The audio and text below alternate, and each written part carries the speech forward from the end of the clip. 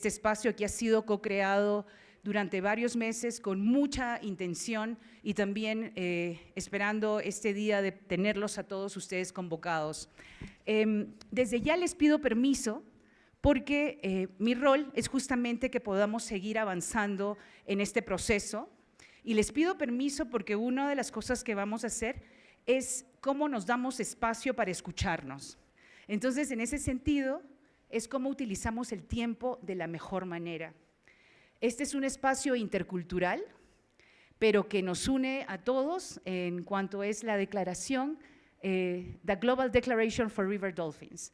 And I am going to switch between English and Spanish. Sometimes I'm going to speak in English, sometimes in Spanish. And I am, at this moment, ask for two things. One is for your patience, because this is going to be a hybrid event. We are going to have participants that are online. And as you know, hybrid events require double patience. But also, I want to ask at this moment that we all support each other so we can actually get the best use of the time during these 2 days. And that requires also patience, but also let's enjoy it. Let's enjoy it because it's not that often that we have the privilege to have so many countries together, that we have the privilege to listen to each other, and also the privilege to actually focus in a collective vision. So we're actually going to navigate together, and yeah, so let's do it. So now we're actually going to start with the official opening, and we are going to have the opening by this. Could you put the next slide, please, so we can actually see? So the opening is going to start with Adriana Rivera Brusatin, who is the Director for Forest Biodiversity and Ecosystem Services. Then we're going to listen to Dr. Musonda Mumba, is going to be virtual, the Secretary General of the Convention on Wetlands, Ramsar. Then we're going to listen to Embajador Carlos Lazari from the Amazon Cooperation Treaty Organization, also virtual. Then Fernando Trujillo, who is in the room, he is the co-chair of the Small Cetaceans Committee of the International Whaling Commission and the coordinator of the IWC South American River Dolphin Conservation Management Plan.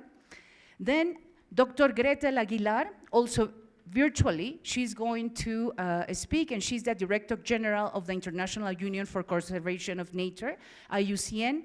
And we're going to close this opening with Sandra Valenzuela, and she's Executive Director of World Wildlife Fund in Colombia. So we are going to listen now to the official opening, and we invite Adriana Rivera for some words here.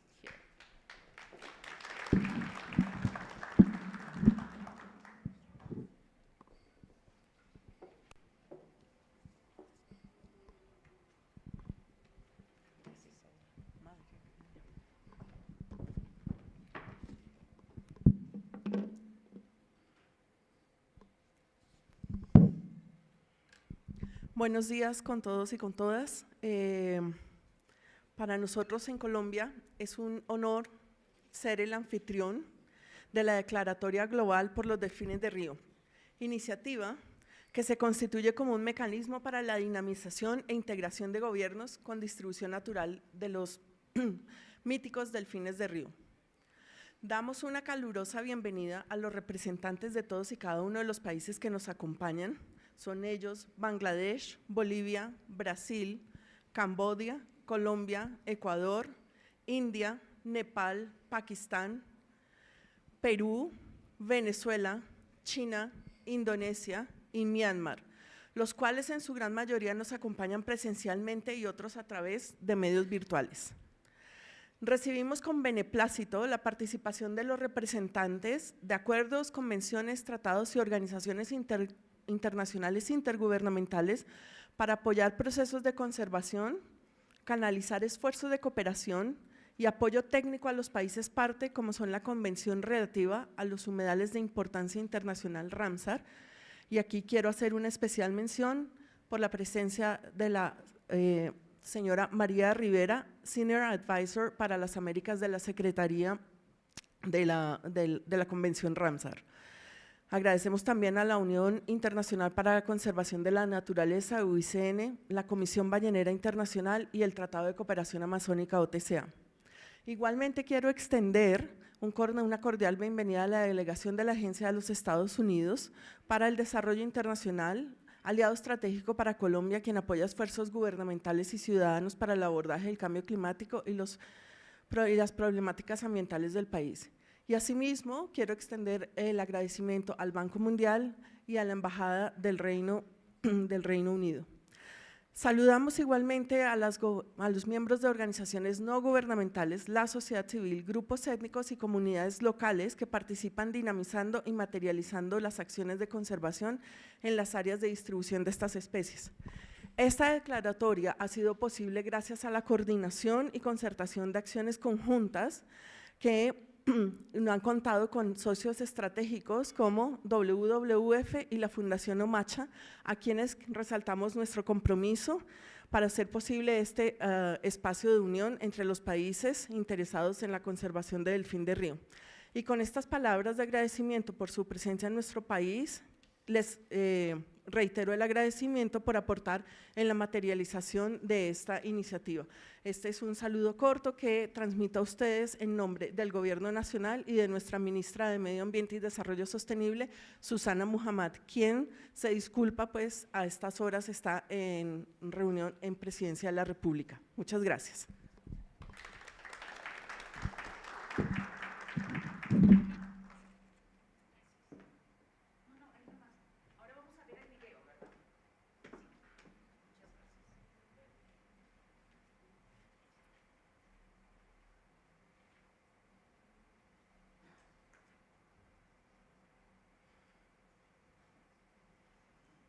Switzerland, here at the Convention on Wetlands. I'm really honored to be speaking on behalf of the Convention on Wetlands, and I'm really very sorry, and I apologize for not being able to be with you there in Bogotá, Colombia, where you're going to be signing the Global Declaration on River Dolphins.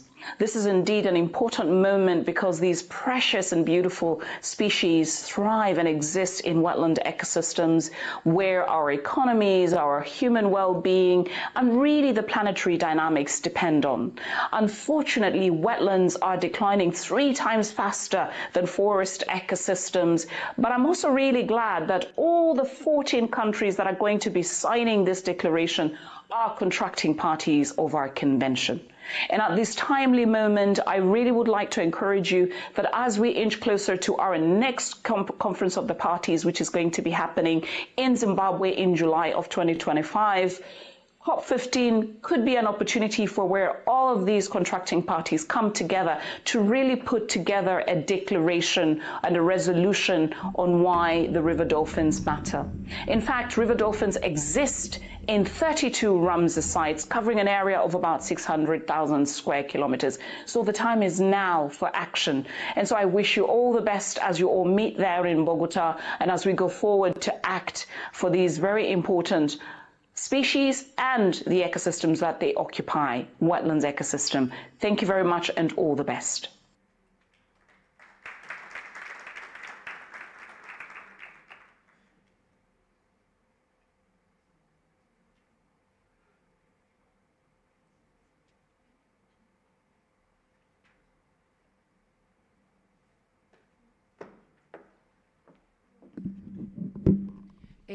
Estaba programado el embajador Carlos Lazzari, pero no está en línea, por eso es que les decía que tenemos que tener paciencia con el espacio híbrido. Pero invitamos a Fernando Trujillo. Fernando, el co-chair of the Small Cetaceans Committee of the International Whaling Commission.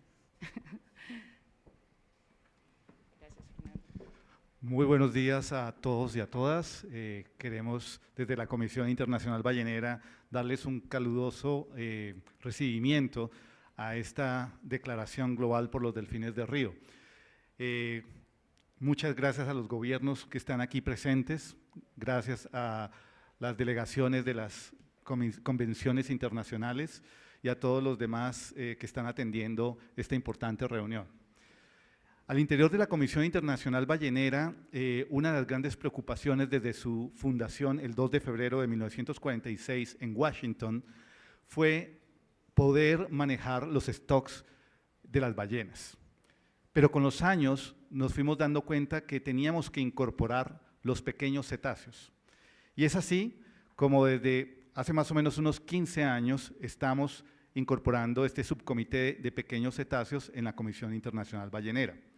Dentro de la comisión tenemos diferentes instrumentos para tratar de recabar información científica y robusta sobre los stocks y las condiciones de estas especies en todos los países del mundo.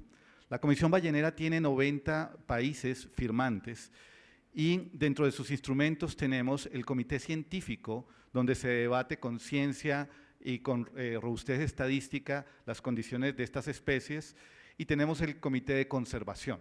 Pero adicionalmente hemos identificado especies que merecen particular atención y para esto se han creado los Conservation Management Plans, que son los planes de conservación. Hasta la fecha hay solo 5 planes de conservación en la Comisión Internacional Ballenera. 3 corresponden a grandes ballenas y 2 a delfines de río, a la franciscana, y en el 2021 los gobiernos de Colombia, Brasil, Ecuador y Perú presentaron ante la Comisión la necesidad de hacer uno de estos planes para los delfines de río en Sudamérica. Colombia ha venido liderando esta importante iniciativa con estos 4 gobiernos y se ha invitado a participar igualmente a los gobiernos de Venezuela, a los gobiernos de Bolivia. ¿Qué es un plan de conservación? Básicamente es la posibilidad de hacer un trabajo regional y cooperativo. Es muy importante el trabajo en fronteras, es muy importante la homogeneización de normas y políticas. Y lo que hemos venido construyendo aquí con los gobiernos no es ponerles tareas adicionales, sino es identificando cuáles son esos marcos políticos legales que tienen alrededor de la conservación de los ríos y de los humedales. De esta manera hemos podido tener ya resultados exitosos. Esta articulación de gobiernos con la sociedad civil, con la Iniciativa Suramericana de Delfines de Río, SARDI, y con otros científicos de la región, hemos podido ya generar monitoreos de abundancia en toda Suramérica, en la cuenca del Amazonas, el Orinoco y el Tocantins. Hemos marcado satelitalmente delfines que nos están mostrando cuáles son las áreas importantes para estos animales para generar conservación. Hemos trabajado de la mano de las comunidades indígenas, campesinas, pescadores que están en muchos países. Hoy nos acompaña Lilia Java desde el Amazonas, que más tarde nos hablará sobre los delfines. Y lo importante de esto es que tenemos ya una agenda. El CMP tiene 32 acciones identificadas, hemos logrado avanzar en algunas de ellas y la idea es que este CMP pueda articularse con esta Declaración Global de los Delfines de Río. Estamos aquí para actuar. ¿Por qué los gobiernos tienen que hacer algo alrededor de los delfines? No es alrededor de los delfines realmente, es alrededor de los ríos, es alrededor de los millones de seres humanos que viven en estas cuencas. 1.5 billones de seres humanos viven en las cuencas, 8 cuencas hidrográficas donde viven los delfines del río. Así que les damos una cálida bienvenida y deseamos 2 días provechosos de trabajo para que de aquí salgamos con acciones concretas. Muchas gracias.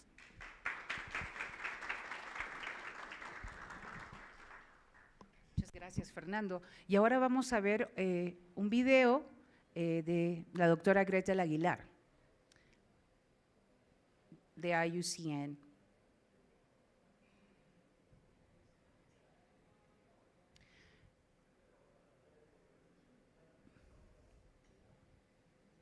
Yo estoy en persona, no es un video.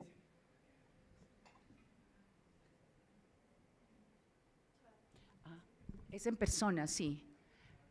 ¿Nos escucha? Okay. Le damos la bienvenida. Muchas gracias. Señora Adriana Rivera, Ministerio de Medio Ambiente y Desarrollo de Colombia.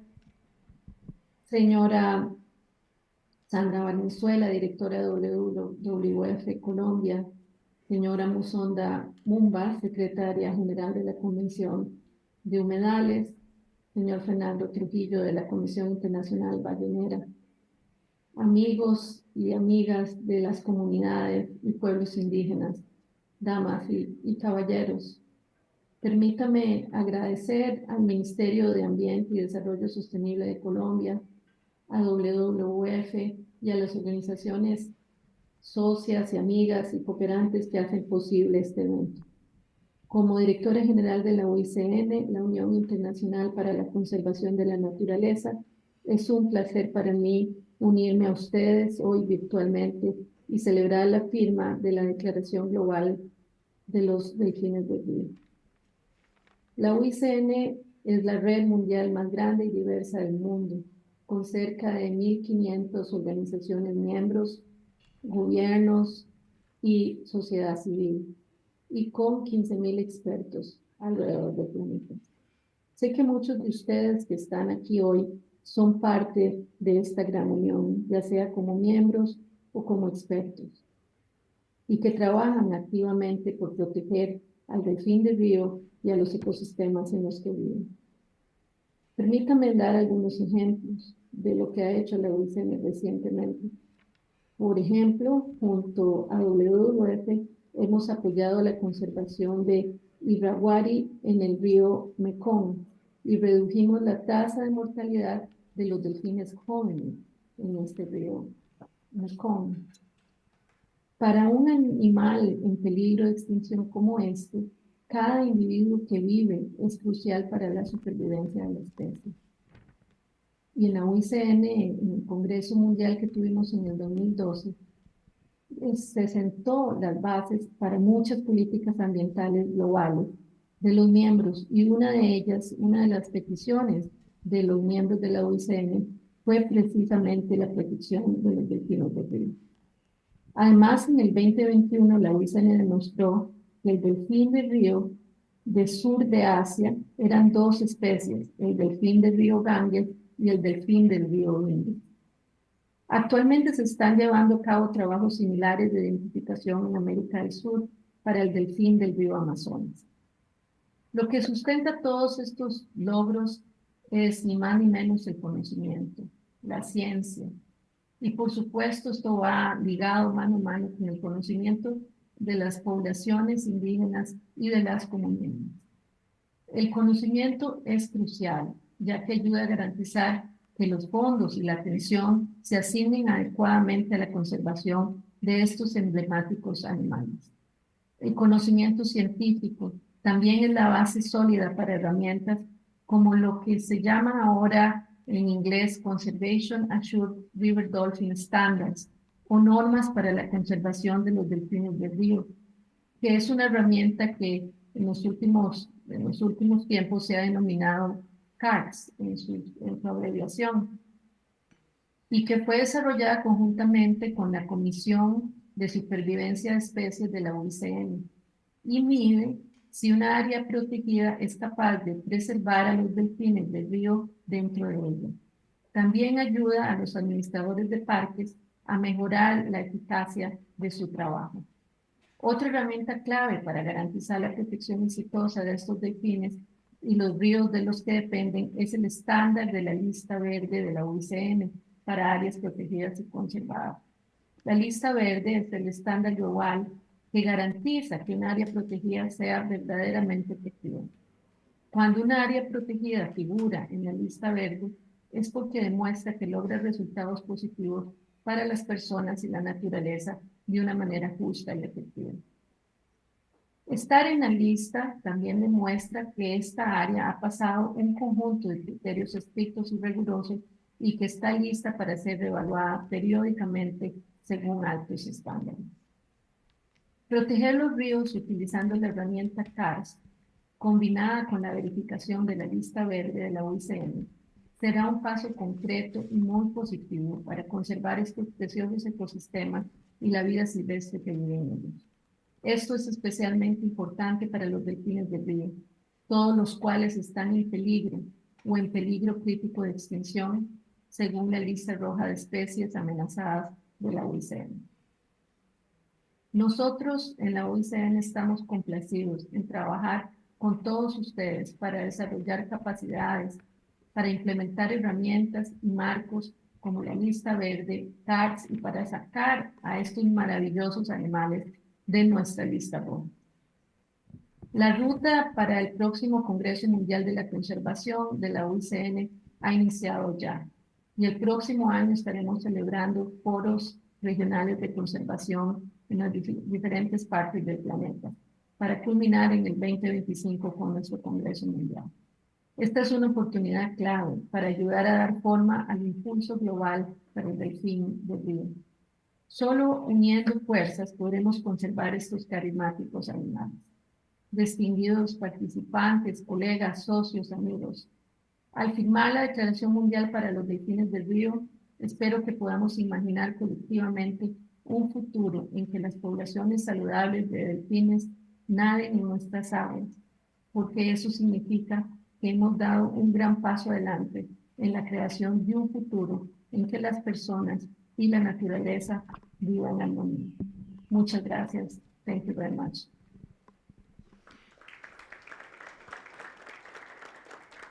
Muchísimas gracias por esa intervención, que no fue un video, sino fue, está en sala, y damos también la bienvenida. Hay 10 participantes en la sala de Zoom. Les damos también la bienvenida cordial y luego vamos a preguntarle a Ana que nos cuente en un momento de dónde se están conectando. Vamos a seguir, Ana, y después nos cuentas desde qué países se están conectando las diferentes participantes virtuales. Mientras tanto, le damos la bienvenida a Sandra Valenzuela. ¿Sandra? Ahí está, Sandra. Sí, directora de BF Colombia. Gracias.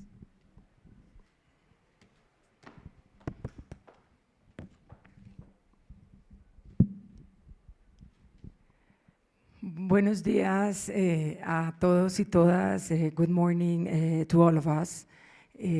Realmente es un gusto estar acá como directora de WWF Colombia.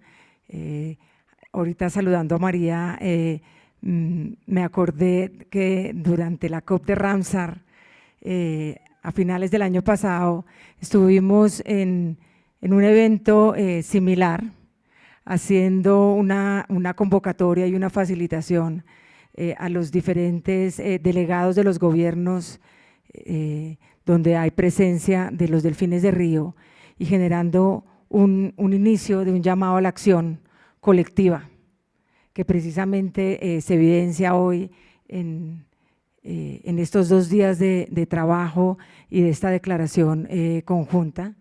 Y con eso quiero pues darle la bienvenida no solo a los diferentes gobiernos que nos acompañan hoy presencialmente, sino también de manera híbrida a las organizaciones internacionales, nacionales, a diferentes actores de la cooperación y a muchos de los amigos y amigas que hacen posible no solo la firma de esta declaración que hace un hito para los delfines de río, sino también es un punto siguiente a seguir colaborando entre todos nosotros. Y quiero darle un especial reconocimiento al Gobierno de Colombia, porque el Gobierno de Colombia desde hace muchos años, pero en especial desde esa reunión de la COP de Ramsar en noviembre, tomó ese liderazgo y esa facilitación para convocar a los diferentes gobiernos y a los diferentes actores públicos y privados para buscar una acción conjunta para los delfines de río, pero también para la protección de los ecosistemas acuáticos y de nuestros grandes ríos. Entonces, muchísimas gracias, Gobierno de Colombia, por contribuir con esta iniciativa y por ser un líder no solo regional, sino regional y ayudarnos a nosotros para tener una ruta clara de trabajo. Y con este recuerdo de cómo inicia este proceso de la declaración en Ramsar, quiero también darle las felicitaciones a los gobiernos y demás instituciones que atendemos a este llamado, porque como lo estaba diciendo, haciendo historia, es un momento histórico, es un momento donde debemos actuar todos. Hemos visto las informaciones que nos dan nuestros institutos de investigación y demás actores, como lo mencionaba el mismo Fernando ahorita, que debemos actuar ya.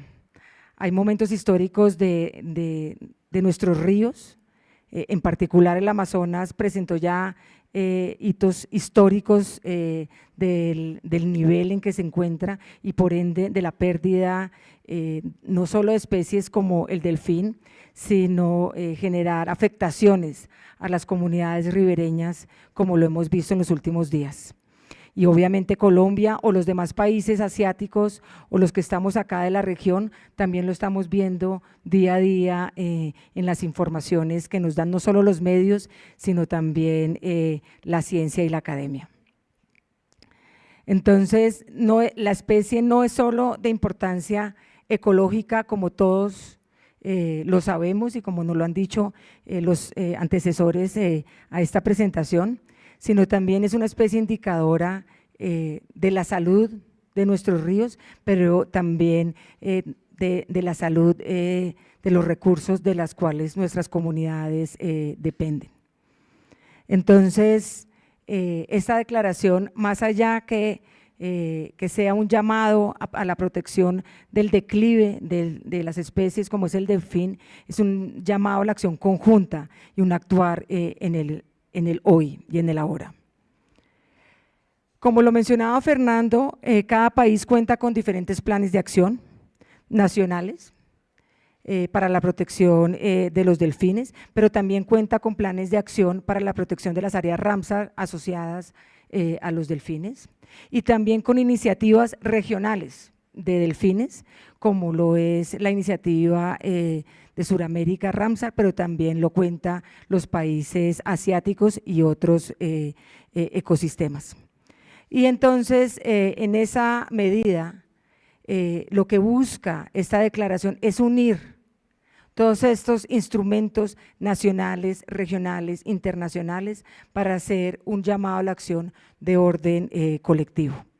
Por ejemplo, para el caso de la región de Suramérica, lo que buscamos también es unir la Orinoquia y unir la Amazonía frente a acciones conjuntas e integradas entre los diferentes tipos de ecosistemas. Pero también lo que busca la declaración es unir todo un engranaje de la agenda ambiental, como lo he dicho, no solo Ramsar o de la Comisión Ballenera o los planes de acción de la IUCN, sino adicionalmente unir con la acción climática, pero también la implementación de la acción con derechos y la protección del uso de la biodiversidad por parte de las comunidades locales. Igual, lo que busca la declaración es construir sobre estos instrumentos un plan de acción y un llamado colectivo realmente entre Asia y Suramérica. Y creo que esto es un hito para muchos de nosotros que venimos trabajando en el marco de la conservación de los ecosistemas y de una especie tan importante como son los delfines de río. Entonces, lo que buscamos es evidenciar ese llamado a la acción sobre el estado de la salud de los ecosistemas y por eso se une también al llamado y al reto global de los ecosistemas de río, se une al reto sobre la implementación de los derechos humanos y el derecho a nuestros ríos y el derecho de las comunidades a un ambiente sano, pero también se une el derecho de especies como son los delfines. Tenemos muchas iniciativas en marcha, tanto en Asia como en Suramérica, ya lo mencionaba también Fernando, la iniciativa de los delfines de Suramérica, lo que llamamos SARDI, pero también esos planes de acción de conservación de los delfines y obviamente apoyado por la Comisión Ballenera Internacional, la iniciativa Ramsar, la cuenca del Amazonas, OTCA y así sucesivamente desde el lado asiático. Y por eso hoy la Fundación Omacha y WWF se sienten aliados y convocantes con los diferentes gobiernos para sobre la ruta que se construya en el marco de esta declaración de delfines de río, poder seguir contribuyendo y llamando no solo a las diferentes plataformas de acción tan importantes como es la ODCA y otras similares, sino a la academia, a los institutos de investigación, a las organizaciones comunitarias y a otras organizaciones desde la sociedad civil, para que en alianza y liderados por los gobiernos de Asia y de Sudamérica podamos construir una acción conjunta. Nosotros tenemos ese derrotero que nos ha puesto incluso los tigres asiáticos, donde logró duplicar y casi que triplicar la población de las especies de los tigres. ¿Y por qué no vamos a hacer lo mismo con nuestros delfines y con nuestros delfines de río? De generar no solo la disminución de ese declive de cierto tipo de especies y de subespecies en nuestros ríos de ambas regiones, sino también generar una acción conjunta y colectiva y ese llamado a la protección de diferentes cuencas y ríos que están en un estado de bastante preocupación. Y ese es el llamado, de una acción colectiva y conjunta, y vuelvo y agradezco el liderazgo que tienen los gobiernos y en particular el gobierno de Colombia.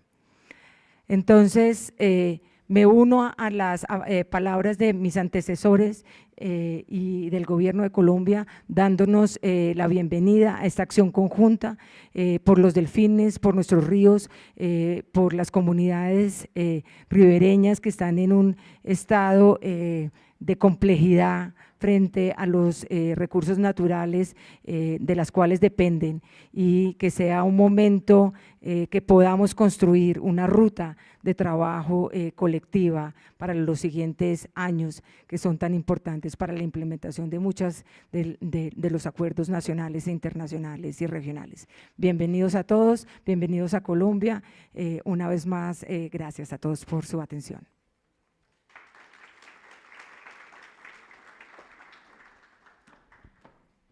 Muchísimas gracias. Vamos a continuar. Vamos a continuar y primero vamos a preguntar los 10 participantes que están en la sala de Zoom. Ana, cuéntanos, no sé si nos estás escuchando ahorita, cuéntanos de qué parte se están conectando, de qué parte del mundo, porque acá vamos a ver de qué países están representando en la sala. Hola a todos, acá hay representantes de muchos de Asia, de Europa, varios de China, y estamos muy animados para estar con ustedes, de Pakistán también y Bangladesh. Súper, como decíamos antes, ustedes van a ser parte de esto y les agradecemos porque a pesar de las diferentes horas están conectados en este momento. Y aquí en la sala les voy a invitar a que levanten la mano, yo voy a decir los países para que levanten la mano para ver las representaciones que hay. De la India, ¿quiénes están de la India? From India, yes, tenemos a la India. Después Bangladesh, tenemos Bangladesh en Zoom. ¿Hay alguien de Bangladesh en la sala? ¿No? Tenemos China, ¿alguien de China en la sala? Ahí tenemos… Sí, varios de China y también Bangladesh. En Zoom, y de Bangladesh también están en Zoom. Camboya, aquí tenemos representantes de Camboya. Indonesia, tenemos Indonesia. Pakistán, tenemos Pakistán, un representante de Pakistán atrás, pero también tenemos Pakistán en la sala de Zoom. Nepal, tenemos a alguien, sí, bienvenido Nepal. Myanmar están atrás en la sala, bienvenidos. Tenemos a Bolivia, ¿quiénes están de Bolivia? Tenemos Bolivia, bienvenidos. Brasil, bienvenido Brasil. Tenemos Colombia, muchos de Colombia, sí, está Colombia aquí. Ecuador, tenemos a Ecuador presente. Perú, se levantar la mano, ok, Perú. Venezuela, tenemos Venezuela aquí. A todos ustedes les damos la bienvenida y si hay otras personas de otras partes del mundo, por favor levanten la mano que tenemos personas de otras partes del mundo. Tenemos del UK, tenemos de the Netherlands también, acá presente, sí. Bueno, a todos les damos la bienvenida. Y antes de continuar, algo que es muy importante es, nos han dado la bienvenida y nos han recordado en todo lo que dijeron, que en realidad estamos hablando de los delfines, pero es más allá. Estamos hablando de los ríos, estamos hablando de la relación con las personas, estamos hablando de dos importantes cuencas, la Amazonía y el Mekong, y aquí es un espacio para poder dialogar. Entonces les voy a pedir a los de esta primera fila que por favor se volteen y saluden a alguien de la segunda fila, para que se digan un hola. Y los de la tercera fila saluden a alguien de los de la cuarta o la gente que está al costado de ustedes, para que solamente se digan un hola, bienvenidos también, porque es importante darse la bienvenida y seguramente lo han hecho también virtual.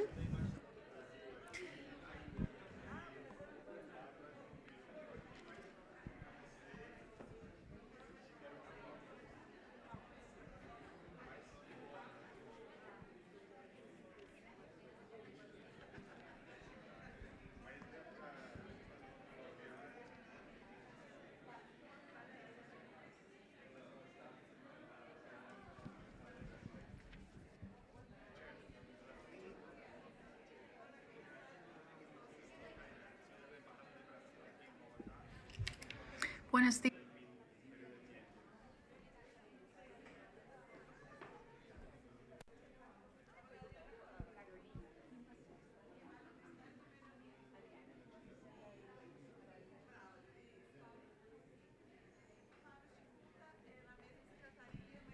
Muchísimas gracias y ahora sí los invito a nuevamente tomar asiento.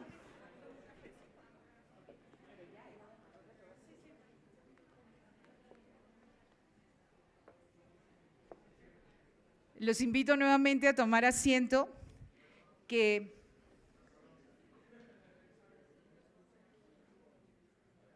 creo que es tan importante el recibir las palabras de saludo, pero también es importante saludarnos entre nosotros. Y vamos a tener muchos otros momentos en los que ustedes van a poder dialogar un poquito más, y también momentos en los que los invito nuevamente a sentarse. Sí. We are going to continue in the saying hello, but I hope that you had an opportunity to say hello to somebody else from a different country or organization. We are going to continue, and what is coming next is that we are actually going to introduce the River Dolphin Declaration process, and Adriana Rivera, the Director of Forest, Biodiversity and Ecosystem Services from Colombia, is going to give this introduction. And this is important because for the next 2 days, we are actually going to use La Declaración as our framework. So Adriana, muchas gracias por hacer esta introducción. Bueno, buenos días y gracias, Charo, por esa introducción calurosa con la que nos pudimos presentar y romper un poquito el hielo, porque estamos, creo que, muy formales con todos estos saludos, ¿no? Entonces, allí veo unas caras que dicen que sí, ¿no? Entonces, siéntanse tranquilos para hacer las preguntas relevantes que consideren necesarias.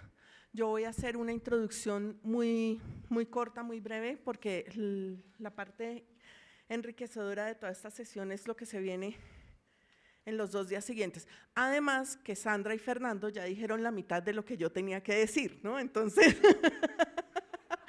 no se preocupen con eso. Pero ¿por qué para Colombia esto es importante? Y lo quiero traer a colación y agradezco a Sandra la mención que hizo.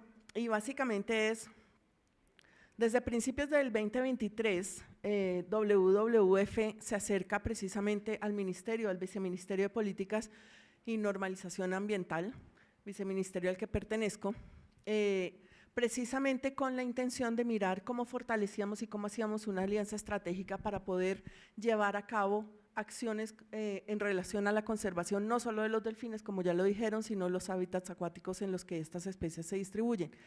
Y para Colombia esto es importante porque siempre desde ya tiempo atrás y a través de WWF y la Fundación Omacha, conjuntamente con el gobierno, Colombia ha tenido varias acciones en las cuencas del Amazonas y Orinoco, precisamente en el fortalecimiento de estas acciones de conservación.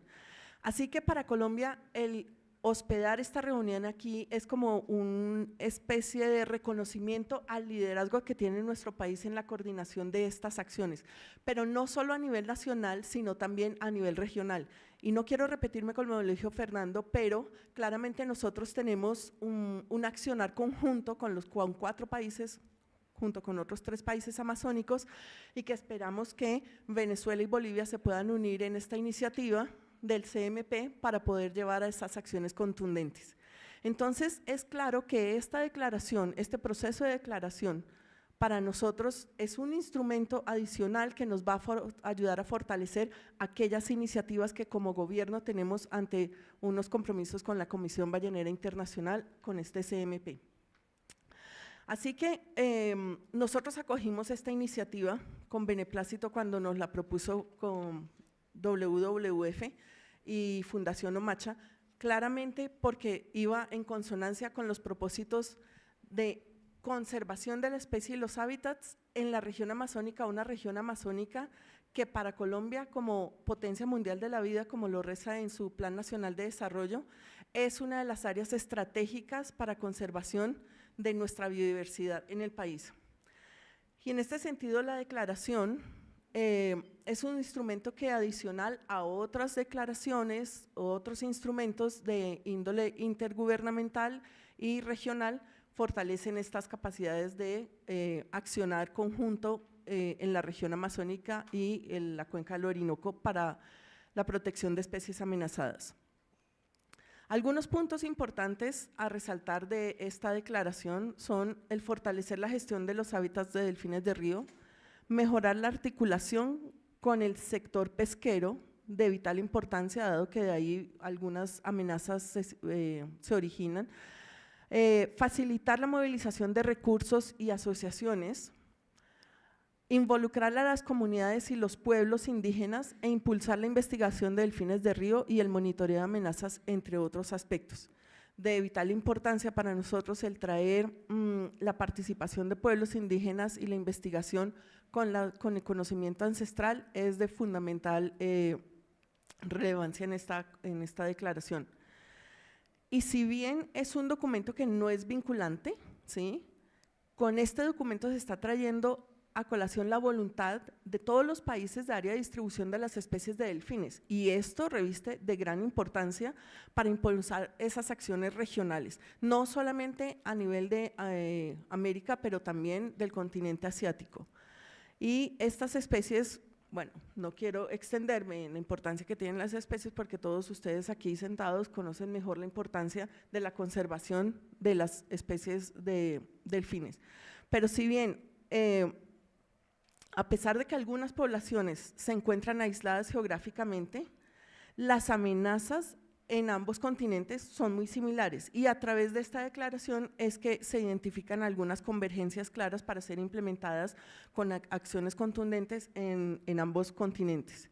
Se han documentado algunos indicadores biológicos del estado de estos ecosistemas acuáticos y su importancia cultural, y esto es paralelo en ambos continentes.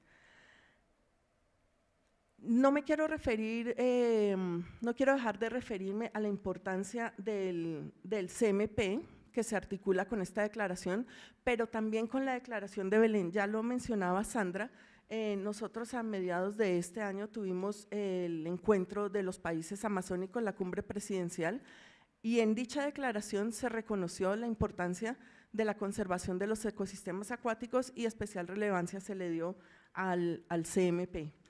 Entonces, ya para finalizar este proceso, donde se inicia con esta invitación al gobierno nacional por parte de WWF para conformar esta alianza, a lo largo de todo este año se hicieron sendas reuniones preparatorias de la declaración y con los países asiáticos y los suramericanos encontrar esos puntos de convergencia para la declaración que estaremos revisando, leyendo y firmando mañana, si Dios quiere. Muchísimas gracias.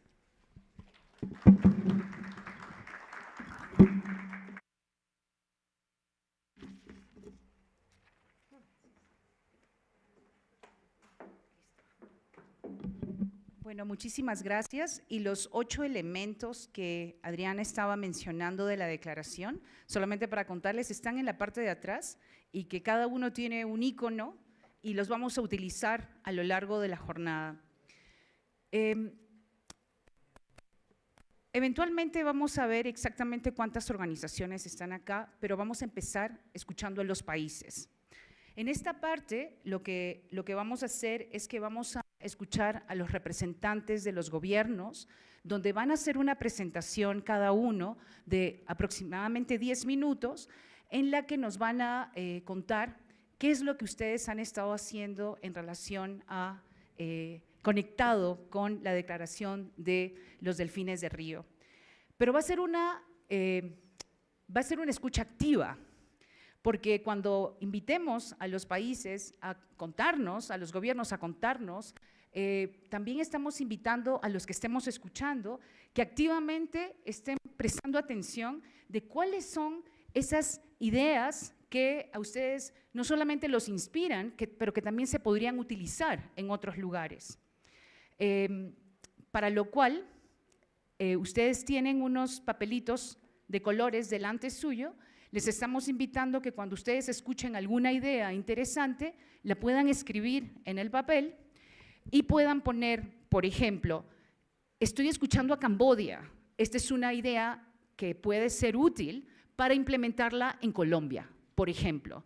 Entonces, en esa manera ya estamos haciendo conexiones entre dos cuencas, entre países, y estamos activamente escuchando por ideas, por sugerencias y cómo podemos ir tejiendo juntos algunas maneras de ver esto en forma global. Vamos a ir recordándoles esto poco a poco. Son muchas las presentaciones, entonces vamos a ir de 2 en 2 y vamos a tener tiempo para reflexionar y vamos a seguir y continuar. El primer país al que vamos a invitar para que haga su presentación es a la India. Y estamos invitando al Mr. Virendra Rambahal Tiwari, Director of the Wildlife Institute of India.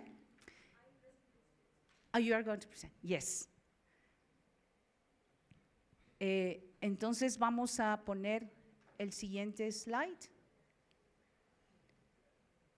¿Puedes poner el slide, por favor, con la pregunta? Sí.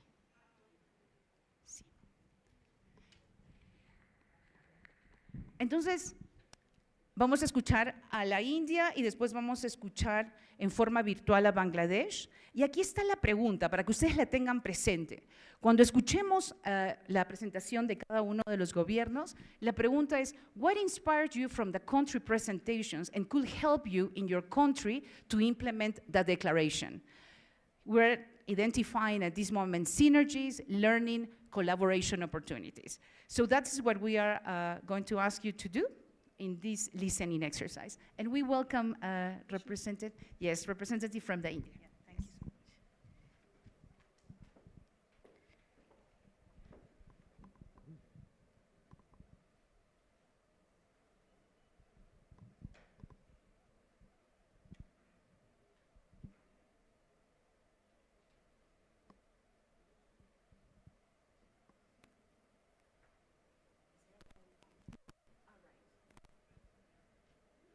This is the country presentation, yes.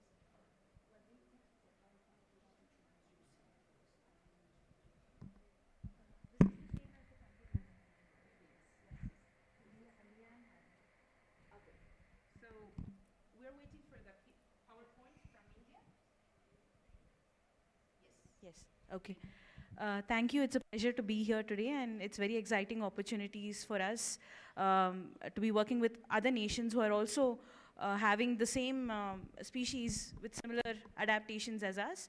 So just to give you a brief introduction, we have about 70% of the Ganges river dolphin in the Ganga and Brahmaputra river systems. You can see here in blue, the extent population mapped out across India is the Ganges river dolphins. We have a small proportion of the Indus river dolphin as well in the Punjab part of our country, in the Indus river system, in the river Bias. You can see it on the top left corner there, but it's a very small range. Majority of the range of the Indus river dolphin lies in Pakistan. So largely I will be talking about the Ganges river dolphin here today. and we see that the population in the main stem is mostly stable, but in the tributaries there has been a decline with a range reduction of about close to 50% since 1800, since Anderson first mapped it out. The major problem has been actually establishing the status of the population itself. There has always been anecdotal records or distribution surveys which have happened in part of the range, but never across the range, that too simultaneously or with a robust scientific method. The next slide, please. So with this in mind, one of the first actions that the government of India wanted to take upon was actually establishing the baseline of the Ganges River dolphin. Not only the population itself, but also the status, the threats, and where exactly are conservation inputs needed. So we undertook the largest freshwater survey in the world, consisting of close to 9,000 kilometers of actual survey. 28 rivers were surveyed across the country, which historically had distribution of Ganges River dolphins, and one river with the Indus River dolphin. 30 rivers which had historical records of dolphins but do not have anymore were also again surveyed on foot on the river banks to ensure that it was historically correct and there is no river dolphins present currently. So it almost took us 2 years to complete this survey. The government supported it with close to $1 million in funding. 3,135 man days went into it with a large team of about 70 researchers and forest department training to ensure that even it is systematized within the country to actually monitor aquatic habitats. So this is probably one of the largest surveys in the world. The next slide, please. As a prelude to this, the government started focusing on river dolphins and aquatic ecosystems almost about a decade ago. They started investing in the endangered species recovery programs, identified iconic species that were endangered, and had representative from different habitats. So the river dolphin represented the aquatic habitats. The government has been funding work on the river dolphins for almost a decade now. So now we have, because this is such a data deficient species, we now at least have basic crucial information of where the dolphins are present, what are the hotspots, what are the threats, and as you can see in the maps here, every 10 kilometers are mapped out for the managers to understand the status of the population, the threats, and what are the future conservation inputs that are required. So this is very intensive work, and this is also work that has been done at such local scales, so you have very crucial information that managers actually require to provide inputs. So we have identified hotspots, we have identified critical areas that are required for breeding for dolphins. So to securing them would be the first step to ensure that there is no extinction across the range. And management has critically focused on ensuring capacity building as well as giving funding to these areas to ensure that dolphins are the focal species. Now, as part of this survey and as part of the research program, we were able to identify the major threats for river dolphins in the country. So net entanglement and poaching, even whether it is coincidental or it is also because, directed mortality, net entanglement and poaching remains the largest threat to river dolphins in India. Close to 70% of the mortality is due to net entanglement. And based on estimates, these carcasses are used for bait oil, like in South America as well, where the fat is used for bait oil fishing. So this is become a major market which is not really, it is not a market which is organized, it's an unorganized market, but it exists. So to prevent this, the reason being that because river dolphins are blind, they can't see the Chinese gill nets or the gill nets that are being used, the most of the mosquito nets, they don't reflect the sound back. So basically the solution is to make it visible to the river dolphins. So one of the solutions has been to use acoustic deterrents or pingers. There are studies which show that pingers don't work as well in the marine ecosystem. There is the dinner bell hypothesis. There is also the hypothesis that they get used to it on a longer term. But attaching pingers to nets have actually ensured that river dolphins are able to detect the presence of nets and we've conducted experiments across the Ganga and Brahmaputra, and we have now come to know that there is almost 90% deterrence of dolphins from nets, and this avoids net entanglement. So the government, in a big way, is promoting the use of pingers. The good part about pingers is also that we have been able to demonstrate that it doesn't affect fish bycatch. So fishermen are also very happy to use this. So as part of the fisheries program initiative, the government is now looking to subsidize pingers for use across the range of Ganges and Ganges River Dolphin, and also some parts of the Indus River Dolphin. Next slide, please. Next slide, please.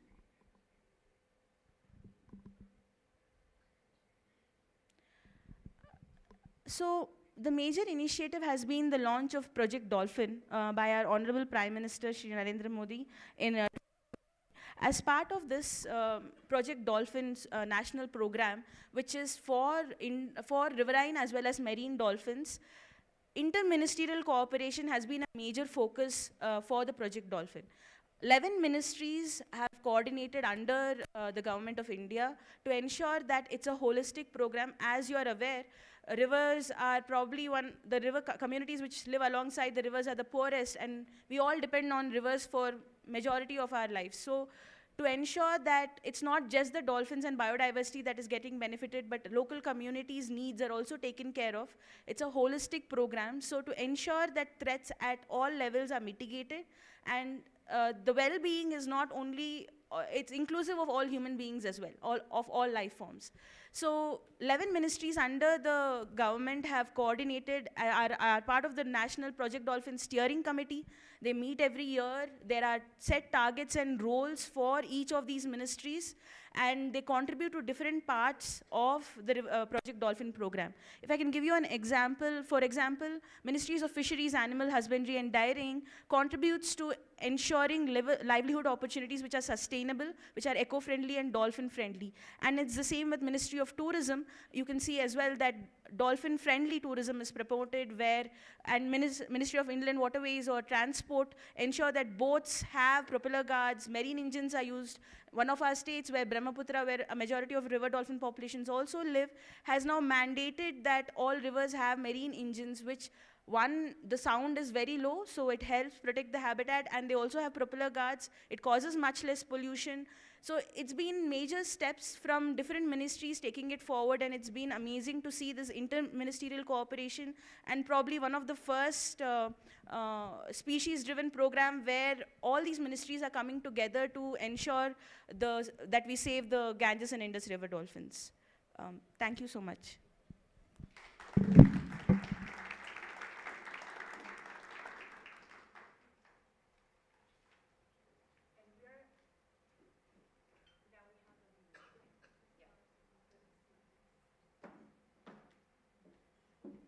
So now we are going to have a virtual speaker, and we have Professor Wang Ding from the Institute of Hydrobiology of the Chinese Academy of Science.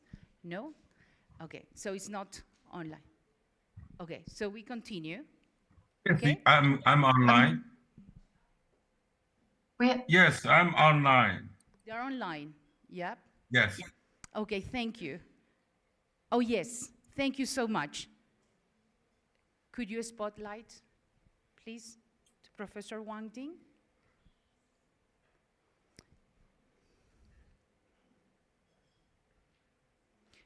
Professor, we can hear you. If you okay. Yes. So, hi everybody. Good evening from China. Because we are like 13 hours ahead of your time. My name is Wang Ding, a researcher at the Institute of the Hydrobiology of the Chinese Academy of Sciences, and has been working on the conservation of the young finnish porpoise since 1982, like more than 4 decades ago. As you all may know, the young finnish porpoise only survives at the middle and low reaches of the Yangtze River, the mainstream of the Yangtze River, which is about 1,700 kilometers long in length and 2 big lakes connected with the mainstream of the Yangtze River, which are Bhulan Lake and Dongting Lake. In fact, right now, I'm in a city named Bhutto, located in the mouth area connecting Bhulan Lake and Yangtze River to join a ceremony of the World River Dolphin Day organized by the central and local governments and also some NGOs. Since 1990s, early 1990s, we have been trying to carry out so-called 3 measures to protect the young Finnish porpoise, namely in situ, ex situ, and captive breeding. Next slide, please.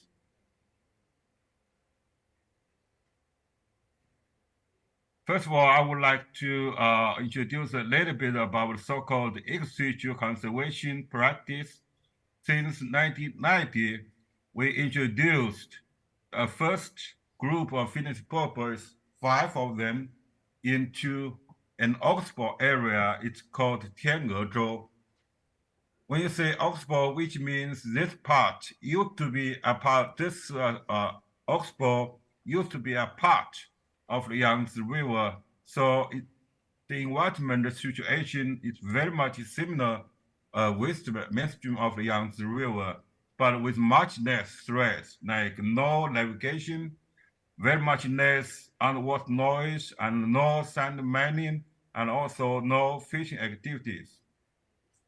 And as I mentioned, we first introduced 5 animals into this Oxbow, and later on it was established as a national reserve back in 1992.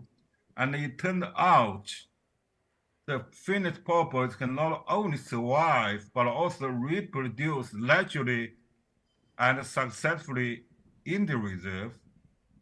So why we want to do so-called ex situ reserve? And this kind of ex situ reserve is not like we are moving animals into some, oceanarium or some zoos. This is a pretty much natural area, and the animals there, we don't need to feed them at all. They're just free-ranging animals, just like wild populations.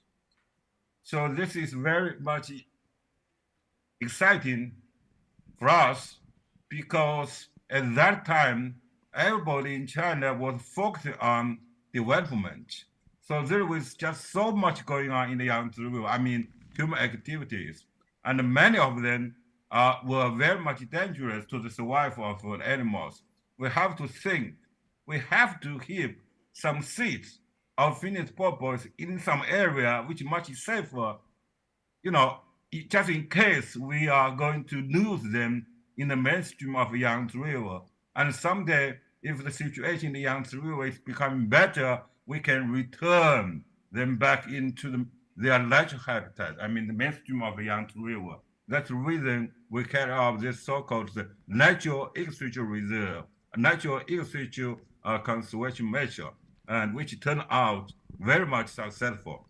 Because it is successful, back in 2015, we established another 2 so-called natural ex situ reserves, and one of them even bigger than the Tiangezhou Reserve, than the Tiangezhou Oxbow, which is about 33 kilometers long, and one end of the Oxbow is still connected with the mainstream of the Yangtze River. So water quality is very, very good and with very rich fish resource.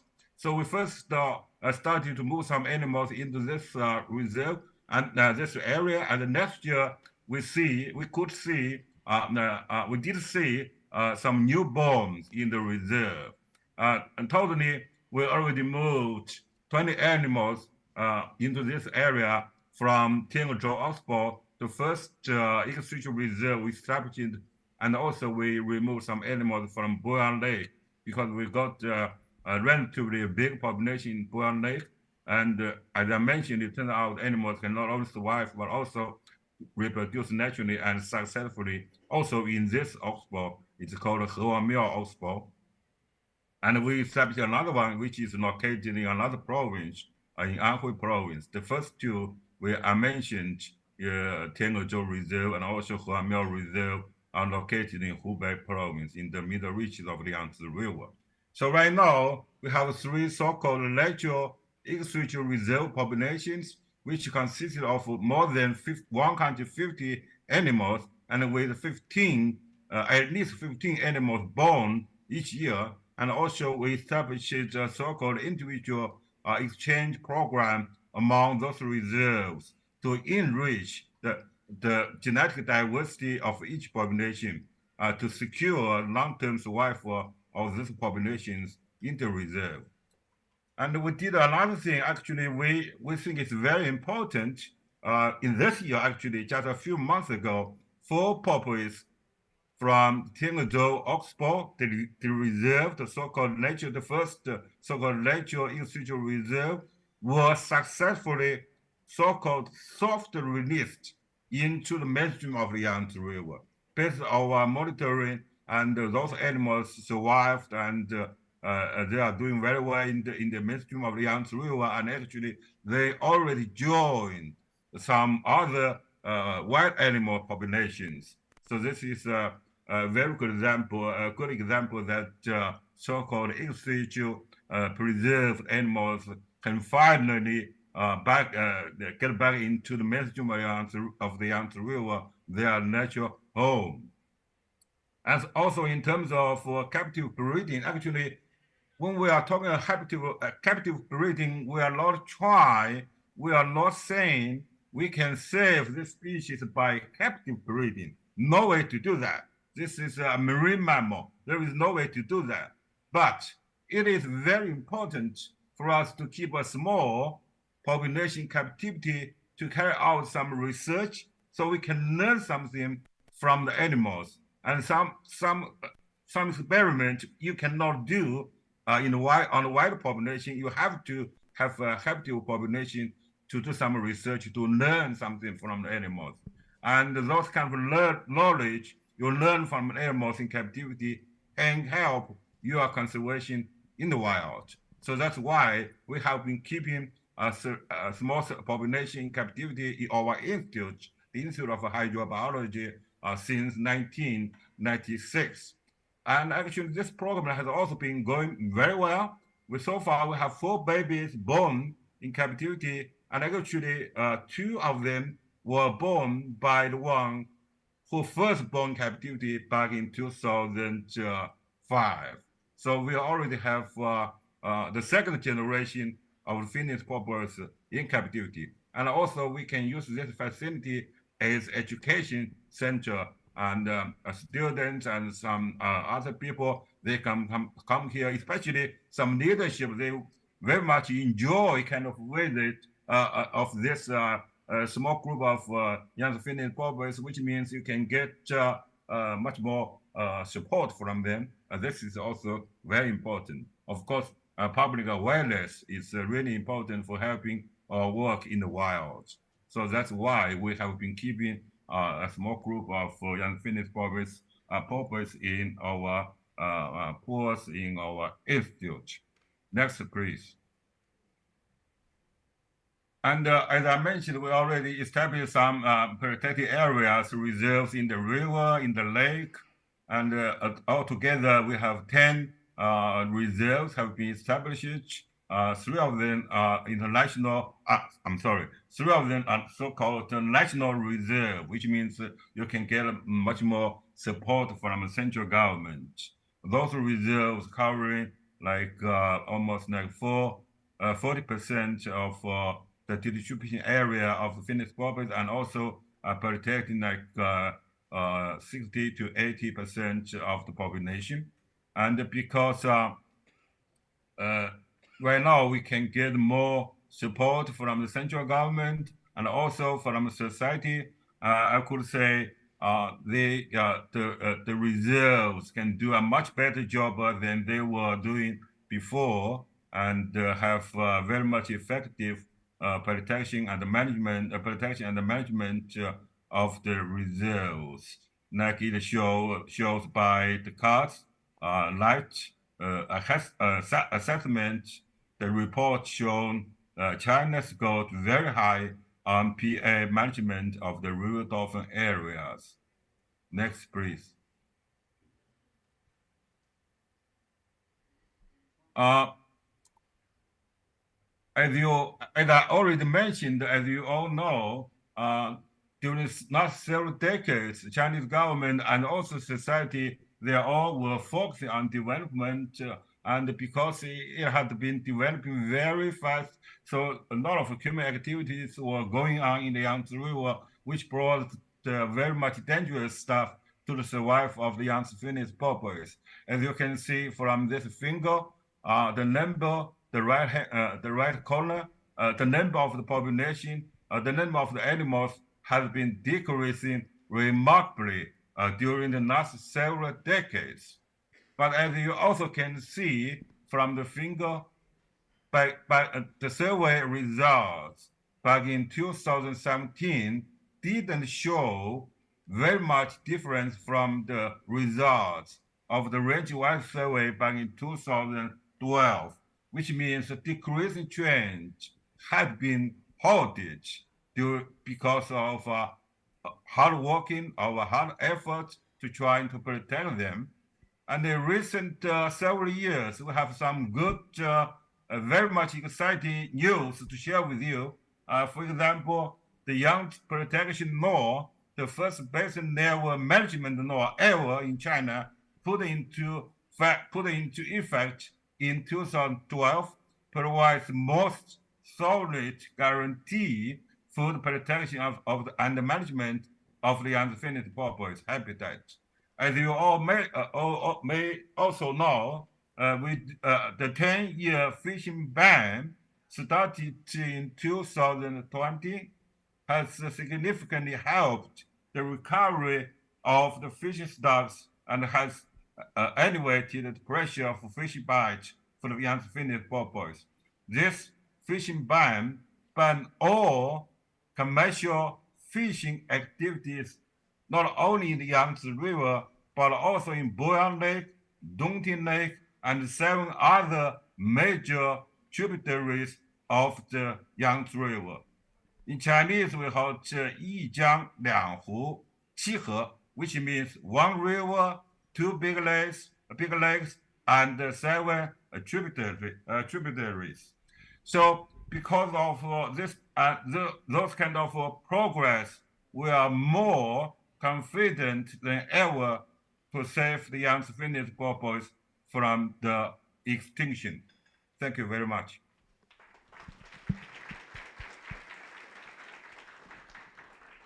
Agradecemos a representantes de la India y de China por habernos compartido lo que están haciendo en sus respectivos países.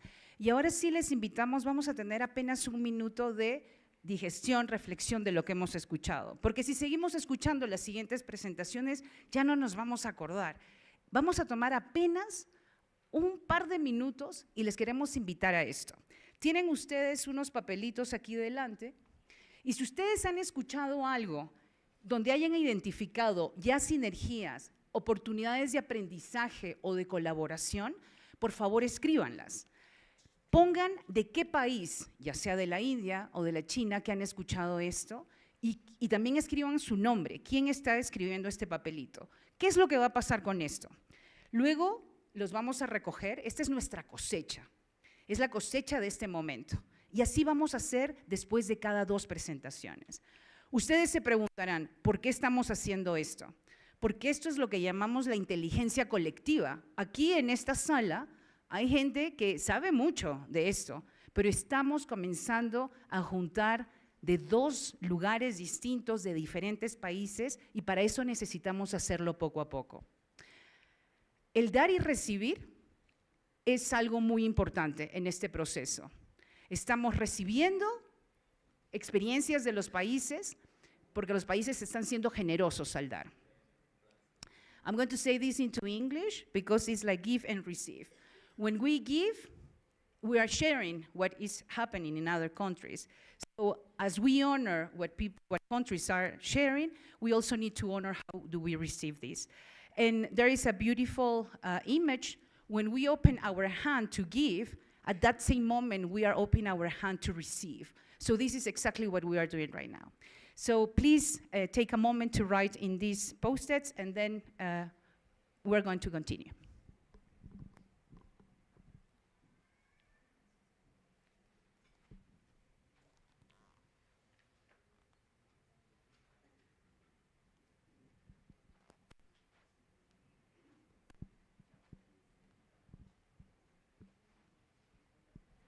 Y en la sala de Zoom también invitamos a los participantes que, si desean, pueden escribir en el chat.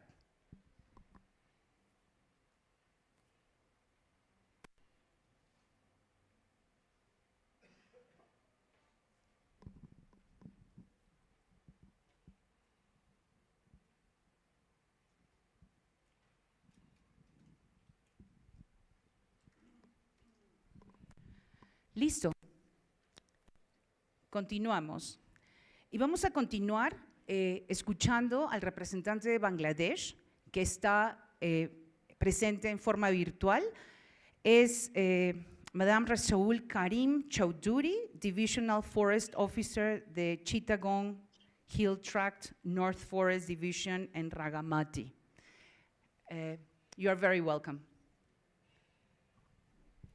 Thank you. Honorable Chair of this session, distinguished guests and delegates, respected representatives of the Dolphin Range countries, event managers, facilitators, good morning and good evening. It's my great privilege to be with you in this session.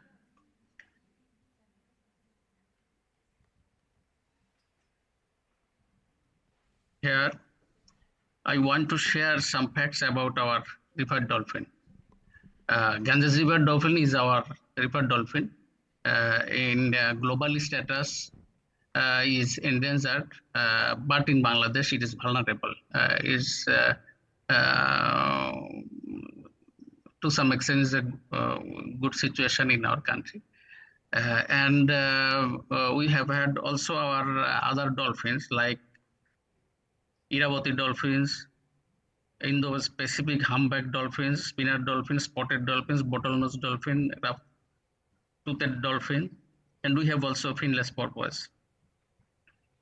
In our Sundarbans, which is the last tract of mangroves connected with the freshwater flow, and we have estimated and we have found 225 numbers of Ganges River dolphin in waterways, and 125 in Kornofuli, Sangu, and unknown for other rivers.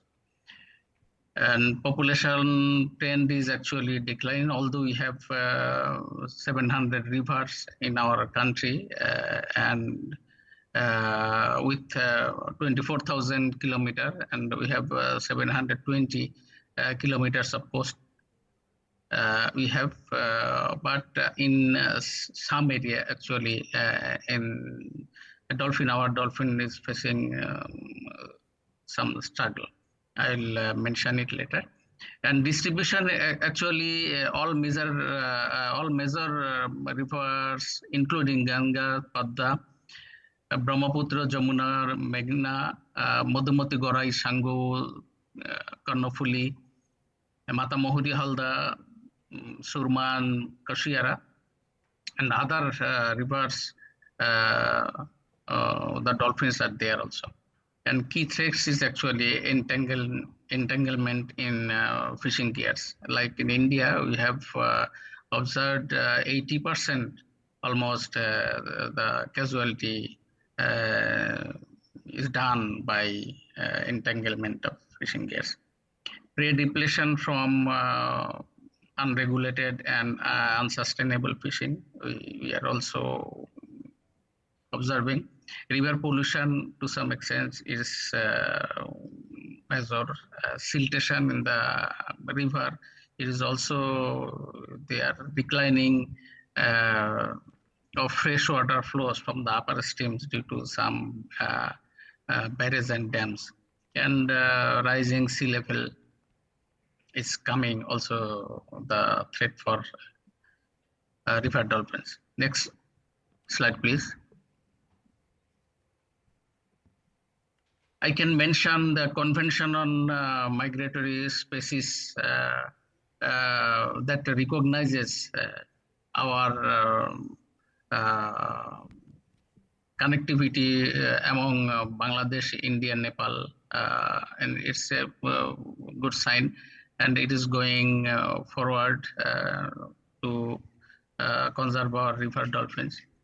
And we have established 9 dolphin sanctuaries in our country already, and they are performing well, and dolphins are there in security almost. And valuable documents we have produced for dolphin conservation. For example, Dolphin Conservation Action Plan, management of Ganges River Dolphin in Halda River, Dolphin Atlas, Dolphin Conservation Teams Fund Management Guideline, River Dolphin Population Survey Report, and Research Gap Analysis for dolphin and identifying dolphin hotspot in Sundarban and adjacent area. Next slide, please. We have the legislation support and framework support.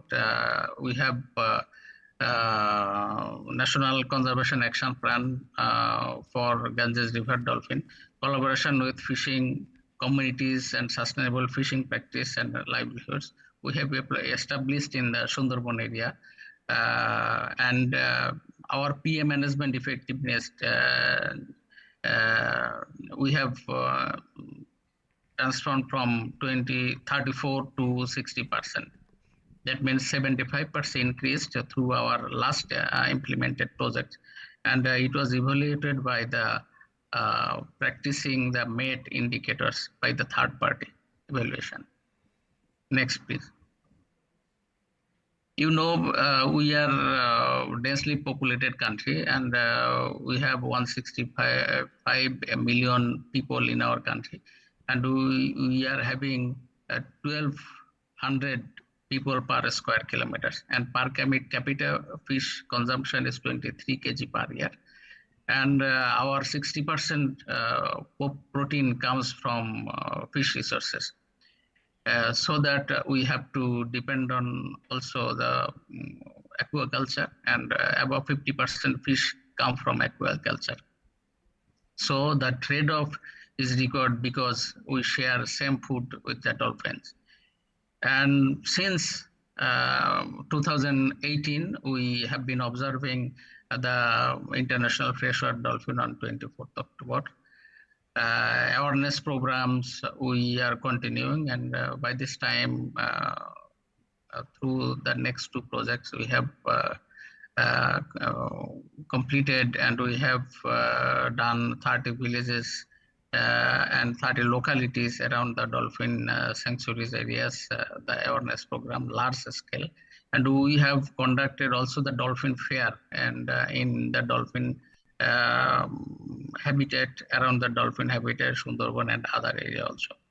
And our ongoing Shufal project of the Forest Department, we have some program on dolphin conservation. It is ongoing project. And we shall form and operationalize the dolphin conservation teams and educational outreach among mass community people. We will be continuing this program. Next, please.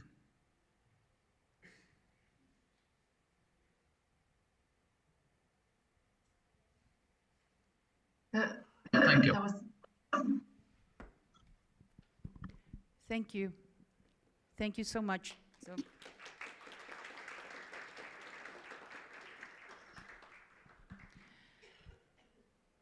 And we're going to continue, but before listening from the representatives from Cambodia, we have something that will bring a little bit of joy. It's a popular song. It's a singer, Miss Meas Soksofea, Goodwill Ambassador for Mekong Dolphins.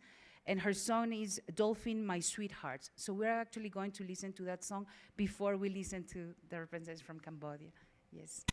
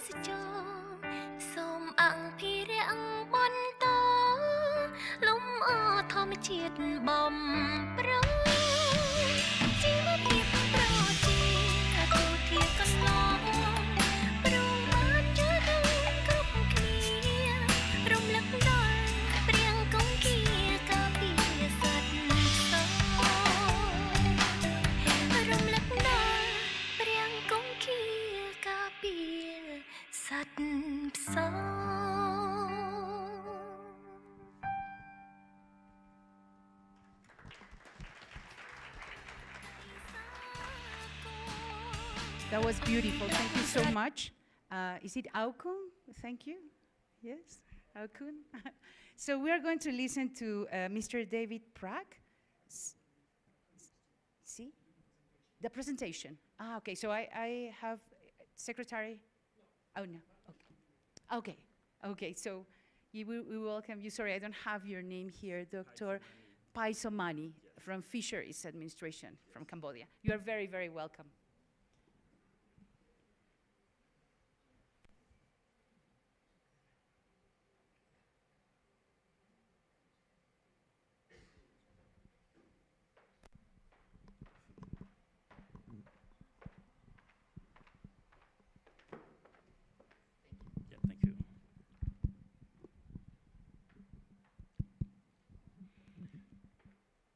Yeah, first of all, I would like to take this opportunity to thank Her Excellency Secretary of State of the Ministry of Agriculture for allowing me to present the talk on the great achievement and inspiration of whatever we do with conservation and management of the Mekong River dolphin. And nice to see everybody here. So we hope to see again in the future. So the first slide showing the distribution of dolphin. If we take a look at the past, around 5 or 6 decades ago, dolphin actually used to be distributed, a wide range, including the Great Lake. You can see here, this is the map of Cambodia. It's very small here. And this is the Mekong River, and this is the Great Lake. And in the past, dolphins used to distribute it, along the whole range of the Mekong River, the whole Mekong River, and also the Great Lake here. But now, they actually distribute just only short stretch of the Mekong River, around 180 kilometers. And in response to a need to protect this species effectively, the government of Cambodia designated the 180 kilometers of the Mekong River as the management and protection zone.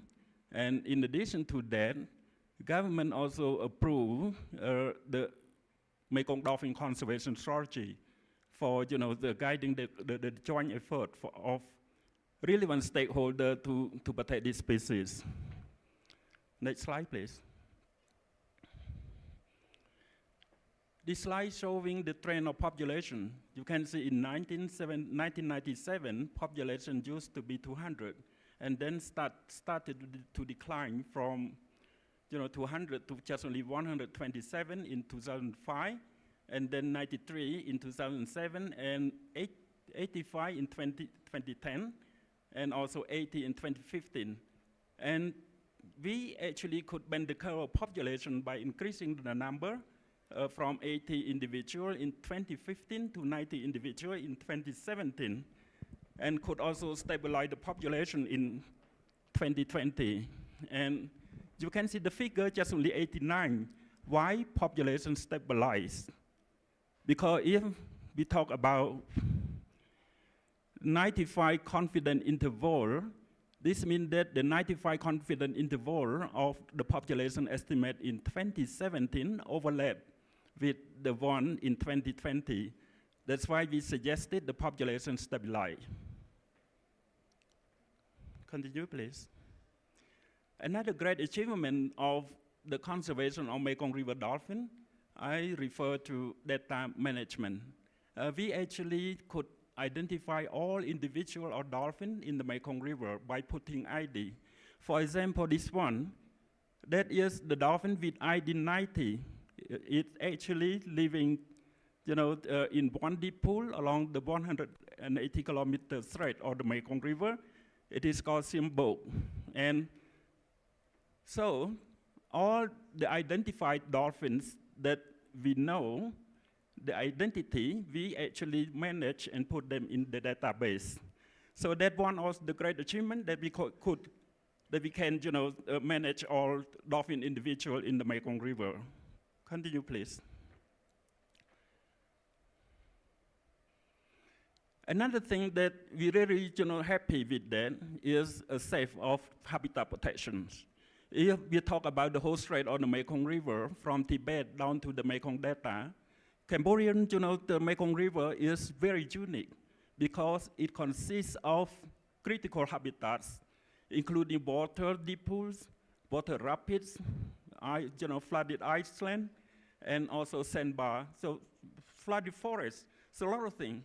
So those kind of things are the good place for not only dolphin to inhabit, but also biodiversity in general as well.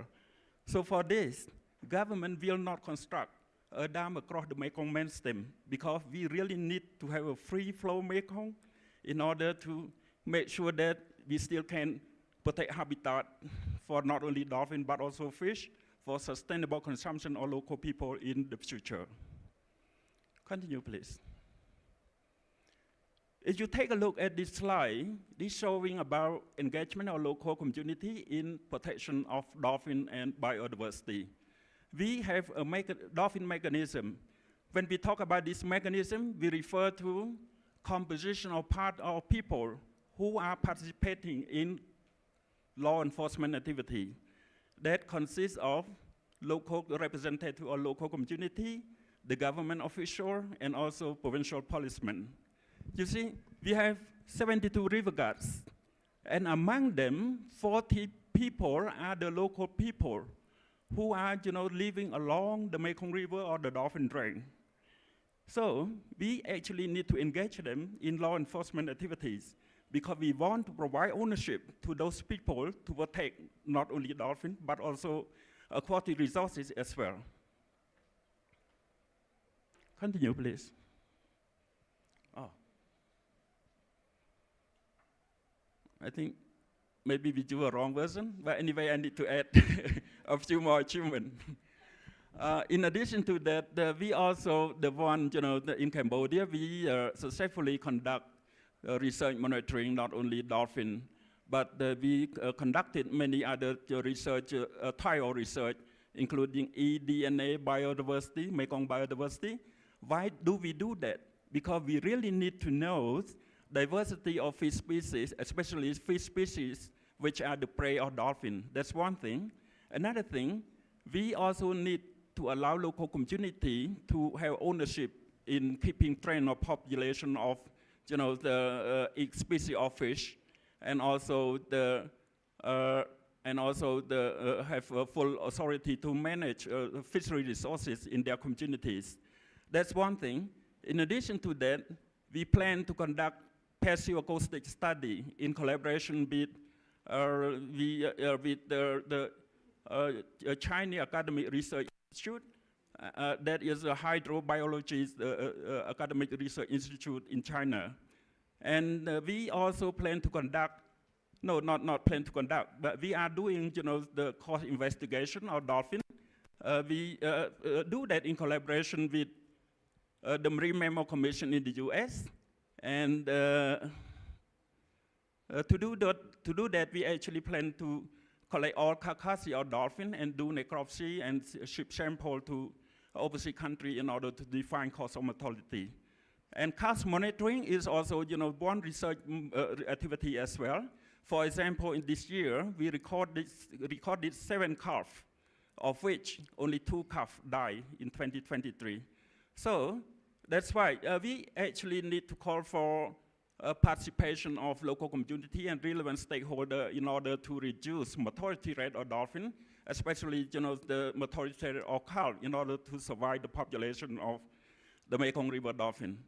And lastly, I think for me personally, I would say that the forum today is so important because joint declarations among the 14 countries working to protect freshwater dolphin is going to receive, is going to get a approved document which will be used as a guide to guide conservation effort.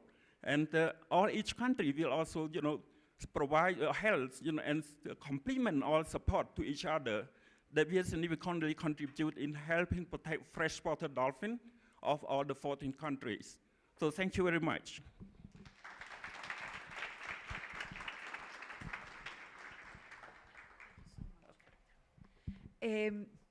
So thank you. We just finished listening to representatives from Bangladesh and Cambodia. And you know what are we going to do now? We are going to digest these two presentations. So if you have anything to write in the little post-its, please take your time. Again, the question that we are inviting you to reflect on is what inspires you from the country presentations and could help you in your country to implement the declaration. Starting to identify these synergies and this possibility for collaboration. So please, let's take a little bit of time to write if there is something that you want to. And also important, if you need interpretation, outside there is equipment, so you can have access to that.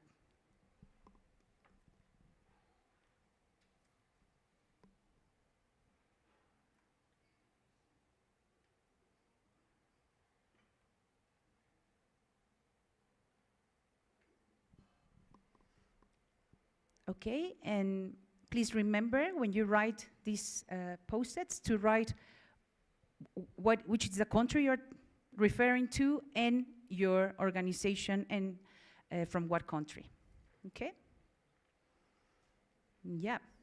So, I'm going to give a couple, I see some people are still writing.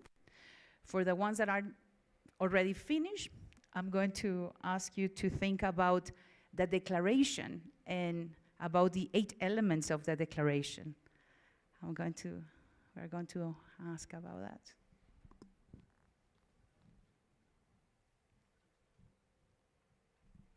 Okay. So please raise your hand who has read the proposal for the declaration. Yeah? Who has read that? We have some people that are raising, yeah? Who has, Daphne, you have. who has read the declaration? Please raise your hand. Okay? Okay, so there is knowledge in the room about the declaration. This is good. So who can remember that there are like 8 elements on the declaration? Anybody remembers one of those 8 elements? Yeah. Just one talking about the minimize the mortality of the dolphin. Excellent, yes, that's one. Anybody remembers any other of the 8 elements? We remember one. We do what? No, that is cheating. I wanted you to remember, but it's a good help, right? So those are the 8 elements. And I'm saying that I was referring to that because it helps when we actually remember. It was a text, but it helps when we actually can see icons and the keywords. So we have network of protected areas, eradicate unsustainable fishing practices, good management of protected areas, improve water quality and quantity, research and monitoring, celebrate World River Dolphin Day, important, engage local communities, and resource allocation. So those are the 8 areas, 8 elements. We are using the elements, 8 elements of the declaration. And this is what we are going to do. If you, who wrote something on the little papers? You wrote something, yes. On this first row, any of you wrote something? Yes? Excellent, because this is what we are going to do. We'll see how it works, because the way we are sitting, it will require our self-organization for this. On the back of the room, and I'm going to go there so you can see where I'm going. On the back of the room, there are the 8 elements. Could you help me? Here, there are the 8 elements in big papers. So the invitation is for you to stand up, and if you have one of these little papers and you wrote something, is actually to bring that and say, I think that what I wrote is connected to one of these elements. We're starting to look this in a systemic way. It's not only that we are listening to what the countries are doing, we are actually starting to think how that connects with what we are doing, and on top of that, is we are starting to look at the declaration with the 8 elements and saying, how does that help one of these areas? Is that okay? We're looking at it systemically.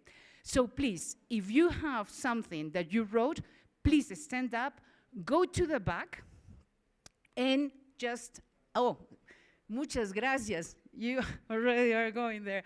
And put it up in one of these papers. So to help, could you help us para que la gente camine para ese lado? So if you come here, so then there is not a bottleneck here, un cuello de botella, we invite you to come, put it up, and then go that way. So we can move. Excelente, Fernando tiene varios.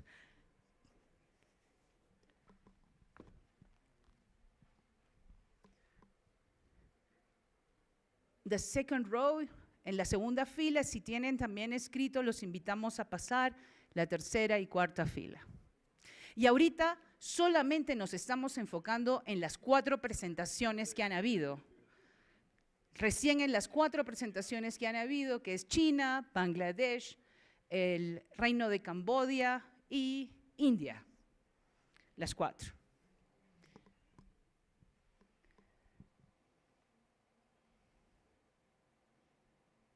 Muchísimas gracias a los que ya han escrito.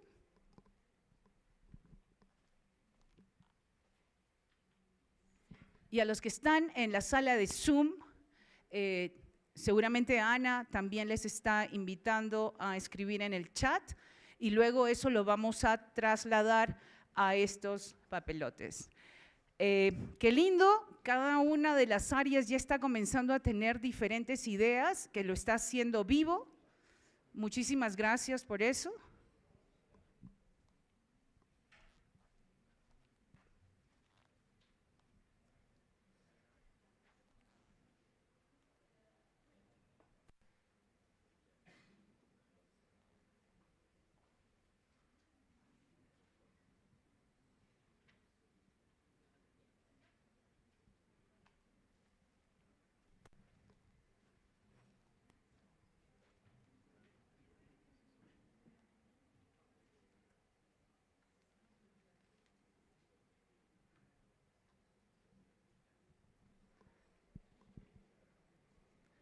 Buenísimo.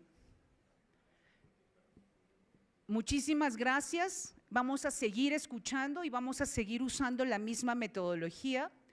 Para que ustedes sepan es que luego esta información nos va a servir muchísimo cuando mañana estemos buscando cuáles son las posibles siguientes acciones. Entonces les agradecemos por esto. Vamos a continuar. ¿Ya todos tuvieron oportunidad de pasar por los papelotes? ¿Sí? Yo creo que sí. Entonces, continuamos. Vamos a continuar con 2 presentaciones virtuales.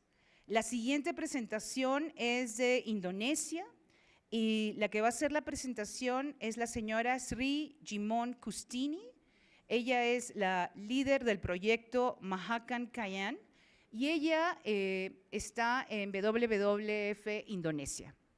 Entonces vamos nuevamente a la sala de Zoom. ¿No todavía? Está aquí. Ah, está aquí, porque acá me dice virtual. Ah, listo.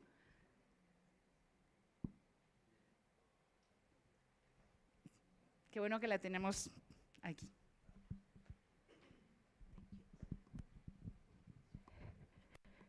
Thank you. It's an honor to be here to share our work in Indonesia. My name is Rijimi and also my colleague from Rasi, Nopita. We will share our work for the River Dolphin in Indonesia. We also work on Irrawaddy Dolphin, like in Mekong River. So in Indonesia, in the map we can see that we have Irrawaddy dolphin habitat in Mahakam River in East Kalimantan, Indonesia. From up to downstream, it's about 920 kilometers. But the main area for the river dolphin conservation around the red one, and then the core area for the river dolphin and the cycle one in the orange color. That the core area for the river dolphin conservation in East Kalimantan. Next, please. We also would like to share what we have done in Indonesia for this achievement, ongoing collaboration with fishing communities, and for sustainable fishing practice and alternative livelihood. Almost same like in India, we also have a pinger. Indonesia, we call banana pinger for this acoustic pinger because the model is like banana. That's why it's easy for the community to remember the pinger. Pinger is one of the innovation found by Rasi in East Kalimantan, Indonesia. That's innovation to help to reduce threat for dolphin by cat for mortality in gill nets. That's one of the reasons why we use this pinger. Since 2018 to 22, we use this pinger together with the local community, especially fishermen, 160 fishermen working with us to use this gill net and install them with the gill net. And then we distributed about 215 pingers during those years, about 3 years. And then it saw good results from this pinger implementation in the Mahakam River. There is no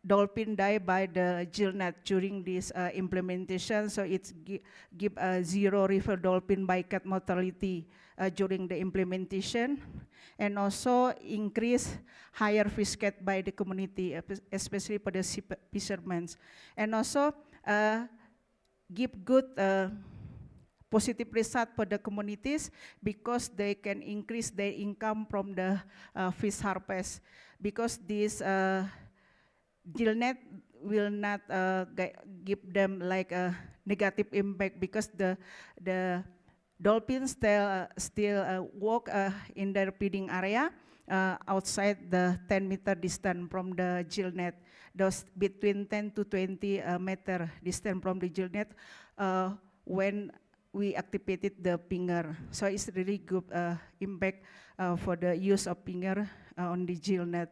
And also we work with the community partnership.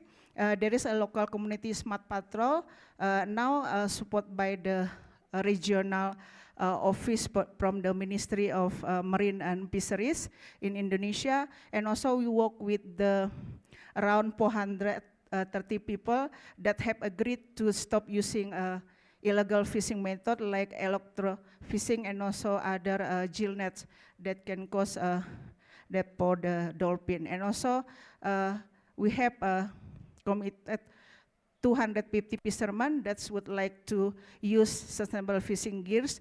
And now we already have a model for the fillet regulation to support the dolphin conservation by the local community, especially for the indigenous people within Mahakam River.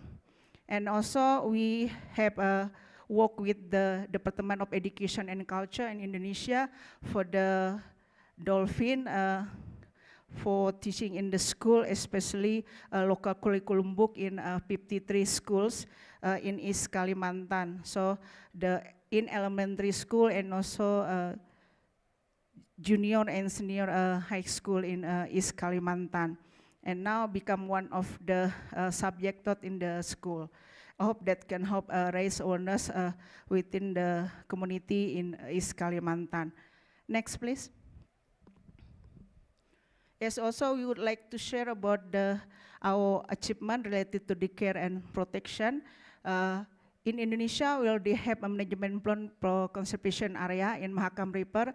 This is one of the long-term planning, which is produced and led by the BPSPL KKP from the Marine of Ministry of Marine and Fisheries in Indonesia. It's East Kalimantan region. We call BPSPL.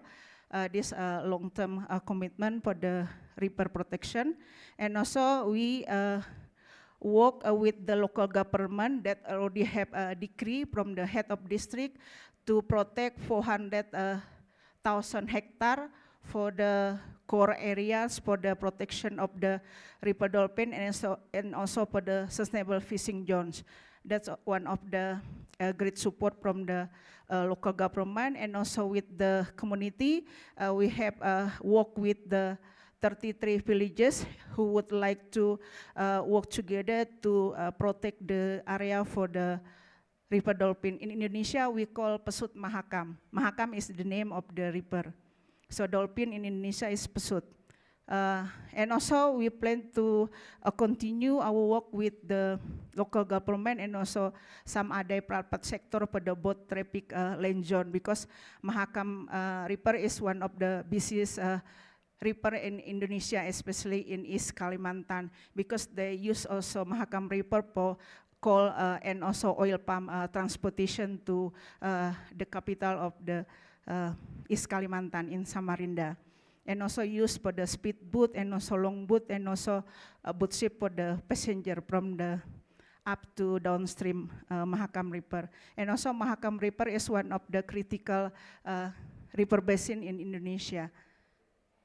And also we already have worked with the local government to draft up the regulation and wait for the decree from the head of district that support to reduce and changing the gill net use for the fishermen.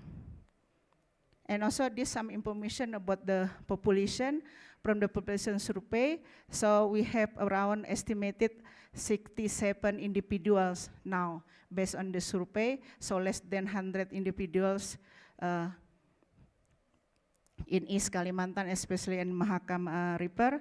And also, yeah, mortality rate, we have highest mortality rate because of gill net, but now with we using the finger, we can reduce the mortality rate by gill net, because that one of the major costs for the dolphin net in East Kalimantan, especially for the Mahakam River. I think that's all from us. Thank you.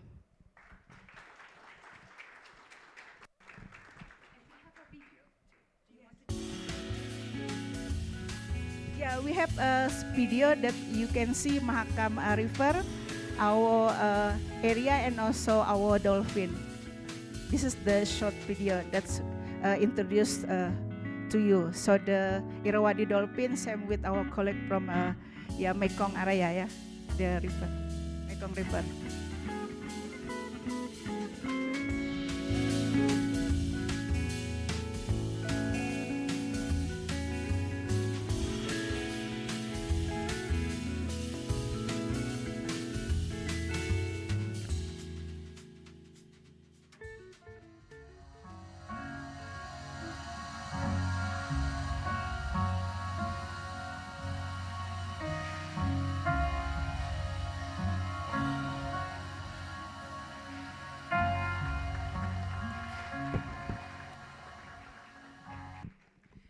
Thank you so much for that and for the video. Now we are going to continue with Pakistan, and this is a virtual speaker, and we're going to hear from Mr. Ghulam Qadir Shah, Inspector General Forest from the Minister of Climate Change. Yes, you are very welcome. Thank you for this opportunity. So I'm going to present, our conservation work on Indus River dolphin. But before I do that, I would like to thank Government of Colombia and WWF for arranging this, very important workshop, and which is going to, finalize with the declaration, and which is, I think, one of the important steps. To have collective actions and sharing experiences across the region on dolphin conservation. So I have a very small presentation, only a few slides, I think 3 slides. So if you can, okay. So basically, in this dolphin is one of the sister dolphin to Ganges dolphin. But it's now declared as a distinguished species. And historically, it used to occur in the Indus River, and it's all, 5 tributaries. But now, because of, several reasons, the habitat of, Indus dolphin has been fragmented and it reduced to a greater extent. I think around 80% of the original habitat has now been lost. So main threats to the species occur from this habitat fragmentation because of infrastructure development, because Indus is one of the river which provides water for irrigation and other development. So there have been a lot of infrastructures on the upstream of Indus, which has basically restricted the movement of dolphin, reduced the water quality and quantity. That has basically a great impact on the population. Of course, there are other issues, particularly related to pollution in the from agriculture runoff and some industrial pollution. municipal pollution. Fishing, because many people, fishermen who fish in the rivers, they also sometimes there is a accidental entanglement in the fishing nets, which is also another threat. So the conservation of dolphins basically started in Pakistan around 50 years back, when we first realized that the population is greatly declined. And at that time, the assessment showed that there were only less than I think 200 dolphins that were left. So at that time, first initiative was taken to basically to create an Indus dolphin reserve, legally declared protected area, that was created in 1974, realizing the declining population. So in particularly in some of these stretches of Indus between Gudu Barrage and Sakkar Barrage, that was declared as Indus Dolphin Reserve. But there were also some other, protected area that were established in other provinces. So if you look at this slide, this basically shows that now we have, because of, conservation efforts, currently we have around 2,000 dolphins. And since 2001, there has been almost, double population of the Indus dolphin. But if you look at the, population inclination, particularly in the Indus Dolphin Reserve, which is the area between Gudu and Sakkar barrages. So these are two barrages which are the core habitat of Indus dolphin. So there were only 184 dolphins in 1974, but now the population of these dolphins has grown to more than 1,400. And these also, population also shows that there's a lot of, new recruitment. 10 to 15% of new babies are being, put into the habitat. So this all has happened because of, efforts by the government organizations, most importantly, Sindh government, which has put a lot of effort. Also, WWF Pakistan, I think they have been involved in dolphin conservation since, I think, maybe nearly two decades. So because of this coordinated effort, now we have seen a good, increase in population, and its, conservation efforts are continuing. Next, please.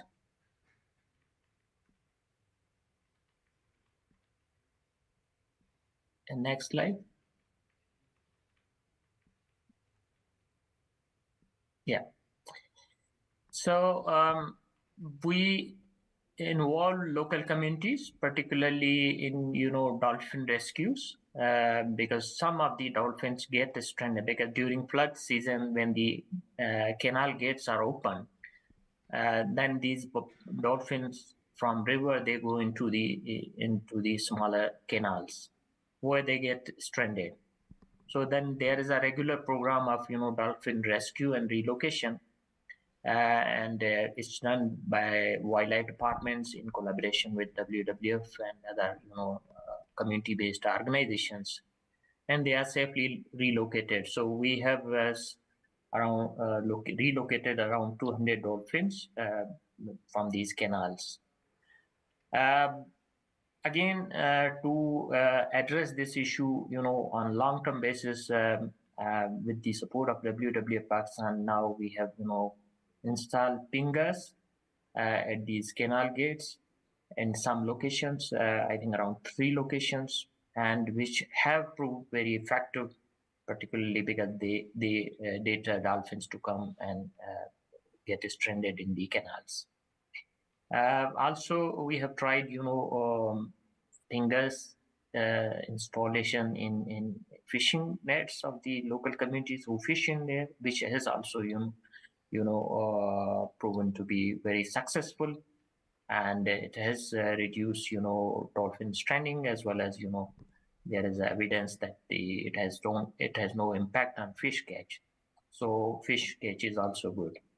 So I think these were the two most important achievements that have shared with the colleagues.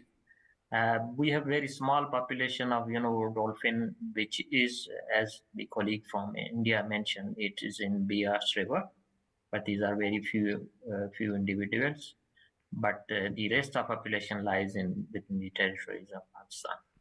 So anyway, thank you very much for providing this opportunity, and look forward to working with the other colleagues on this river dolphin conservation declaration. Thank you.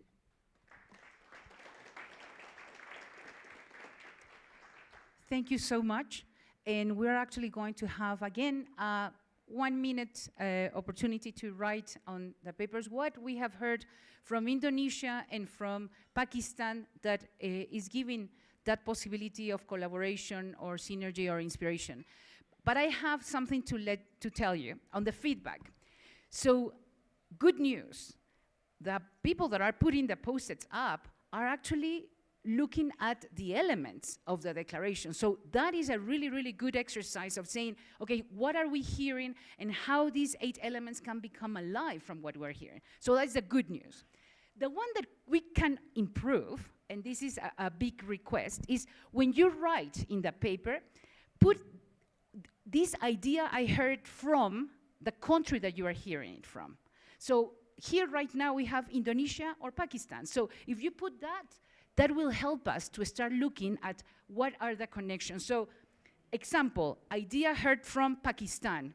And at the bottom is who is writing that. For example, here I put Bolivia. Could be Bolivia government or an organization, FUNAWA, for example. So we know who is writing the paper. Is that okay? Entonces, voy a decirlo en español, aunque ustedes ya seguro lo han escuchado con los intérpretes, pero está funcionando muy bien a los elementos, pero estos papelitos, si los escriben, de dónde están escuchando la idea y quién lo está escribiendo, nos va a ayudar muchísimo. A ustedes los va a ayudar muchísimo mañana. ¿Ok? Entonces, por favor, un minutito para escribir.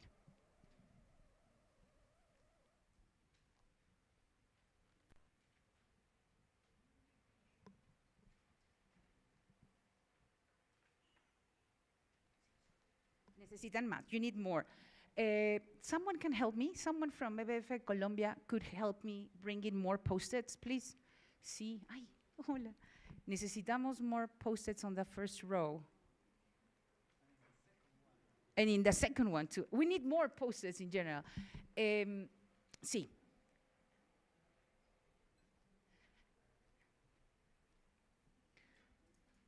Mientras tanto, mire, vamos a hacer algo. Hay algunos que no han usado sus post-its. Vamos a compartirlo. ¿Necesitan? Sí. This is the side of the table that is working hard. Sí, sí. Si necesitan ahí pueden pedir. Hay otros que están vacíos. Ay, gracias.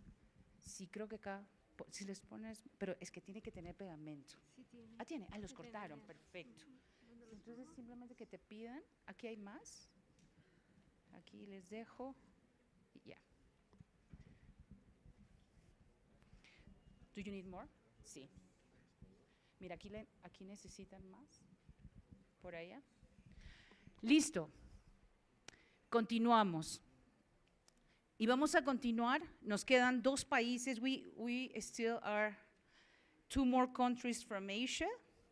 And we're going to invite Nepal, that is here. Mr. Chandra Shahar Chaudhary is the Undersecretary Biodiversity Conservation Department of National Parks and Wildlife Conservation. You are very welcome.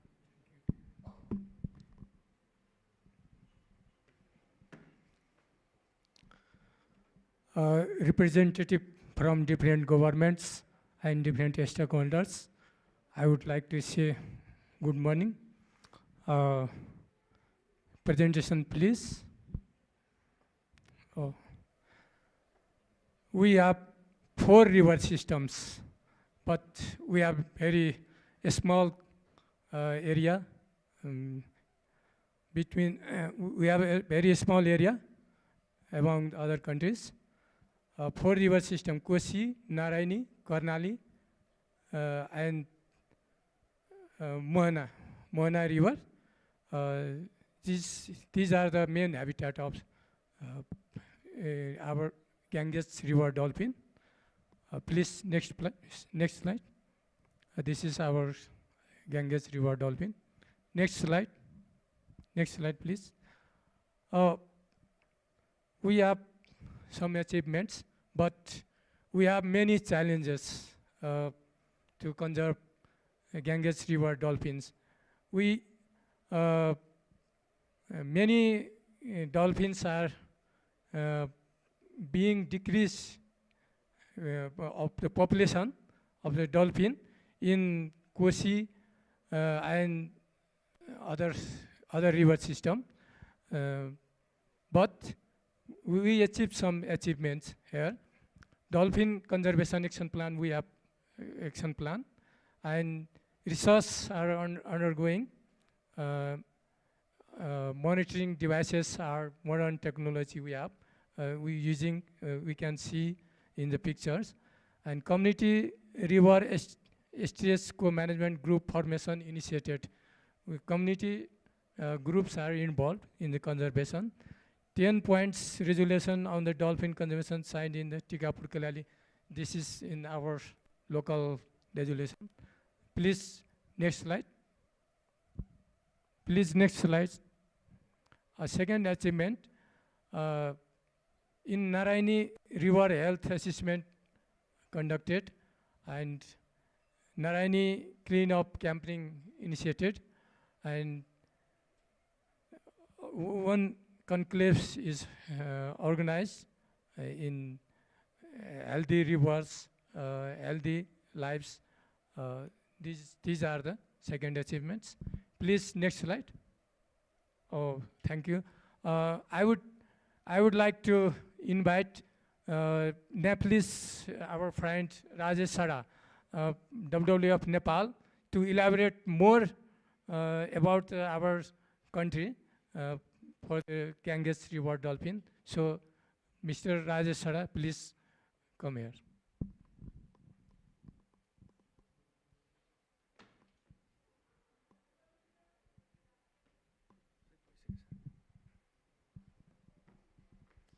Thank you, Government of Nepal, Minister of Forest and Environment, Department of National Park and Wildlife Conservation, for providing this opportunity to share a little bit more on what we did on dolphin conservation.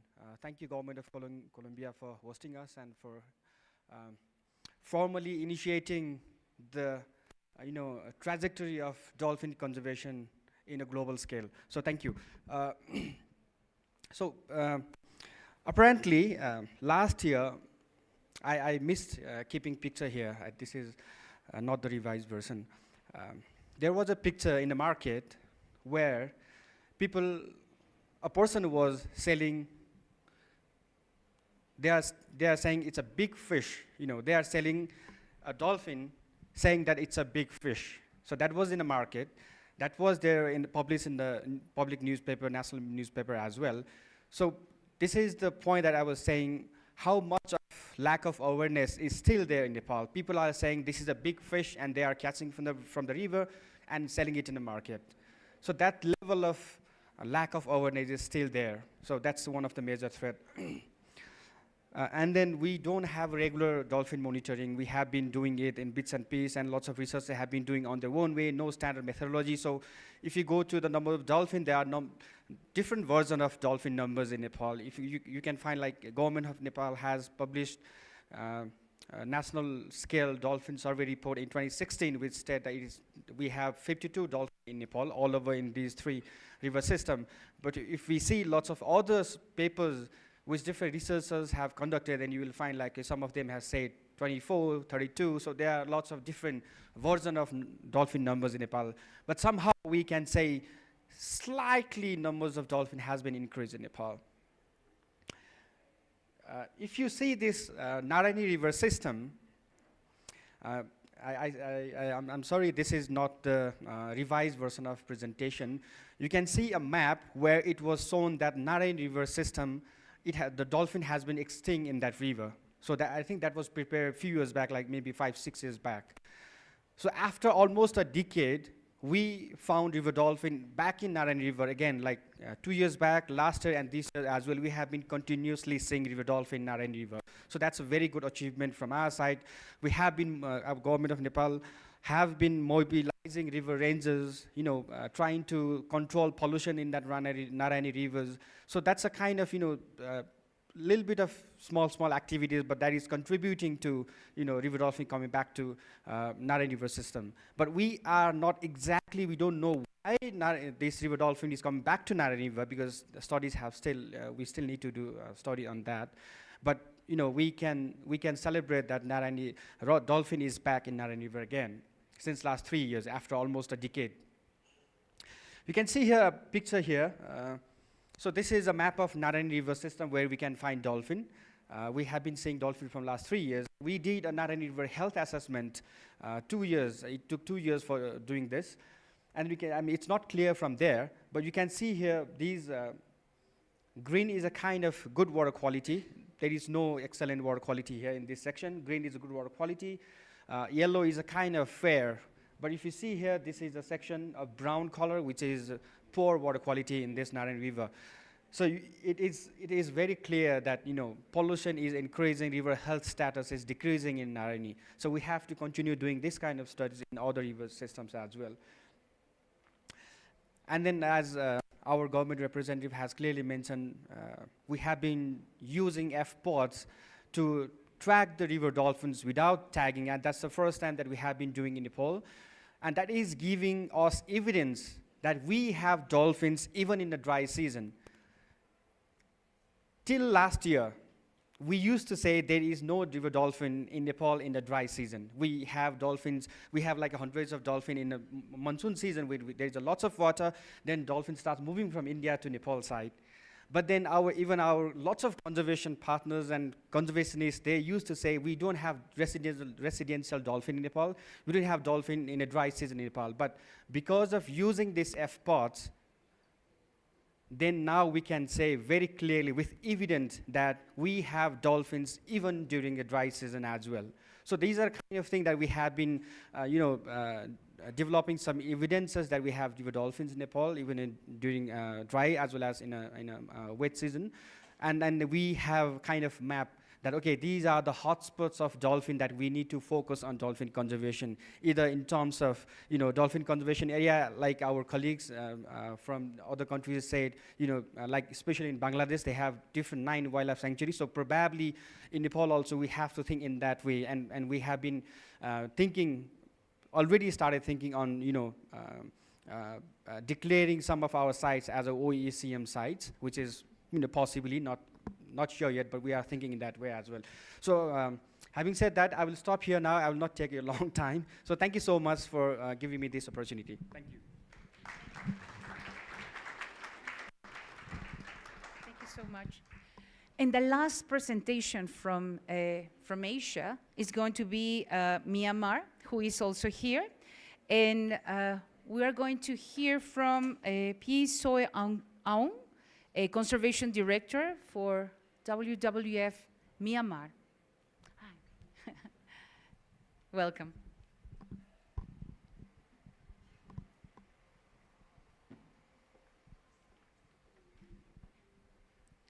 Thank you very much. It's a great honor for me to be here to present about our dolphin conservation work in Myanmar. Slides.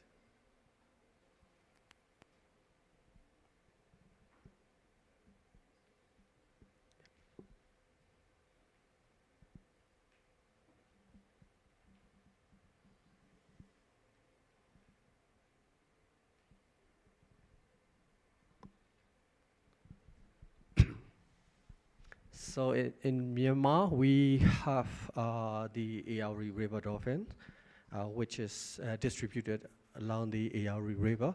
So as you can see in the picture, this is the Ayari River, which is where the name of the dolphin gets as its original locations. So in the maps, actually the Ayari dolphin has been distributed along the river in the history, but so far only a few area of the river. This area is the key habitat for the river dolphins. And we did the comprehensive population survey in 2020, and the population was around 80 individuals at that time. But after 2020, because of the current conflict in the country, the dolphin habitat area became inaccessible to all the stakeholders. So there is no effective law enforcement or no effective patrolling, no conservation effort by the INGO. For the last 2 years, the dolphin habitat has been leave to the community. So this is where we started to change our conservation strategy. Next slide, please. Conservation strategy. Instead of working as a patrolling and law enforcement in the past, we tried to work with the local fisher folk and launched, we call it Dolphin Guardian Initiatives. So the main driver of the Dolphin Guardian Initiative is the area is inaccessible by most of the region.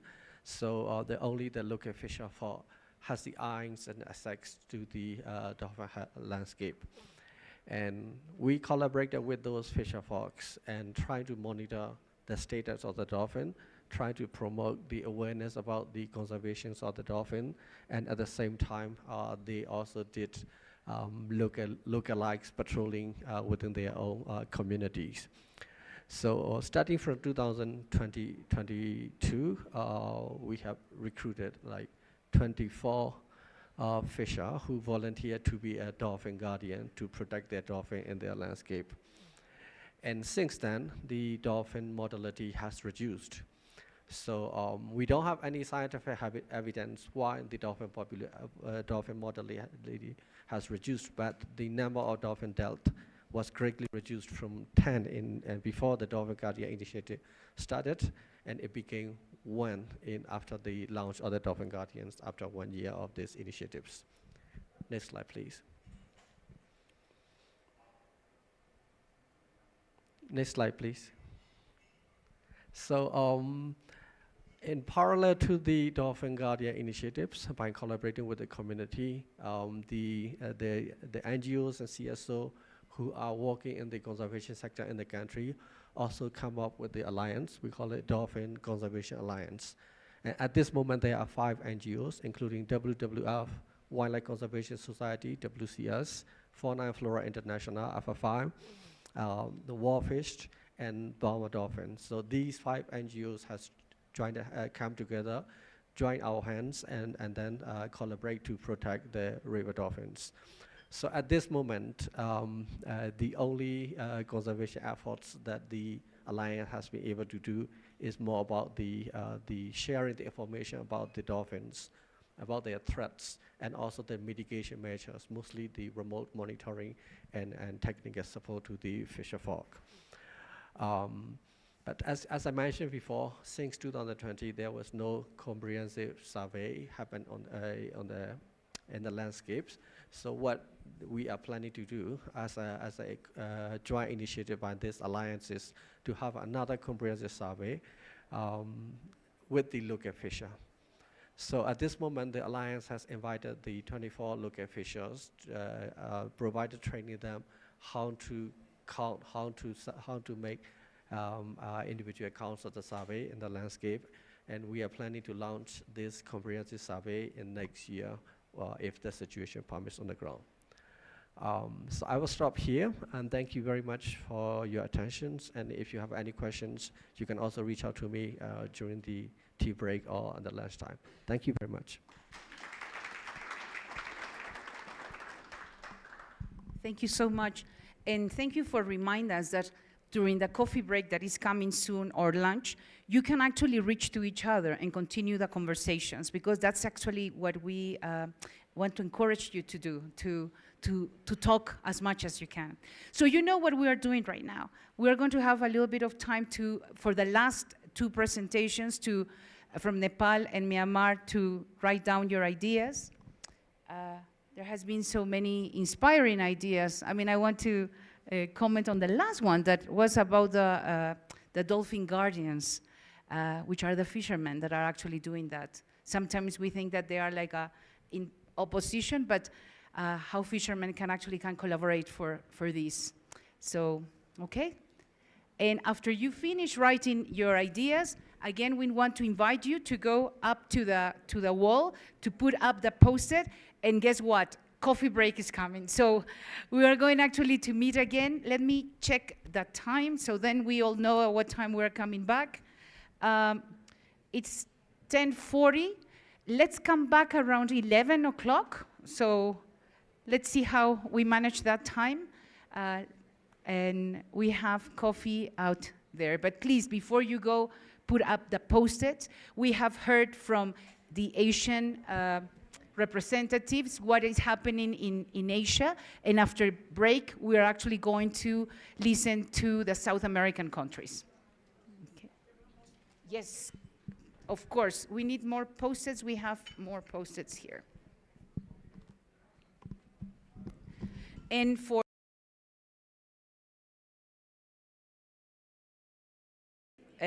link in the Zoom room, we want to say thank you so much for that. And I think that it has worked so far, even though considering that it's a hybrid event. And this is also being transmitted on YouTube. So we have more participants than the ones that we see in Zoom, because this is live in YouTube. So if you don't have any post-it, please feel free to go to the coffee break. Yes, and we will be back at 11, okay? Thank you.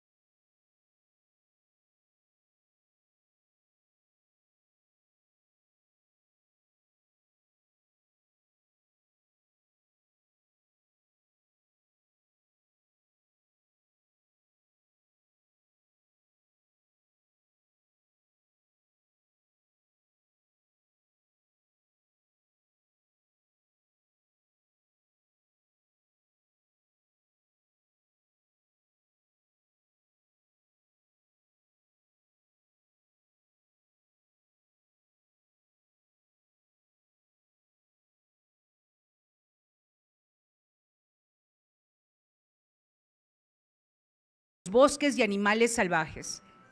Promueven la conciencia ambiental, el cuidado de los ecosistemas y ponen en valor la cultura de los pueblos indígenas.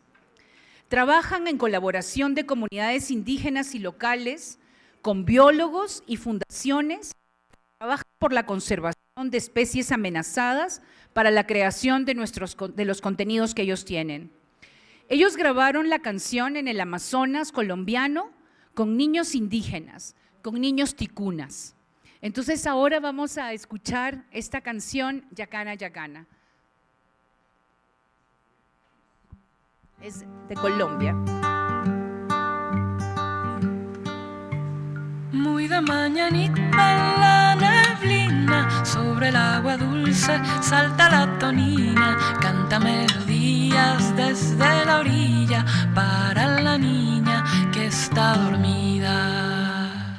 Ay, hitera amoroso na merde, hanoi kie ai va, rua uru forede, no yuma.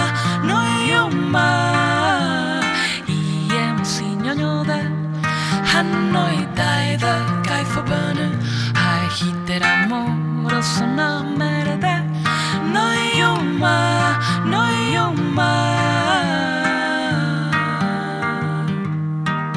Now yumaru, no yuma. Now yumaru. Vamos navegando al mismo río del delfín rosado y su mundo divino. Este río no tiene frontera, su agua fluye libre sobre la tierra. Nuna nada uñama idea, now yumaru. Nuna nada uñama idea, now yumaru. Guru wiyeruna taga, guru wiyeruna taga, guru wiyeruna taga, runa taga gu ide agua. Now yumaru, no yuma. Now yumaru.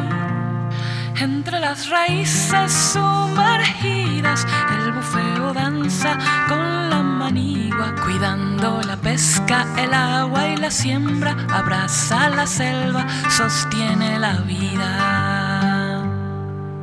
Sapay y Ayacatiwa, ay supiri parana, tisui y pirawira, tururuca, airamuntu yusupan, omacha, chona mue,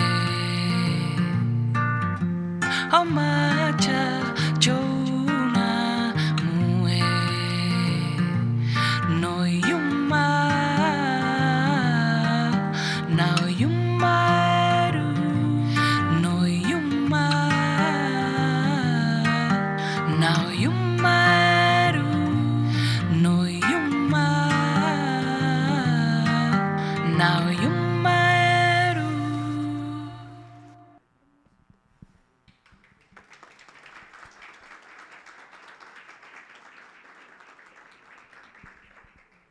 Hermoso, en realidad, e inspirador. En antes escuchamos la canción que venía desde el Mekong Delta de Camboya y ahora estamos escuchando esta canción que viene de los delfines del Amazonas y muchísimas gracias a los que han colaborado para esta canción, realmente inspiradora. Y entonces ahora vamos a escuchar a los representantes de los gobiernos de los países amazónicos y vamos a empezar con Bolivia. Bolivia, con gusto de presentar a Eduardo Pedro Durán Joaquinina, director general de Biodiversidad y Áreas Protegidas del Ministerio del Medio Ambiente y Agua. Eduardo, te damos la bienvenida. Bueno, muchísimas gracias. Realmente me siento muy distinguido de poder participar de este evento tan importante para nosotros. Reciban, por favor, el saludo fraterno del Estado Plurinacional de Bolivia. Bolivia viene a sumar para detener lo que es y revertir la disminución de las poblaciones de los delfines del río. Queremos crear esa red de habitantes fluviales protegidos y gestionados, impulsar procesos de investigación, erradicar prácticas pesqueras insostenibles que nos están haciendo mucho daño. Por supuesto, desarrollar acciones para mejorar la calidad del agua y asegurar su cantidad y conectividad, porque creo que así podemos coadyuvar a lo que es la conservación de los delfines. Buscar, por supuesto, la asignación de recursos. Caso contrario, nos vamos a quedar en lo que siempre a veces suele ocurrir, en muy buenos deseos. Creo que es importante comenzar a generar una plataforma, una conectividad también a ese nivel con todos los países que nos sentimos responsables por la conservación del delfín. Voy a hablarles de lo que es el bufeo boliviano, el delfín rosado, bufeo colorado, como es conocido en el ámbito de mi país. Estoy hablando de Linia boliviensis, que se encuentra en una categoría de amenaza vulnerable, ya, y se encuentra en el apéndice 2 de lo que es el CITES. Bolivia, en respuesta a todo lo que les he mencionado, ha priorizado acciones de conservación, amenazas, procesos de educación ambiental. Por supuesto, el tema legal es importantísimo para nosotros, no solo a nivel nacional, sino internacional y regional. Creemos que la integración a ese nivel también es importantísimo para nosotros. Y por supuesto, la gestión institucional. En cuanto a acciones de conservación, la próxima, por favor, les rogaría. Hemos comenzado a trabajar en lo que son conteos poblacionales, tenemos resoluciones de declaratoria de patrimonio, lo que es el delfín, estamos trabajando en lo que es la ley de protección, planes de acción que ya van orientados en sitios de hábitat importantes para nosotros. Ahí puedo anunciar que ya hemos comenzado de 11 sitios Ramsar, de los cuales Bolivia es responsable, si se quiere, de su gestión, en 3 sitios Ramsar importantísimos para la conservación del bufeo. Ya estamos con el presupuesto ajustado y prácticamente listos a iniciar lo que son los planes de conservación de estos sitios, que son el hábitat del delfín. Estoy hablando de lo que es desarrollar una estrategia de comunicación y educación ambiental. Contamos con la Estrategia Nacional de Conservación y Gestión de Sitios Ramsar y Humedales del país, complementado también con lo que es la estrategia de la gestión integral de la biodiversidad de mi país. Son 2 elementos que estamos trabajando ahora para poder alinear al marco global mundial, no solo del CDB, sino de cambio climático, de acciones que nos permitan como el resultado que esperamos ahora, por un lado, y por el otro lado, también el tema de ver y darle seguimiento a todos aquellos convenios internacionales de los cuales mi país es signatario, que van orientados a la protección del delfín. Todo esto en un contexto de amenazas, ¿no?, de caza intencional, competencias de pesca que se desarrollan, mortandades de poblaciones de delfines que a veces se dan por mal uso de artes en redes de pesca. Un tremendo problema en mi país es el tema de tráfico de ilícitos contra la vida silvestre. Hablamos de contaminación acústica, la degradación ambiental, hablamos de la metilación del mercurio, por decir, del mercurio, hablamos de lo que es contaminación por residuos sólidos, hablamos por el tema de uso de plaguicidas, por supuesto, también hablamos de lo que es las incidencias del cambio climático, que allá definitivamente nos están dando con todo. Hablamos de temas tan importantes que seguro podemos comenzar a resolver. Por ejemplo, 1000 disculpas a los hermanos de Brasil, las consecuencias de lo que ocasiona lo que es la represa del Jirao con los delfines para el lado boliviano. Les comentaba que estamos hablando de lo que es la educación ambiental. Ahí estamos en pleno proceso de desarrollo y actualización de lo que es la Estrategia Nacional para la Conservación del Delfín y, por supuesto, esto no puede ir si no comenzamos a desarrollar campañas de educación en zonas fundamentalmente que albergan estas poblaciones. Estamos considerando la capacitación a actores claves entre estos líderes comunales, guardaparques, pescadores, actores fundamentales territoriales para nosotros. Y por supuesto, fortalecer las capacidades institucionales, municipales, departamentales. En el tema de legislación, para nosotros es importante articularnos en un contexto internacional primero, elaborar normas específicas para esta protección. Vuelvo a reiterar, realizar el seguimiento a los convenios signatarios, de los cuales somos parte, a nivel nacional, una ley específica de la conservación del delfín y sus hábitats. Ya hemos trabajado lo que es, estamos en pleno proceso de la ley de acuicultura. Importantísimo para nosotros este logro porque está comenzando a permitirnos regular el uso de artes de pesca. Debemos comenzar y seguir trabajando en lo que es la legislación que regula el uso de recursos acuáticos. Nosotros tenemos un estado organizado en el cual hay autonomías departamentales y municipales. Debemos comenzar a trabajar a ese nivel nosotros para poder ajustar precisamente estas autonomías en lo que particularmente refiere al aprovechamiento de recursos ícticos y por supuesto todo aquello que vaya a afectar a lo que es la población de los delfines. Regionalmente a normas departamentales y municipales, normas participativas y por supuesto la gestión interinstitucional. ¿Podemos cambiar la próxima, por favor? Les mencionaba, este es el ámbito geográfico donde nosotros hemos priorizado para poder hacer los estudios. Estoy hablando del departamento del Beni con 3 estudios poblacionales que van a estar en el Río Branco, Matos, y bueno, se me fue el otro. Y estos ya van a comenzar a arrancar. Vamos a abarcar 7 millones de sitios Ramsar en Bolivia con los estudios. En 3 cuencas amazónicas vamos a hacer ya la implementación del monitoreo participativo del bufeo boliviano. Anunciar que estamos en pleno proceso de comisionamiento ya de información en el sistema SINBIO. El sistema SINBIO es el sistema de seguimiento de la biodiversidad que está implementando la Dirección General de Biodiversidad de Áreas Protegidas del Ministerio del Medio Ambiente en Bolivia.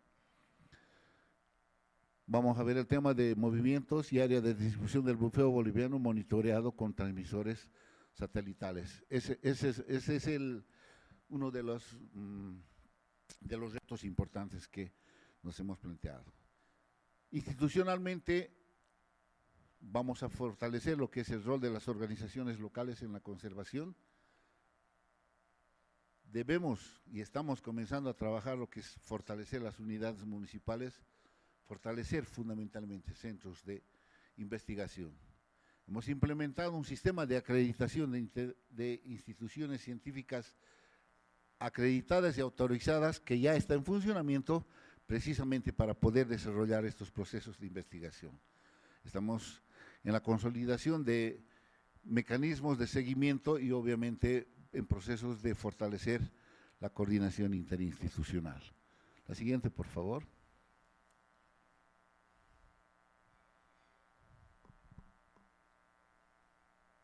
Eso es todo. Bueno, volverles a reiterar que venimos a sumar a lo que es la Declaratoria del Delfín y reiterarles nuevamente el saludo de mi país con todos ustedes y créanme que me siento muy gratamente complacido de ser parte de este taller donde reúne a gente tan importante y estoy seguro que me voy a llevar experiencias muy valiosas para con mi país. Muchísimas gracias a todos ustedes.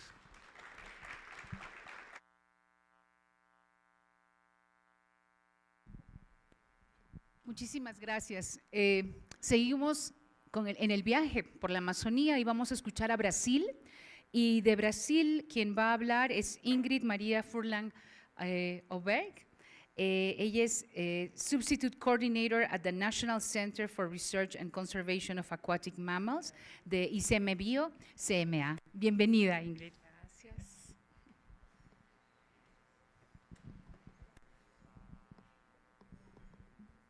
Good morning to everyone. It's a pleasure to be here with such an important group. Well, in Brazil, there's one slide before this. This is the last slide. Yes, here. We have the two main river dolphins, which are the Amazon river dolphin, the Inia geoffrensis. We call it Bhutto vermelho in Brazil, or Bhutto cor-de-rosa. And the tucuxi, the Sotalia fluviatis, chilis. But we recognize in Brazil another species, the Inia araguaiensis. So in Brazil, it's already recognized as a new species, and it's already in our list of endangered species, but it hasn't been recognized worldwide as a new species yet. So here in this map, it's not only from Brazil, but it shows the areas of the different river dolphins in the Amazon basin.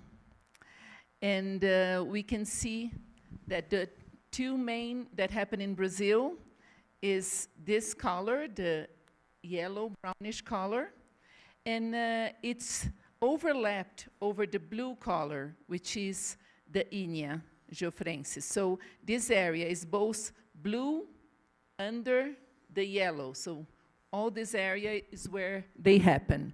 And the Inia araguaiensis, which is this recognized new species in Brazil, it happens in this area with green. And our river dolphins, mainly the Bhutto vermelho and the tucuxi, they are quite cared for in the Amazon basins. We don't have the same problems of the same level as in the Asian countries, where the population is really extremely small nowadays. Ne? We have many studies being carried about the population status, but we still don't have a complete idea of the size of the populations. But for sure, we don't have such a limited population as you have in the Asian countries. So you have a harder work to do there, I understand. But our dolphins, they are very, they are part of the legends and of the mysticism of the Amazonian population. So we have many legends involving the river dolphins. Can pass the next one? Our recent achievements. So population surveys have been carried in the major river basins, and population trends produced for 3 different areas. We have published a specific national action plan for Amazonian aquatic mammals. All the aquatic mammals in the Amazon are threatened. So there's the specific, it's from 2019, and every 4 years we make a big review of it. And this national action plan, it aggregates many institutions, research institutions, collaborators, which help in determining what are the main actions to be taken in group, and what are the priority actions to be taken for the conservation of the river, the cetaceans, and also the sirenians. There is a river dolphin dashboard aggregating all the different countries of the Amazonian basins. The SARDI group, which develops researches in river basins in the South American countries.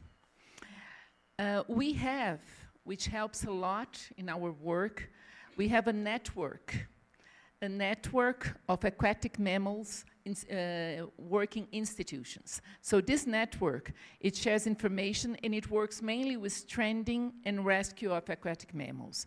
So this network nowadays aggregates 11 institutions, and there are other institutions wishing to be part of it. So it helps when we need to optimize work. So this network involves universities, research groups, government institutions of the state, many times of the cities, where there are many cases of aquatic mammals endangered, and also cooperation groups like the police, the forest police, which also help with aquatic animals. So this network helps when we have an emergency, as we are having nowadays in Brazil, because it's a group of people that have easy contact and that can help changing information, helping with funds. So we have not only this network for the Amazon Basin. The Amazon Basin network is called REMANOR, which is a rede de encalhes of mamíferos aquáticos na região norte, né? But we have these networks all along the coast of Brazil also. Other achievement is that we have a tourism observation interaction with river dolphins in some regions in the Amazons. And so the Amazon state has established some strict regulation to establish limits in this interaction and establish what can be done and not. And we need to expand this to other areas. So these are really recent achievements, and there's much more to do. We have much more research to be done. We have more regulations to be done, but we are active in it. And this national action plan, it's every year meeting all the group to discuss what are the next steps. The next one, please. And one very recent achievement is that in Brazil, as I heard that in Asia, you have also this problem. Sometimes river dolphins are used as baits. And in Brazil, they are used as bait for a special kind of fishery, which is called the piracatinga fishery.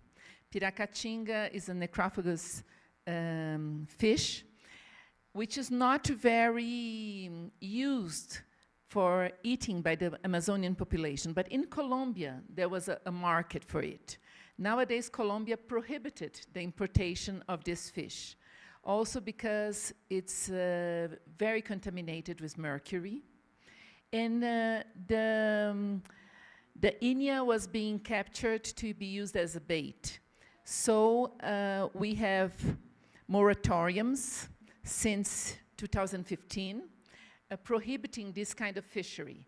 And they were renovated every year, these moratoriums. So it was a great work to convince to continue having this moratorium. This year, we could advance a little, and we have a moratorium for an indefinite period, and it will be reviewed in 3 years. Also, pilot tests with pingers are being tested in some areas to mitigate bycatch and dolphin fishermen conflicts. So these are new initiatives also that are being carried in some areas. And also the Pacific acoustic monitoring to understand the habit use of the dolphins. So we are on the way, a lot more to be done, but this is part of what is being carried in Brazil. And Brazil is very grateful to be part both of the CMP of River Dolphins and now of this global declaration. So we congratulate WWF and Colombia for this initiative of bringing us here together for this declaration. So thanks a lot. And now I would like, after the presentation, you know that in Brazil we are handling now with a very unexpected situation. More than 154 river dolphins dead since the 23rd of September. And this is something that was really unexpected. So I will give now a declaration of the Brazilian government about it.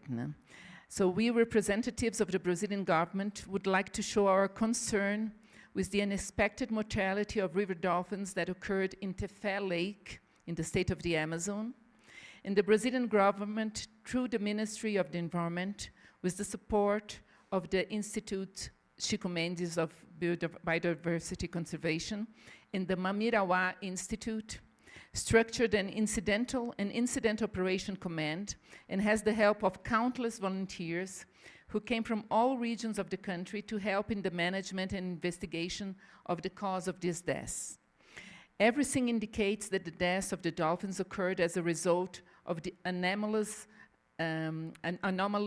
increase in water temperature. Other causes are being investigated, such as diseases or even the proliferation of cyanobacteria. And up to yesterday, there were 154 animals dead, mainly Inia, but also Tucuxi. And yesterday we had the news of new animals appearing dead in other places than this specific lake where we had this occurrence. We are living a big drought in the Amazon region with the influence of El Niño and with all the problems brought by climate change, with every year, bigger droughts. So yesterday in a region called Coari, it was noted the death of some dolphins. So a group is going there today to investigate if it's the same case as in the Tefé Lake. So the Brazilian government demonstrates its commitment to the conservation of biodiversity, especially Amazonian dolphins, and our concern with extreme weather events such as this drought that is plaguing the Brazilian Amazon biome. And this situation, it's a new situation.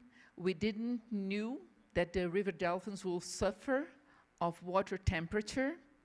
So there's a lot of researchers, and because we have this strong network, when it was announced that the dolphins were dying, in less than 2 days, a big network with a lot of help, WWF, the Institute Mamiroa, which is in that region, a lot of universities, a lot of veterinarians and researchers moved to that region to help, and they're still investigating if it's only the temperature or some proliferation of bacteria, but we have to be alert that this can happen anywhere in the world with the climate change. So we have to learn with this experience and try to find ways to deal with it. It's very difficult. We cannot reduce the temperature of a river or a lake. So we have to plan strategies of how to deal with this situation if it continues to appear not only in Brazil but in other regions of the world. So we are all together with this, and we hope we together can find solutions or ways of dealing with this new situation. And now we are going to present a video of Miriam Marmotel, which is chief in office in this situation of the Mamirawa Institute. Thanks a lot. Dear authorities, colleagues, and friends, this is a time of celebration, and yet we are here in Lake Tefé experiencing a major event of mortality of river dolphins in Brazilian Amazonia. In less than 30 days, we've lost over 10% of the population of Bhuttos and Tucuxis right here in Tefé Lake. We have over 100 professionals and 24 institutions working around the clock to document and understand and mitigate this major catastrophe. We believe the major culprit in this event is a combination of a very heavy drought, very high temperatures in the air and water, very bad air quality, and very low levels of humidity. But this is all climate change, and the ultimate culprit is us. Dolphins are being sentinels and are telling us there's something very wrong with the environment, both aquatic and terrestrial. This is not just dolphins, this is a much larger crisis. It's ecological, environmental, sanitary, and humanitarian. And this is not going to go away. Events like this are expected to become more intense and more frequent over the next decades. So it's time for us as a society to step back and change our attitudes and behavior if we are to guarantee survivorship of dolphins, biodiversity in general, and even humanity. I wish I were there with you today, but we have a task to perform here. I wish you a very good meeting, and long live River Dolphins.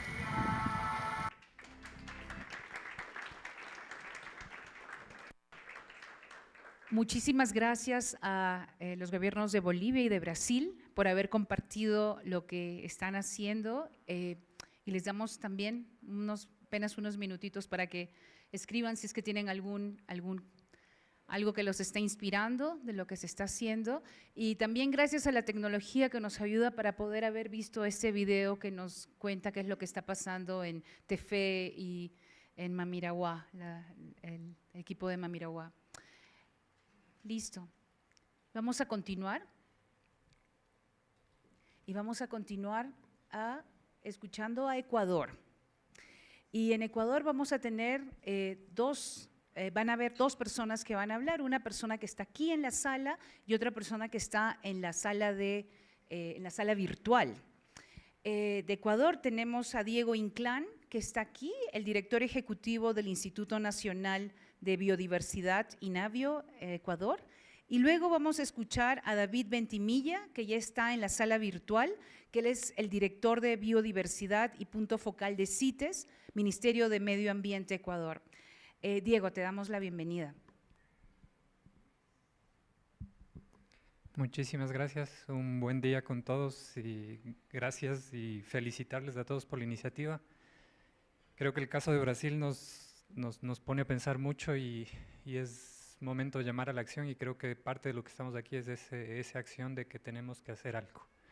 En el caso de Ecuador yo quería dar una pequeñísima introducción nada más antes de dar a la presentación formal de cómo es necesaria una articulación también entre dos instituciones, una institución a la que represento que trabaja en la ciencia, en los datos, y otra institución que es la que trabaja en la toma de decisiones, la política.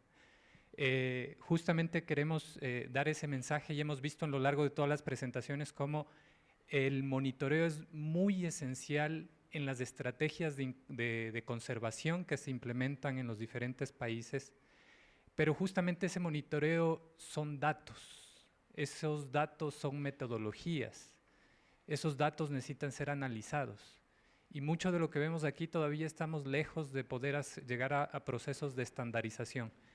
Como Instituto Nacional de Biodiversidad, nosotros lo que hacemos es, garantizar un trabajo de redes para no repetir esfuerzos que ya lo vienen haciendo en otros contextos, en otros países, en otras organizaciones.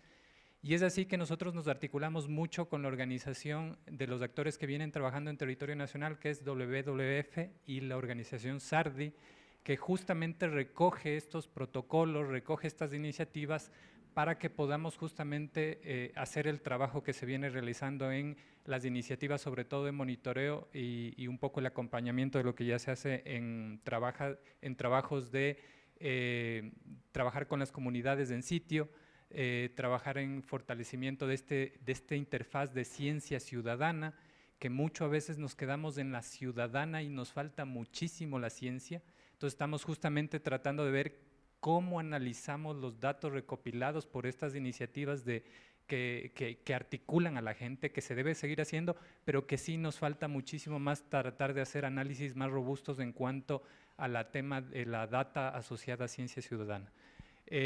Adicionalmente a eso quería resaltar el rol de lo que es necesario en un contexto de generar información, que es pasar de la data a un contexto de información justamente, y eso pasar a un contexto de conocimiento. Nosotros como Instituto Nacional de Biodiversidad, nuestro rol y nuestro trabajo como un instituto público de investigación es justamente eso, es pasar que la data sea usada en un contexto de política pública, y por eso la articulación que tenemos con la presentación que vamos a ver con el Ministerio de Ambiente es fundamental para que la toma de decisiones que hace el Ministerio de Ambiente sea basada en información. Entonces, un poco el contexto y son dos mensajes que nada más quiero resumir ahí. Una es la importancia de la data para que podamos hacer esta gestión de política pública, y dos, la articulación en redes de trabajo con los actores que vienen desarrollando estas iniciativas.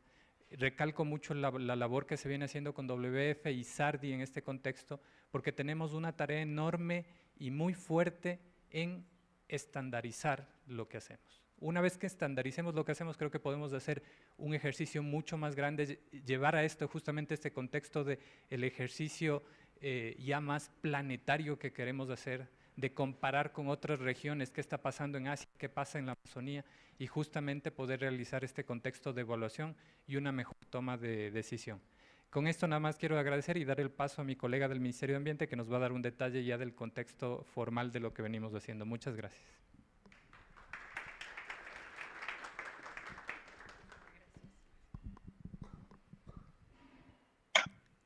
Ok, buenos días con todos y todas. ¿Me escuchan tal vez? Sí, perfecto, David, gracias. Ok, no sé si están viendo la presentación. No, no estamos viendo la presentación todavía, pero ahorita aparece. Ok. Ya está apareciendo en pantalla. Ok, perfecto. Perfecto. Ok, bueno, buenos días con todos y todas. Muchas gracias por esta cordial invitación. Qué pena no poderles acompañar de forma presencial, pero de todas formas reciban un cordial saludo también por parte de nuestro ministro José Antonio Dávalos, que es uno de los temas que justamente tiene mucho interés dentro de nuestra institución, el tema de poder trabajar de forma conjunta, como ya lo mencionó Diego, con algunos actores claves dentro de estos procesos que justamente nos convocan en este espacio para tomar decisiones claves sobre la conservación de estas especies que tienen un gran significado no solamente biológico, sino también cultural y ecológico. Entonces, yo solamente voy a dar un pequeño preámbulo en este caso para que todos estemos un poco en sintonía, sobre todo para nuestros colegas que están en este caso participando desde otras regiones, desde otros países. Y en este caso, para el caso de Ecuador, únicamente tenemos dos especies de delfines. Por un lado, el delfín rosado y el delfín gris, que obviamente se encuentran en nuestra región amazónica, que es, a diferencia de los países como por ejemplo Colombia o Perú, que tienen una extensión amazónica un poco más amplia, la de nosotros se encuentra en algunas zonas de la Amazonía norte, centro y una muy poco en la Amazonía sur. Obviamente, esta distribución de nuestros delfines radica básicamente en la presencia de estos ríos, que en su mayoría son ríos que aportan de sus caudales a nuestro gran río Amazonas de nuestra región amazónica. Y es ahí también donde se involucran algunos actores y algunas actividades también que seguramente en toda la mañana un poco han podido ustedes irlas discutiendo y que tienen que ver justamente con estas amenazas que se van presentando y que de una u otra forma están afectando a las poblaciones de nuestros delfines. La siguiente, por favor. Bueno, en sí, y un poco lo que nosotros queríamos presentar son básicamente esta articulación que de una u otra forma Diego lo dio de forma muy resumida y que obviamente creo que es un factor fundamental dentro del proceso que tiene que ver con la conservación de estas especies. Entonces, el involucramiento por parte de comunidades, el involucramiento por parte de la academia, que tiene un rol sumamente importante, como ya lo mencionaron, en el generar información, que esta información y esta data que se logra generar permite justamente a las autoridades ambientales poder tener la toma de decisiones respecto a qué acciones encaminar para la conservación de estas especies son sumamente claves. Y qué importante es que además de que la academia o las instituciones públicas que desarrollan investigación desarrollen estas acciones, el involucramiento por parte de organizaciones no gubernamentales, como es el caso de BBF, que en el caso de Ecuador ha venido dando este apoyo. Entonces, básicamente a través de estos tres actores, academia, instituciones públicas y ONGs, en el país hemos venido desarrollando en nuestros últimos años, por lo menos, algunas expediciones científicas que han permitido de una u otra forma generar información y poder registrar alrededor de 300 delfines en nuestros ríos amazónicos. Y esto justamente conlleva a que estas iniciativas permitan apoyar también en el desarrollo de estas metodologías que ya se están manejando de forma estandarizada a nivel, digamos, regional, y que vienen en colaboración justamente de nuestro Instituto Nacional de Biodiversidad, SARDI y BBF Ecuador. Obviamente estas acciones no son solamente las únicas y para ello se requiere justamente la contribución de otros actores más, y es ahí donde también, por ejemplo, las comunidades a través de este monitoreo biológico es clave, ¿no? También hemos desarrollado una primera base nacional de datos de delfines de río en articulación con nuestro Instituto Nacional de Biodiversidad, que obviamente es nuestro instituto que ha apoyado y viene apoyando al Ministerio justamente en la generación de información biológica estandarizada a nivel nacional, y que obviamente esto permite la toma de decisiones y la generación de política pública en el país.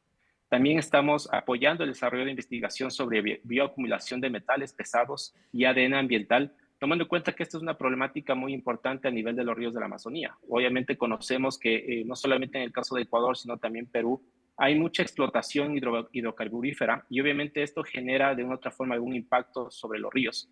Pero ¿qué estamos investigando sobre eso? ¿Qué consecuencias están generando? Obviamente esta investigación nos va a permitir a nosotros definir esos mecanismos que permitan mejorar las acciones para la conservación de estas especies. Por otro lado, hemos trabajado y conocemos obviamente que, a diferencia de los países que, en este caso Perú o Brasil, que tienen un tema de actividad pesquera mucho más fuerte, en el caso de Ecuador es un poco más paliativa, es menor, ¿no?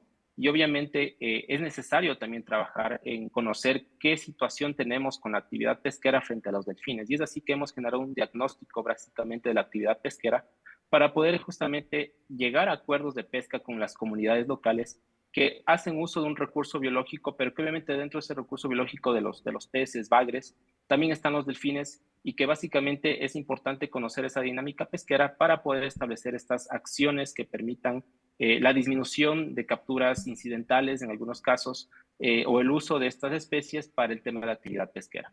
Y es así que a nivel de Ecuador hemos consolidado el primer grupo de expertos de delfines de río del Ecuador, en el cual hemos agrupado a actores, como ya lo mencioné anteriormente, que vienen parte, o sea, que forman parte de la academia, instituciones públicas y ONGs, porque obviamente cada uno tiene un rol fundamental, y al momento que los articulamos y agrupamos, obviamente podemos fortalecer esas acciones en territorio. La siguiente, por favor.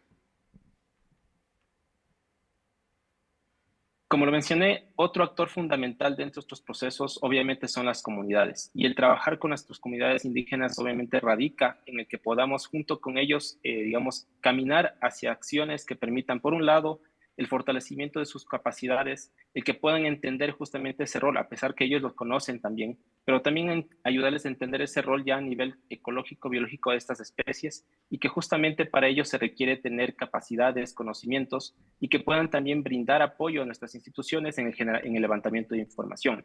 Y es así que hemos desarrollado un programa de capacitación y monitoreo comunitario de delfines que básicamente radica en la toma de fotografías a través de fotoidentificación, y sobre todo trabajando en aquellas comunidades en el cual nosotros tenemos, digamos, mayor presencia a nivel de personal del ministerio, que esto radica básicamente en una zona Ramsar, que en este caso del Ecuador está como en la presentación, en la lámina primera, en la zona norte, que incluye las áreas protegidas Cuyabeno, Limoncoche y Yasuní, que son áreas de conservación básicamente en el cual también existen poblaciones y comunidades indígenas que viven del turismo. Y es así entonces como vinculamos el tema comunitario con acciones de conservación y acciones ancladas a las actividades turísticas para que se pueda, digamos, de esta forma diseñar estos mecanismos de monitoreo comunitario que fortalecen justamente a la institución, y como lo dijo Diego, en que estas instituciones también, como nuestro Instituto Nacional de Biodiversidad, puedan proveerse de información que les permita también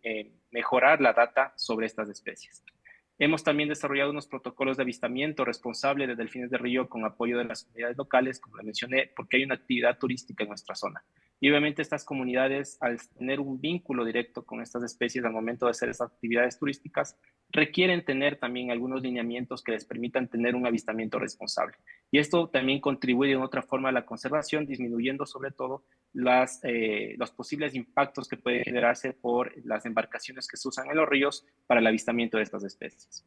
También hemos generado un primer programa de capacitación para la gestión, manejo y mitigación de mortalidad de delfines de río en el Ecuador, en el cual se han involucrado actores estratégicos. Nuevamente, recalco, y es realmente importante, ¿no?, la participación de estos actores que de una u otra forma están vinculados en función de sus acciones que desarrollan en el territorio. Las ONGs como WWF Ecuador, el Instituto Nacional de Biodiversidad a través de sus investigadores asociados y el pool de investigadores que cuentan justamente ahí, que han permitido generar mucha información que llega hacia nosotros como autoridad ambiental para poder definir estos mecanismos y estas acciones que nos permitan encaminar la conservación de estas especies.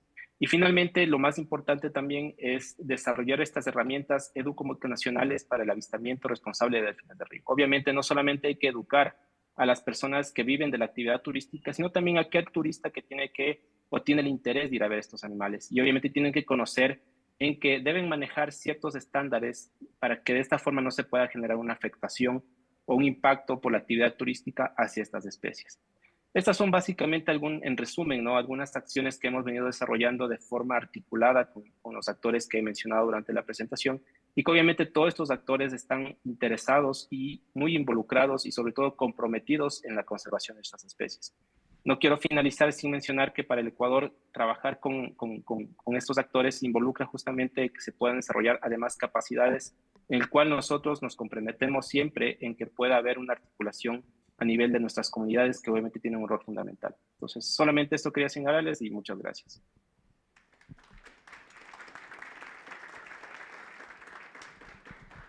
Muchísimas gracias, Diego y David, por compartir la manera como están trabajando en el Ecuador y con los diferentes actores y las herramientas que están usando. Ahora vamos a escuchar a Colombia, que son los que nos están acogiendo con tanto cariño. De Colombia va a hablar Carolina Bella, Direction of Forest, Biodiversity and Ecosystem Services. Carolina, te escuchamos.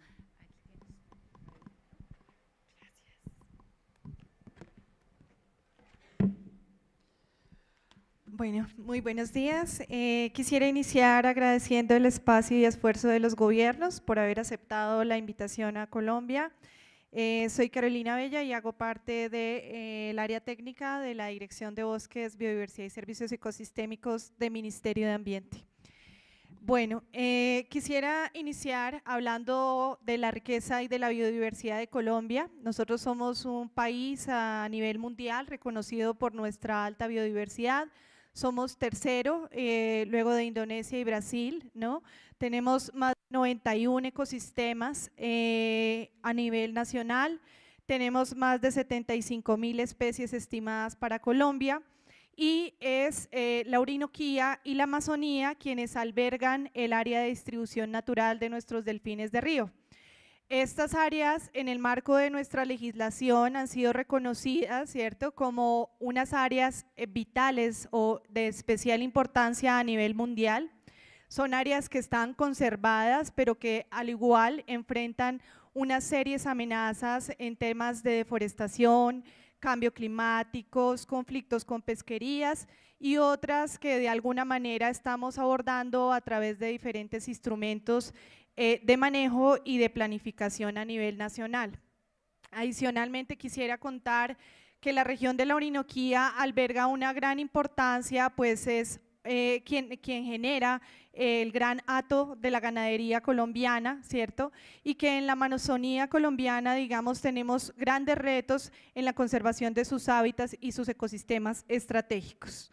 Colombia, quisiera resaltar también, ha muestreado casi todos los ríos, o si no decirlos todos, donde habitan los delfines y tenemos grandes estudios de estimaciones de abundancia para nuestras regiones donde habitan tanto la especie ígnea y la especie sotalia.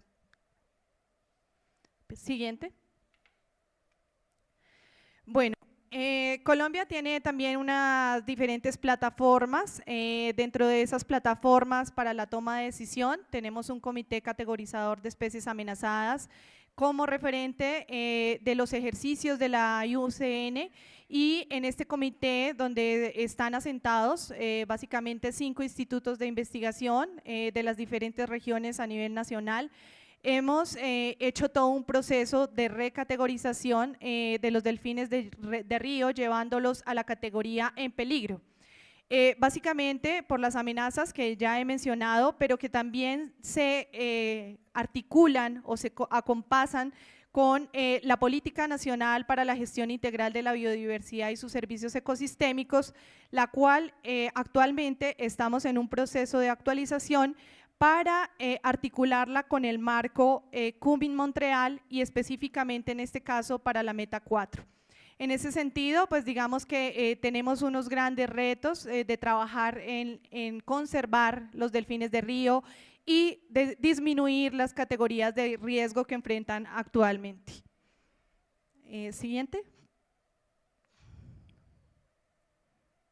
Listo. En este punto quisiéramos resaltar un ejercicio que ha sido pues parte del trabajo, ¿cierto?, en el marco de la Comisión Ballenera Internacional, el CMP Delfines de Río, del cual hace parte Perú, Brasil, Ecuador y Colombia.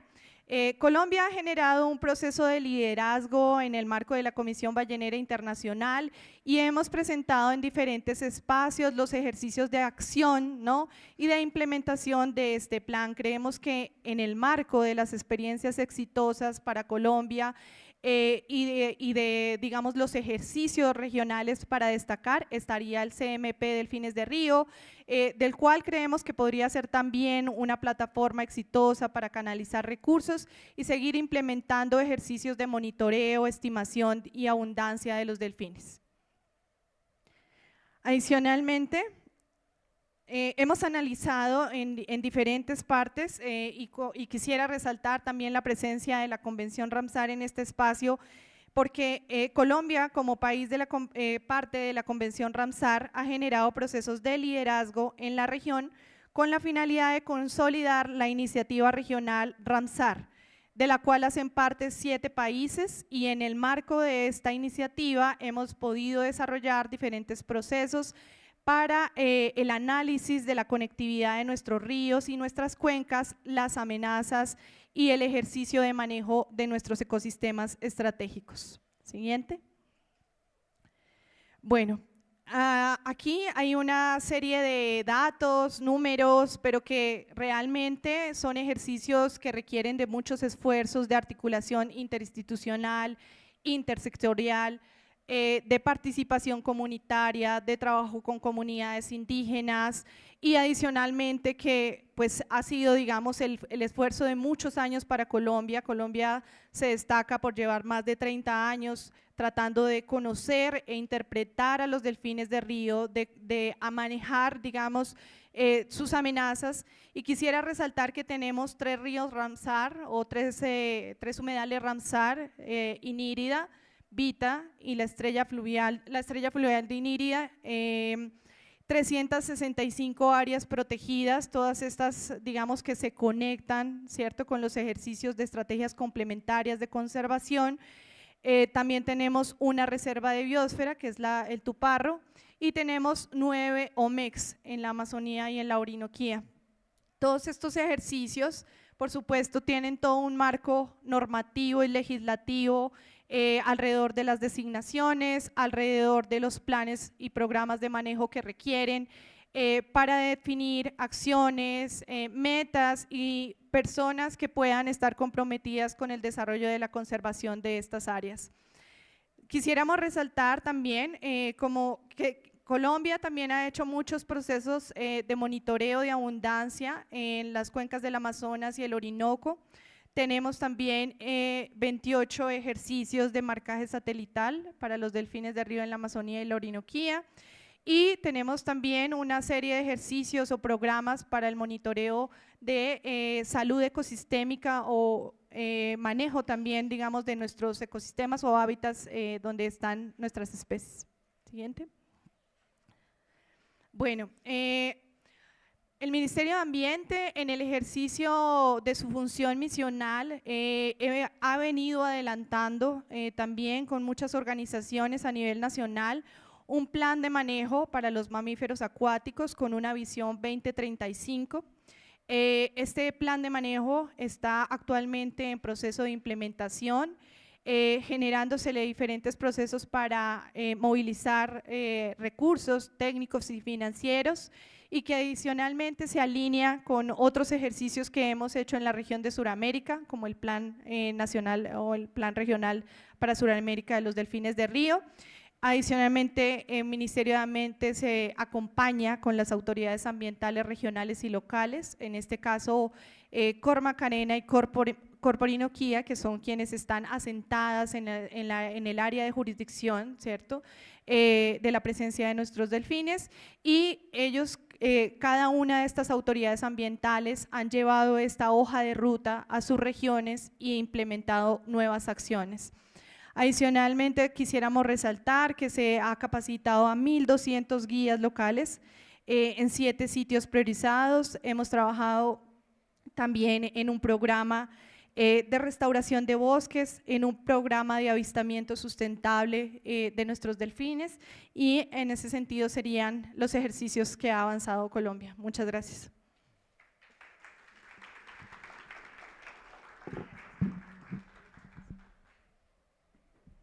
Muchísimas gracias, Carolina, que nos cuentas lo que están haciendo en Colombia.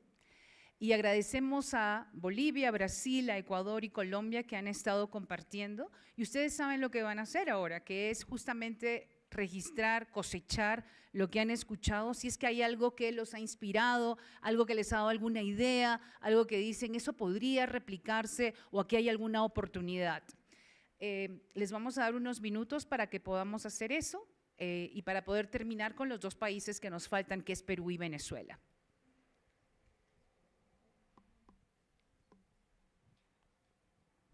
¿Tienen la pregunta en la pantalla?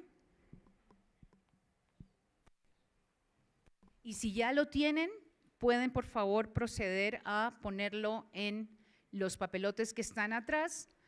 Y hemos hecho una línea de tal forma que podamos reconocer los papeles que vinieron en la conversación de los países asiáticos arriba, y la parte de abajo es para los países de Sudamérica. Diego de Ecuador mencionaba esta relación planetaria entre estas 2 cuencas.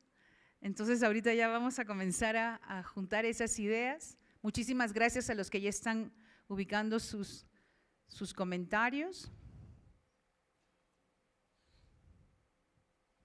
Y luego de escuchar, cuando terminemos de escuchar a Perú y a Venezuela, vamos a tener un espacio para escucharnos antes de irnos a almorzar, ahora que estamos haciendo esta cosecha de ideas.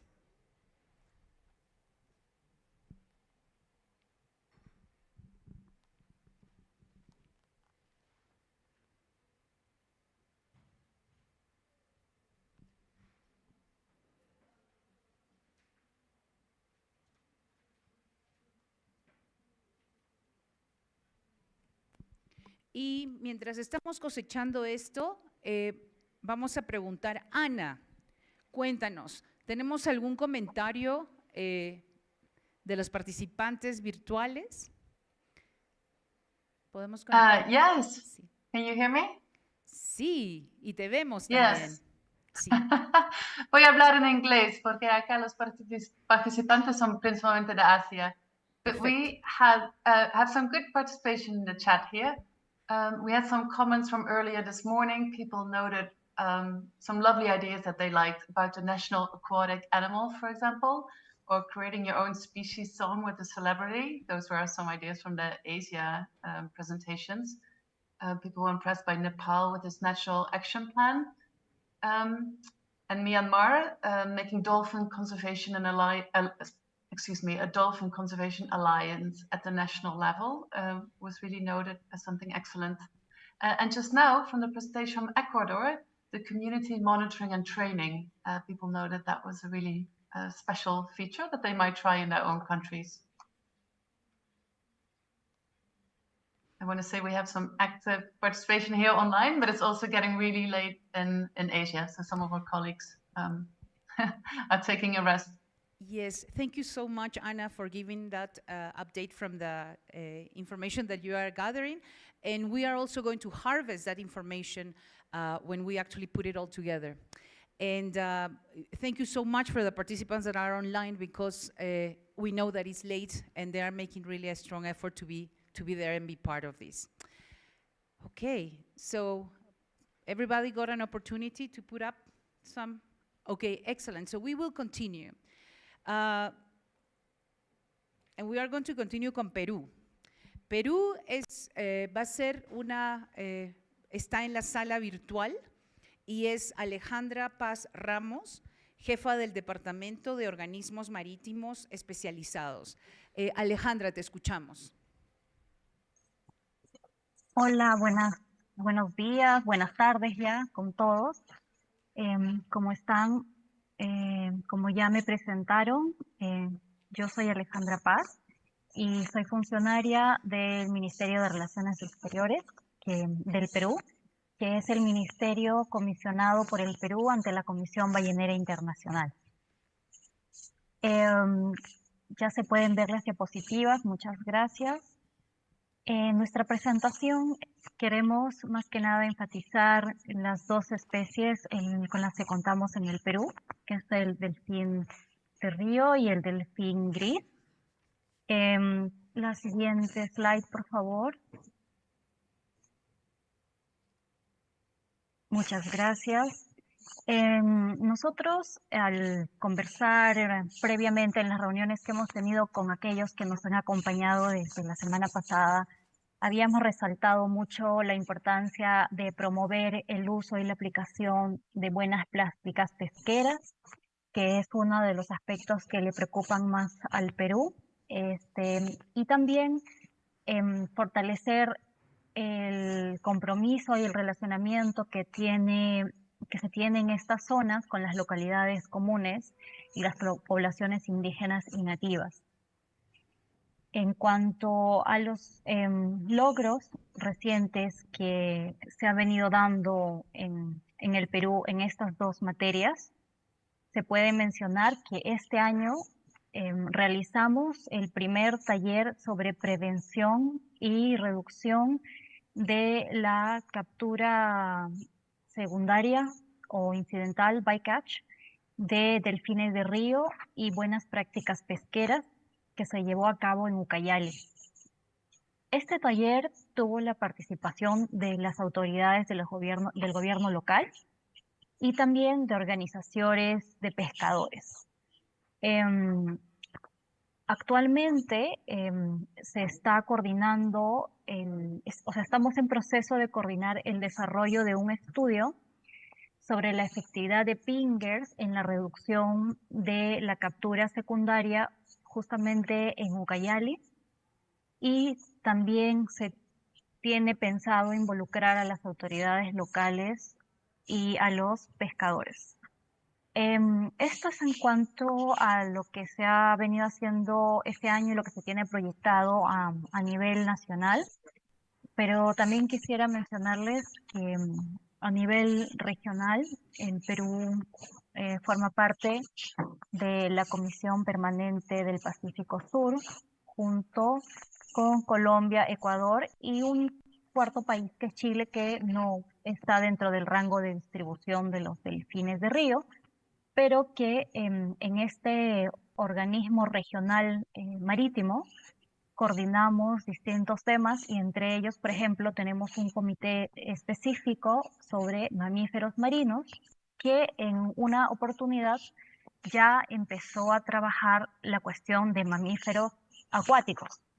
Entonces, se realizó una reunión de trabajo de especialistas en mamíferos acuáticos en Sudamérica, en la que también se estudió el estado de conocimiento y conservación de los delfines de río.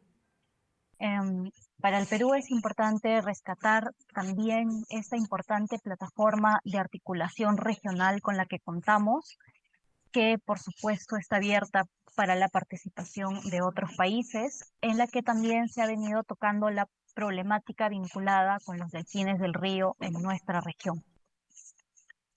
La siguiente, por favor. Gracias. En cuanto a la promoción de la investigación científica de los delfines del río y del monitoreo de sus amenazas, en el Perú se ha realizado estudios de poblaciones en 3 cuencas prioritarias: Napo, Amazonas y Ucayali, entre los años 2021 y 2022, en las que se observaron, en estos estudios se observaron 1.032 delfines de río en 1.726 kilómetros de río. Asimismo, se ha realizado un diagnóstico de captura secundaria, captura incidental en 2020 y 2023, en la que en este diagnóstico, a través de este diagnóstico, se realizaron 379 entrevistas a pescadores en Ucayali y Loreto. Asimismo, en el marco de un estudio piloto en Cabayacocha, que es en la región de Loreto, se probaron pingers y como resultado de este estudio piloto se observó que hubo una reducción del 38% del acercamiento de los delfines a las redes. Asimismo, en este año, en 2023, se llevó a cabo otro estudio piloto para el uso de dispositivos de monitoreo pasivos acústicos para los delfines del río. En este estudio piloto se cuenta con 108.6 horas de grabación, pero al momento el análisis de estas grabaciones todavía se viene llevando a cabo, ¿no? Se viene realizando el análisis. Asimismo, cabe resaltar que entre 2018 y 2021 se pudo tallar a 11 delfines con transmisores satelitales con el objetivo de monitorear el uso del hábitat y los patrones de migración. Como ya lo mencionó también la representante de Colombia, el Perú es parte del importante plan de manejo y conservación para los delfines del río amazónicos en el marco de la Comisión Ballenera Internacional.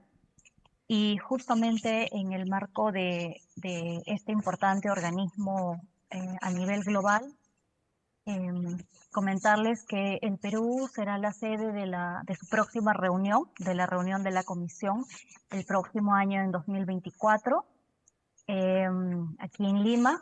Esperamos verlos a todos ustedes, bueno, a la mayoría por lo menos. Quedan todos muy bienvenidos y esperemos poder presentar algún avance en nuestro CMP de Delfines del Río. Estoy segura que el desarrollo de esta importante reunión va a contribuir también a los avances que podamos presentar dentro de nuestro CMP en el marco de la Comisión Ballenera Internacional. Muchas gracias a todos por su atención. Muchísimas gracias, Alejandra. Y ahora solamente nos queda escuchar a Venezuela. Y de Venezuela vamos a invitar al doctor Juan Carlos Santander, director general del Ministerio del Poder Popular y el Ecosocialismo. Y también tenemos un video para eso. Ahí está.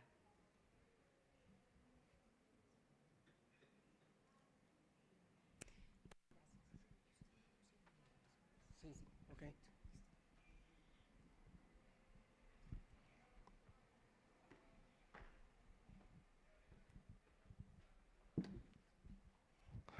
Buenas tardes. Sí, en primer lugar, bueno, un saludo de la República Bolivariana de Venezuela en nombre de nuestro ministro Josué Lorca, ¿verdad?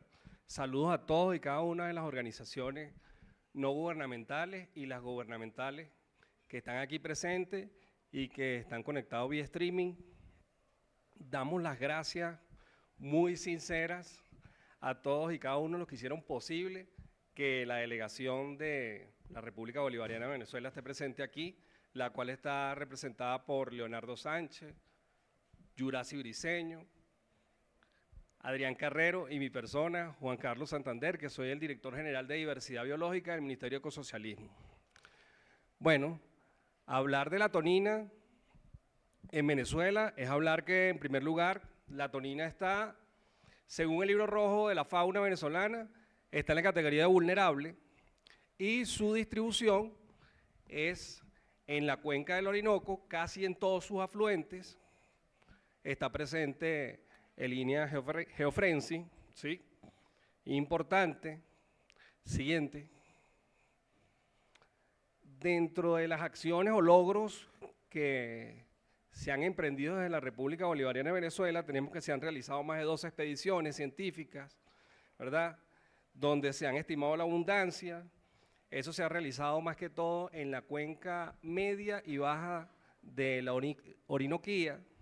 Sin embargo, es importante destacar que recientemente se ha realizado una expedición binacional colombo-venezolana, única en su especie, que esperamos que se repita, ¿sí?, donde se realizó un recorrido muy importante por la Orinoquía y por la Amazonía, que es importantísimo, ¿sí?, donde de alguna manera se dio cuenta, se hicieron análisis para dar cuenta de la salud y estado de la especie, el marcaje satelital con fines de monitoreo. También es importante resaltar que se hizo un muestreo con el fin de corroborar una hipótesis de la existencia de una posible subespecie. Eso es importante por allí. Además, esta expedición también tenía un doble propósito, es que esos espacios donde habita la tonina y específicamente en el brazo del Caciquiare, la República Bolivariana de Venezuela está planteando, ¿sí?, la definición o la aprobación de un área Ramsar amazónica, que esperamos contar con el apoyo de nuestros hermanos colombianos del otro lado y que de alguna manera podamos hacer un área conjunta, Ramsar, de conservación de no solamente de esos ecosistemas acuáticos, sino también de esta especie tan importante, ¿no? En Venezuela también tenemos trabajo comunitario, por supuesto que sí, hemos trabajado con las comunidades, hemos trabajado con el ecoturismo en la bioregión de los llanos. Es importante destacar que en el marco de la actualización de la Estrategia Nacional de Diversidad Biológica, nosotros nos hemos planteado estudiar el cambio climático como un eje transversal a lo largo y ancho de toda la estrategia y hacer especial atención en el efecto del cambio climático en estas especies amenazadas tan emblemáticas y que son indicadores de la salud de estos ecosistemas. Por último, es importante destacar, ¿verdad?, que todas estas acciones han sido realizadas en el marco del Plan de Acción de Conservación de Mamíferos Acuáticos que lleva a cabo Venezuela, y desde la delegación de la República Bolivariana de Venezuela queremos dar muchas gracias a la Fundación Omacha y una especial, primero felicitación por la iniciativa de la WWF Colombia de traernos aquí, de ser pioneros y de ser los garantes de que esta declaración se dé. Un agradecimiento especial a Saulo, nuestro compañero Saulo, quien nos acompañó también en nuestra expedición binacional y que el video que viene a continuación da cuenta de esa expedición tan importante que se dio este año. Gracias.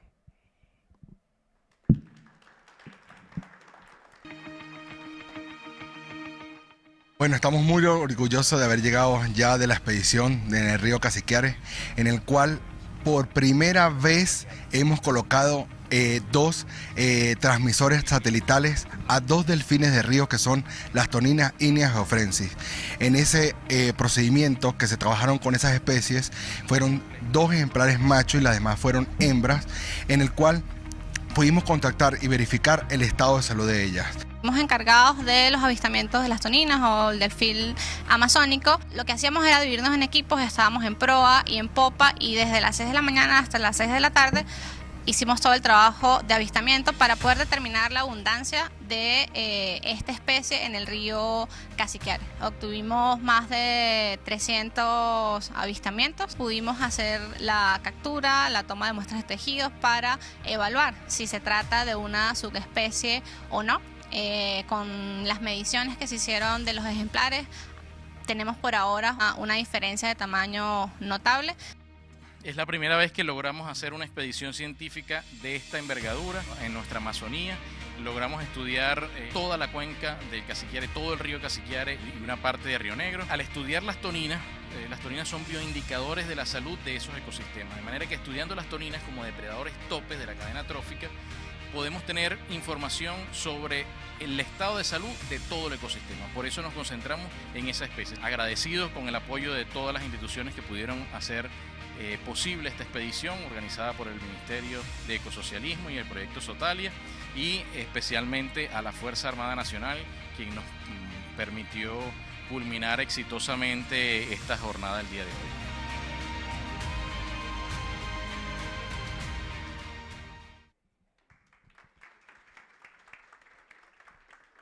Muchas gracias. Muchísimas gracias. Y bueno, y ahorita tienen un momentito para nuevamente escribir sus ideas. Como les hemos repetido a lo largo de la mañana, lo que estamos cosechando ahorita nos va a ayudar muchísimo para lo que vamos a hacer mañana. Hoy día, todo el día estamos escuchando, hemos escuchado mucho, hemos viajado por el Mekong Delta y hemos viajado por la Amazonía.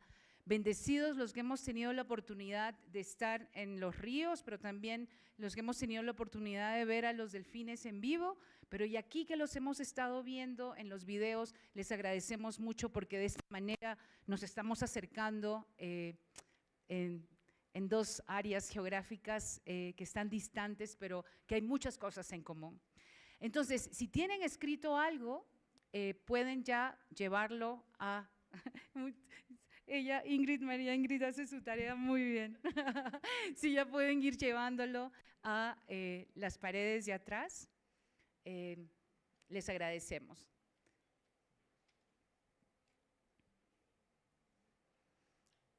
Y ya pronto vamos a estar cerrando esta primera jornada de la mañana. Y les cuento un poquito lo que va a pasar en la tarde. En la tarde vamos a tener un panel, vamos a empezar con un panel y luego vamos a escuchar a la sociedad civil, las cosas que están haciendo.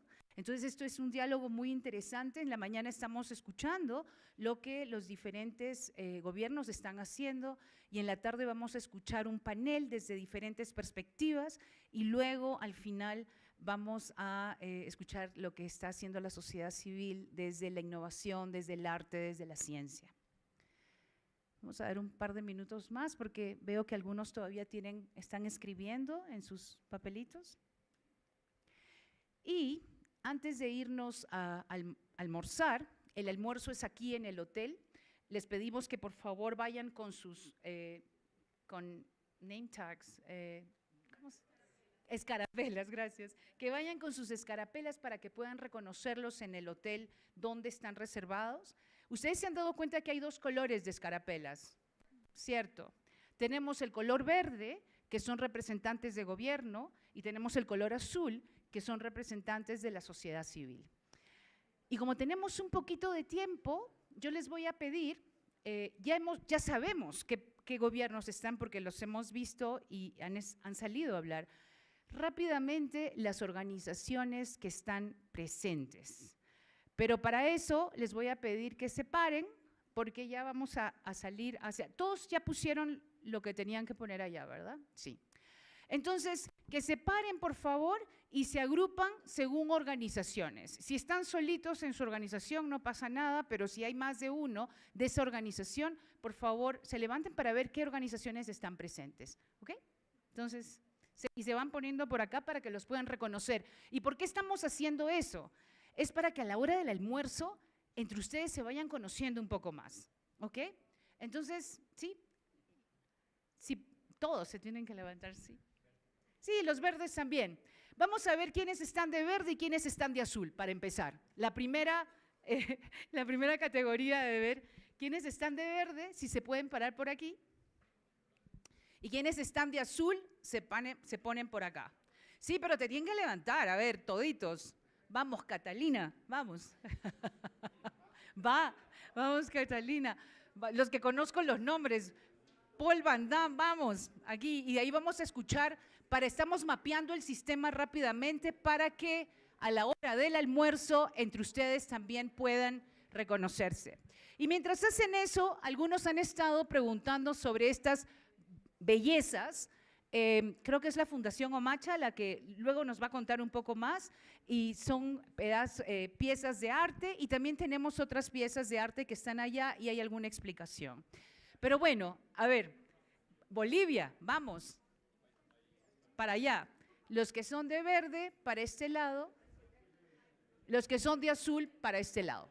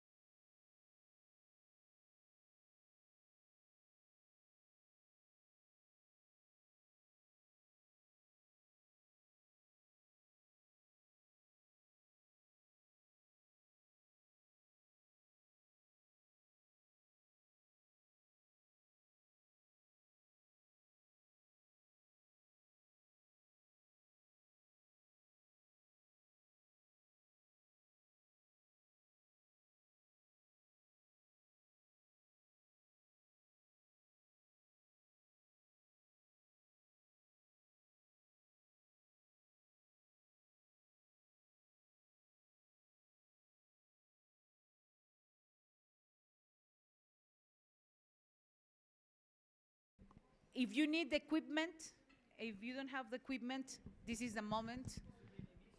It's going to be some in English and some in Spanish, so probably better to have the equipment handy. Muchísimas gracias por su puntualidad y vamos a continuar la jornada del día. Espero que hayan tenido un buen almuerzo y espero que hayan podido conversar con alguien que no hayan, que recién hayan conocido. Y vamos a continuar con un panel que va a ser moderado por Daphne Williams. Y Daphne es the River Dolphin Rivers Initiative Lead de WWF International. So, Daphne, thank you so much. Thank you, Chiaro. Wow, it's a great pleasure to be here with you. We have heard this morning a lot of presentations of the governments and all their achievements, and I think we were inspired by it. But we also heard a lot of challenges. We heard about populations in Asia with only 80 individuals, so that's very tricky. We heard about a Brazil crisis now going on, within only 1 month, 154 animals dying. So there is work to do. And the good news is, and that is the objective of this panel, that you're not alone, dear governments. It's your responsibility probably to protect your species, your natural resources, but there's a lot of help out there. So the goal of this panel is really to give the floor also to all those institutions and actors that are here to help, supporting river dolphin work, but also for the rivers and of course the millions of people that depend on those rivers. Let's go hear from them and let's see if we can get inspired, but also if there are opportunities for new alliances. So I'll introduce, and they will introduce themselves, of course, the panelists, but let's see if there is inspiration here for new alliances, new collaboration that we can also bring with us into day 2. So I hope you will listen with me actively to see where the opportunities are for implementing the declaration together with the governments and with all those supporting actors that are with us today. So I will be introducing you a representative of an international convention, a private sector partner, indigenous peoples and local communities, multilateral bank, and government-to-government support. We have first a short video from Melanie Virtue, and she works for the Convention on Migratory Species, the CMS, and where she's the program manager of aquatic species. And she shared with you why CMS, the Migratory Species Convention, thinks dolphins are so important and how it connects also not only the species and the rivers, but also countries.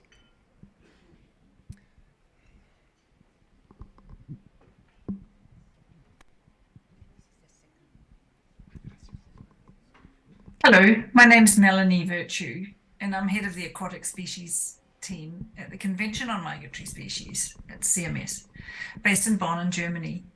I'm really sorry I can't be with you this week. The high-level event on the river dolphins is a very timely and important one, and I wish I could be there. CMS parties list species that are migratory, that is, that habitually cross national borders, and are in need of international cooperation for their survival. And the river dolphins clearly meet both of these criteria. The species are highly endangered, but also because of their transboundary nature, it's only through cooperation with neighboring countries that we can ensure their survival. Migratory species, like these dolphins, play a special role in connecting different ecosystems, as well as connecting different human communities and nations who share those ecosystems, bringing people together with a common purpose. And because of this, CMS was really delighted when the government of India brought to CMS 2 proposals for concerted actions for river dolphins, one for the Irrawaddy dolphin and one for the Ganges river dolphin. These 2 proposals for transboundary cooperation were adopted by the parties to CMS at our COP13 in early 2020. And I'd like to congratulate all of the range countries for river dolphins on their efforts and the conservation impacts you've had so far. And I congratulate you also on the signing of the Global Declaration for River Dolphins, which I trust will lead to greater levels of transboundary cooperation, which is key to river dolphin conservation. I wish you a very successful event. Thank you. Bienvenidos al Hotel Radisson Bogotá Metrotel. Esperamos que su permanencia con nosotros. Listo. Gracias, Melanie. Y del sorry, I have to change to English. From the CMS, we go to the Ramsar Convention, and I would like to invite Maria Rivera to sit here with me. Maria Rivera works for the Secretariat of the Ramsar Convention on Wetlands of International Importance, where she's the Senior Advisor for the Americas. Americas in English. We already heard, of course, this morning from Musonda Mumba, and I'm very delighted, Maria, that you. Which one you like? Where you feel most comfortable. Could I ask you to put the two questions on the screen, please?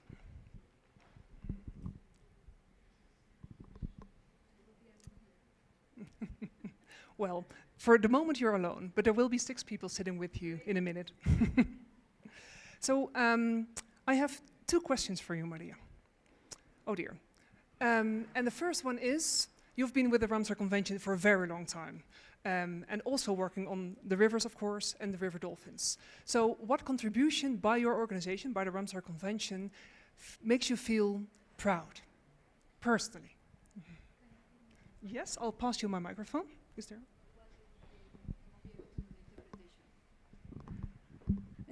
Buenas tardes y muchas gracias por la invitación. Por lo que estoy en Colombia y soy colombiana, obviamente voy a hablar en español, pero me disculpan si en algún momento automáticamente mi cerebro hace switch al idioma inglés. Bueno, yo creo que para todos están al tanto de que la Convención sobre los humedales de Ramsar es un tratado intergubernamental, y por eso esta mañana de moverme de posición, obviamente porque nuestros miembros son los estados partes de la Convención, y tenemos 172 partes contratantes, los gobiernos. ¿Por qué es importante?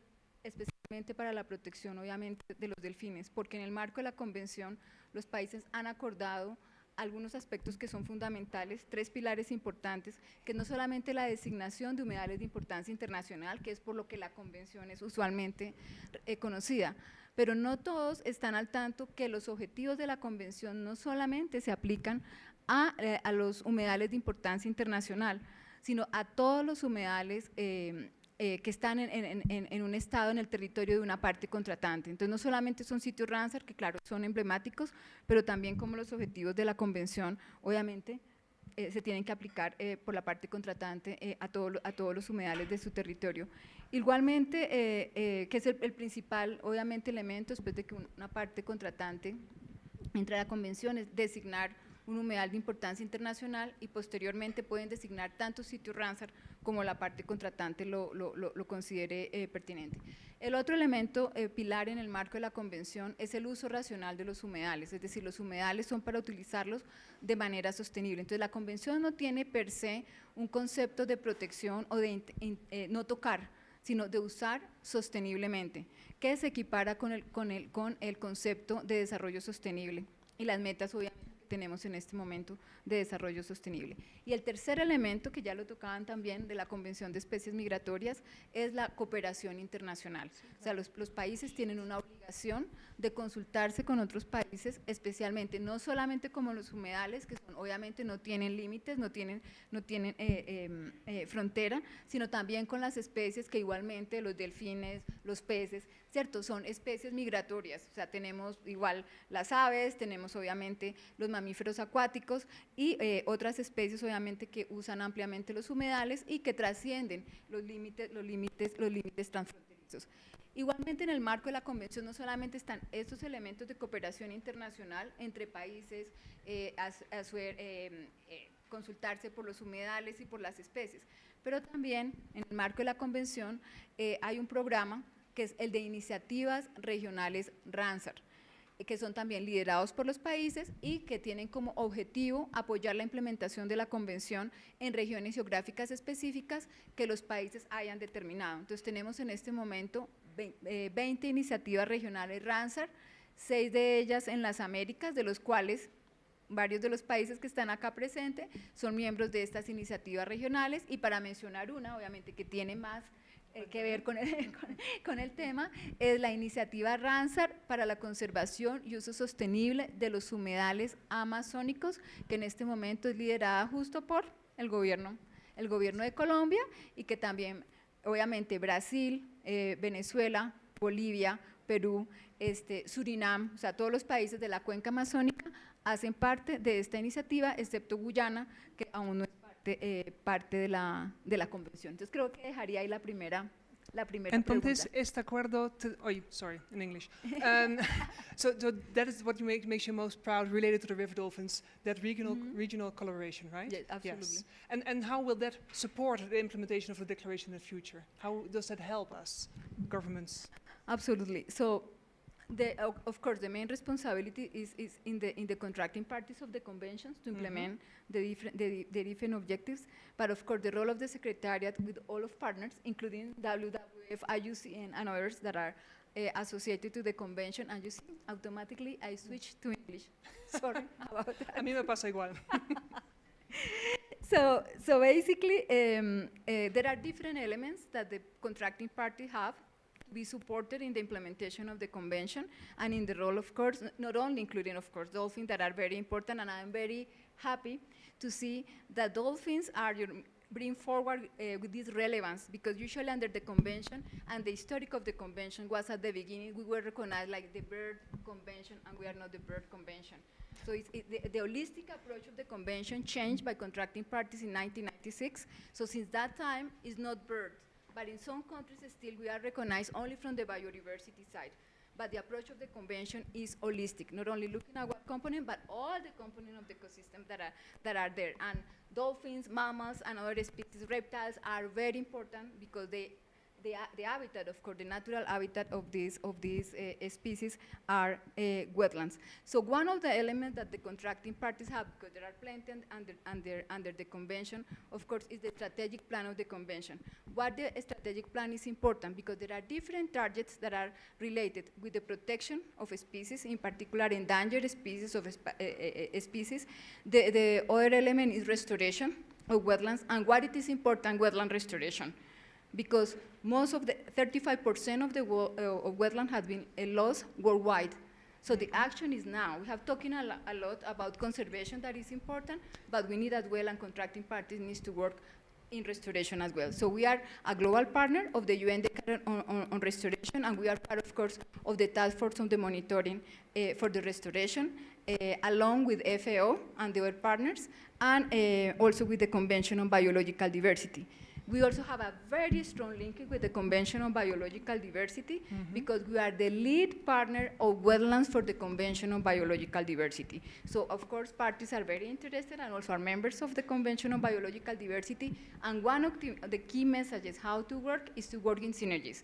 So we, with other convention, MEAs, multilateral environmental agreements, we work together, but also what it is important is more national coordination or regional coordination in order to implement the objectives of the two conventions. Sometimes we see that there are silos, so sometimes there are, only talking about Convention on Biological Diversity, forgetting that there are elements of the convention, of the Ramsar Convention of Wetlands, that touch to each other, and that is important to maintain that relationship. So the issue that our strategic plan is fully aligned with the Convention on Biological Diversity, Global Strategic Framework, provide the opportunity for the parties. Everything that you do related with wetlands under the convention will contribute as well to different targets, and only to mention, I will mention 2 or 3 targets. Target 2 on the Convention on Biological Diversity, target 3 and 6. Please, Maria? Yes, absolutely. So, basically, the key message is the convention has the platform to support contracting parties in support contracting parties in the conservation, as I said, not only of dolphins, but in general mammals and other species. And of course, we have all the different tools and the support. I think that the support not only from the convention, but our partners, organization, international partners that work with us. Thank you, thank you. It's great also to hear that the alignment with CBD is so strong, because I think if we're going to agree on actions for River Dolphins, they're all part of the MBSEPs, right? The agreements under the Kunming, help me? agreement, the Kunming-Montreal agreement, yes, the 30 by 30 goals. So thanks, Maria. I'm now going to invite 2 other speakers, and they're also ladies, I'm very delighted. So Monica Ramos, can you please join us? And Lilia Java, por favor, come sit with me because you're right, this is too empty, this stage. So Monica works for Reckitt. Reckitt is a globally operating company where she's the head of regulatory affairs and safety for the West Latin America region. Thank you, Monica, for joining us here today. You're representing the private sector, which is very important to support also the governments. Lilia, un gusto que estés con nosotros. Por favor, siéntense. Lilia is a leader of the Cucumá people in the southern Amazon of Colombia, here in the Tarapoto region. And ones of you that are coming with us on the field trip that starts Thursday, we are going to that region. She works with the Ticoya Indigenous Authority. Entonces, oh, sorry, very welcome, both of you. I have the same questions for you, to be honest. Sounds maybe a bit boring, but at the same time, I think your answers will be very different. And what we really hope here is that this is going to connect, right? How Ramsar can support countries, and how private sector, how indigenous peoples can support the countries. So Monica, tell me first, what do you personally feel proud of that Reckitt has done for River Dolphins?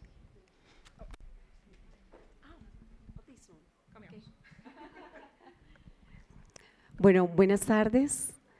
Muchas gracias. Me siento feliz de estar hoy aquí representando a Reckitt. Probablemente muchos de ustedes se preguntarán, bueno, ¿y qué es Reckitt? Por el nombre en sí, muchas personas no lo conocen, pero quizás si nombro nuestras marcas puede ser más familiar para ustedes. Somos una compañía inglesa. Nosotros fabricamos Lysol, Vanish, Woolite, Airwick. Tenemos algunas marcas locales en Colombia como Zampic, Mansión, Cherry, y son nuestras marcas las que mueven todo lo que hoy estamos haciendo en el mundo.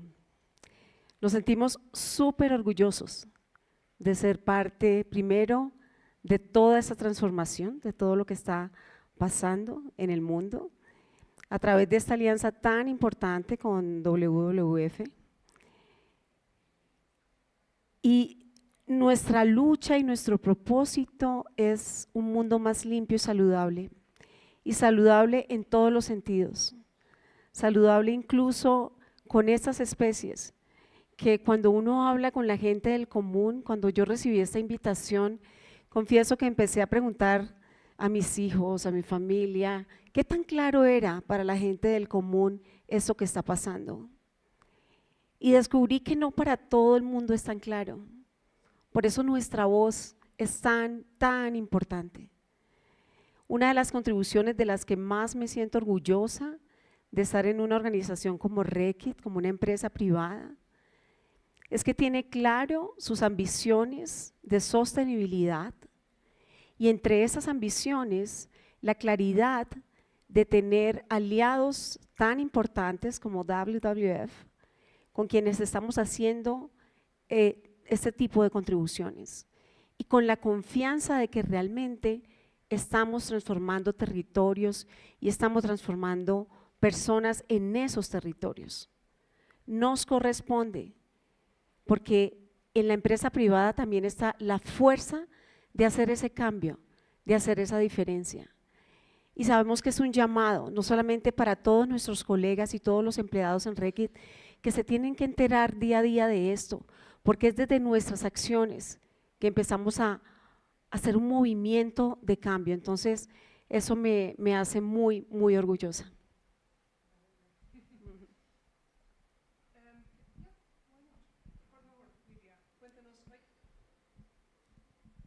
¿Qué te hace orgullosa a ti?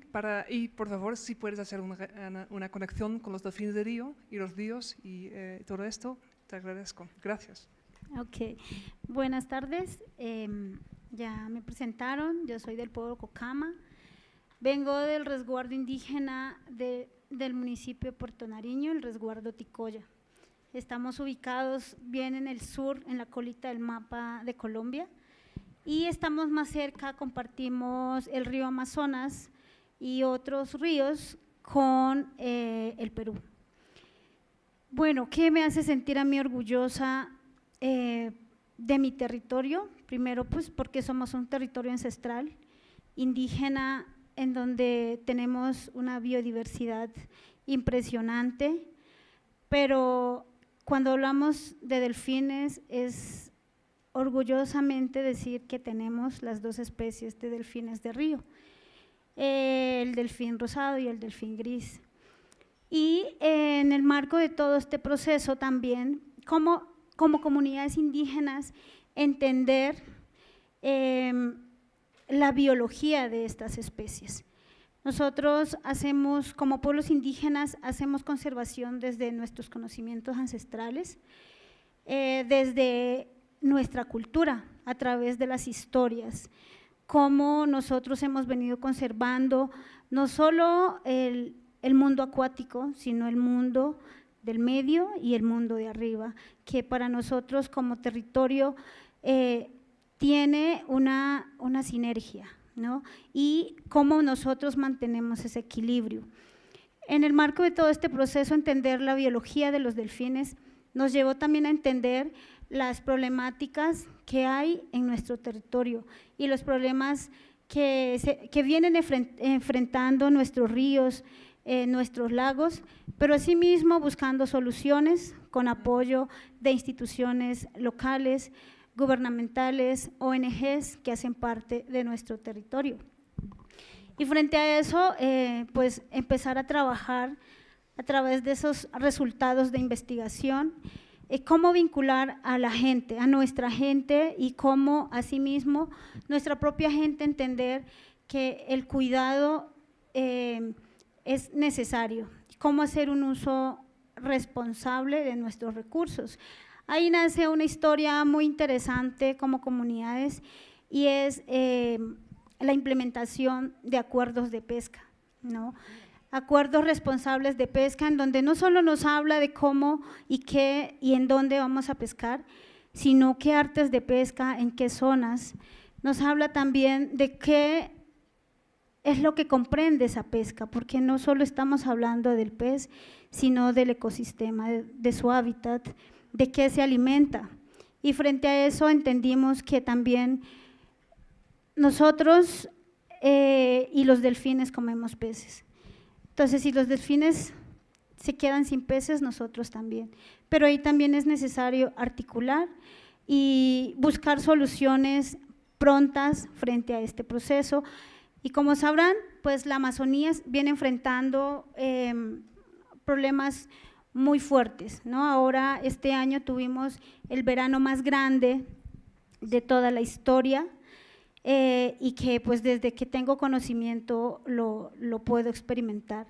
Entonces también es generar a través de estas cosas que estamos viviendo, de estos cambios climatológicos, estos cambios en los ecosistemas, es vincular a las comunidades, ¿no? El vínculo, y que las comunidades, no a través solo de grupos, ¿no?, sino que también entendiendo y participando, porque es importante conservar una especie, y al conservar una especie, ¿qué otras especies hacen parte de ella o qué otro ecosistema?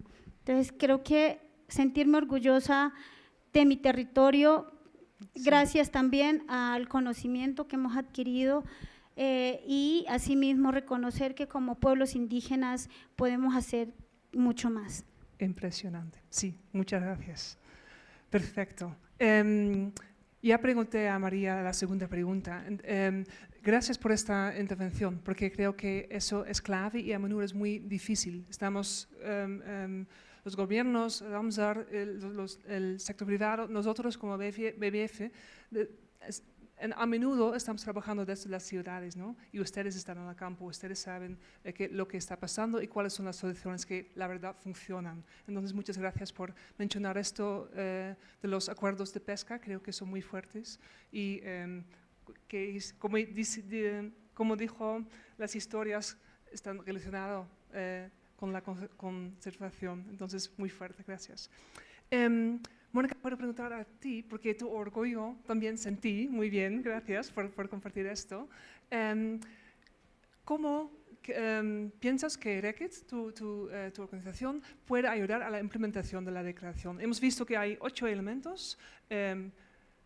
¿Cómo piensas tú que podrías apoyar a los gobiernos, pero también a los otros actores, ¿no? Sorry, I spoke in Spanish. It's okay. Bueno, primero, firmando esa declaración, porque estamos de acuerdo con todos los puntos.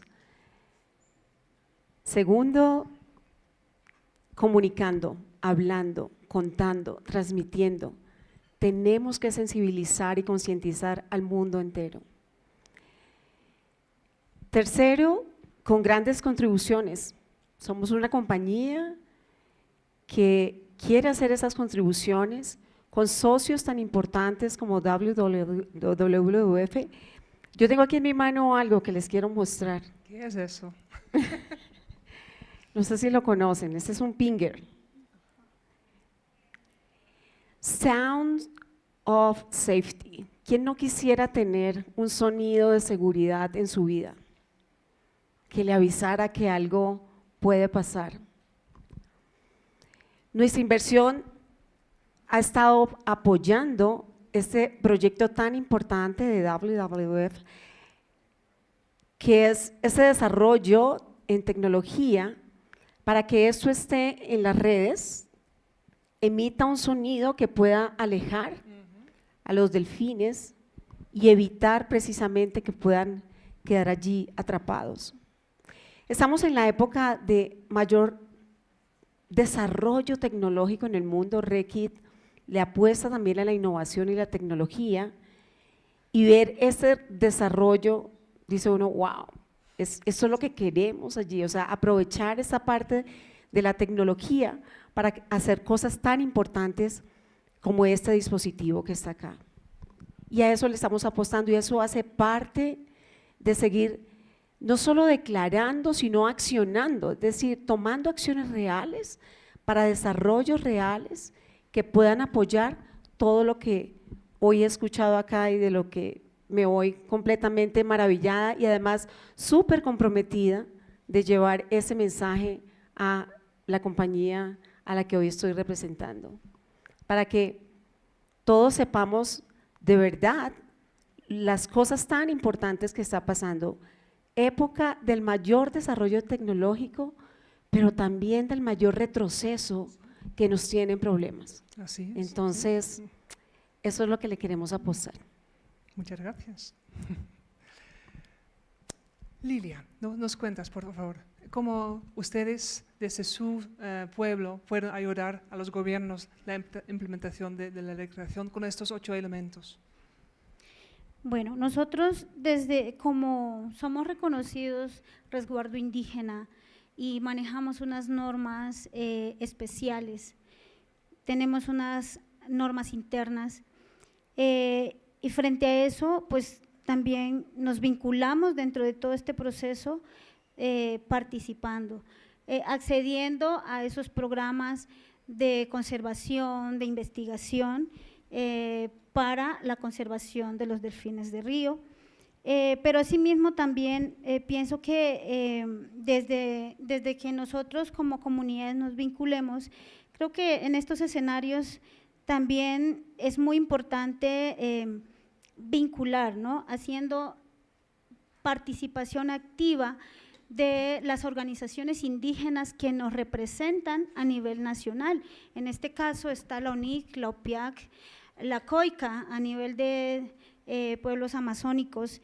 Entonces, pienso que esa vinculación debe ser continua y lo más importante, la comunicación, ¿no? Que lo que esté pasando hoy aquí también se sepa en todos los rincones de los países que estamos aquí presentes, porque si estamos hablando de conservar una especie, estamos hablando de conservar la Amazonía, de conservar lo que hay en los territorios amazónicos. Can I quote that? Qué lindo, gracias por decirlo así. Entonces, sorry, I will speak in English because I'll have more words. I think this is already really strong. These are three very different angles, but you can help with the international collaboration and with the protected areas and the management, and you help with some technologies and funds to buy it, and you help with the monitoring and with the acuerdos de pesca, the fish agreements, and you help us also telling what works and not works because you are so connected to the dolphins. Thank you, muy amable. So thank you. This is to me already very inspiring. I would like to invite the three other panelists, and you will be surprised. I'll ask you the same questions, so you had time to think about them. You can stay if you want. If you feel comfortable. Yeah.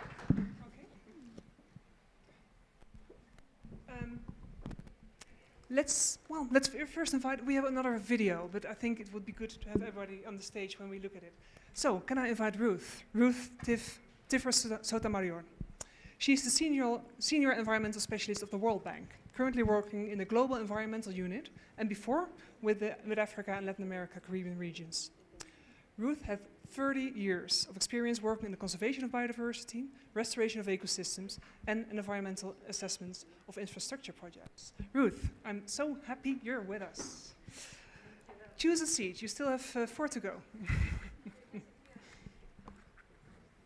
Can I also invite Graham Knight and Jessica Rosen, please, to take a seat here on the stage. Graham Knight works at the embassy, here the British embassy in Bogotá. And he's the head of climate, science, and economics. And here in this panel, he represents the government of the United Kingdom from the government to government angle. This is the supporting angle for governments of the range states. And Jessica, thank you also for joining us. Jessica works for USAID, where she leads Colombia's Sustainable Ecosystems and Economic Development Office. Wow. She leads USAID's portfolio to advance inclusive economic growth, protect biodiversity, and address the climate crisis. That is a lot on your shoulders. I think we're going to look at a video, and there is a contribution also from the World Bank. That's Valerie Hickey, and she's already looking at us. So she's the global Buenos días a director. todos y todas.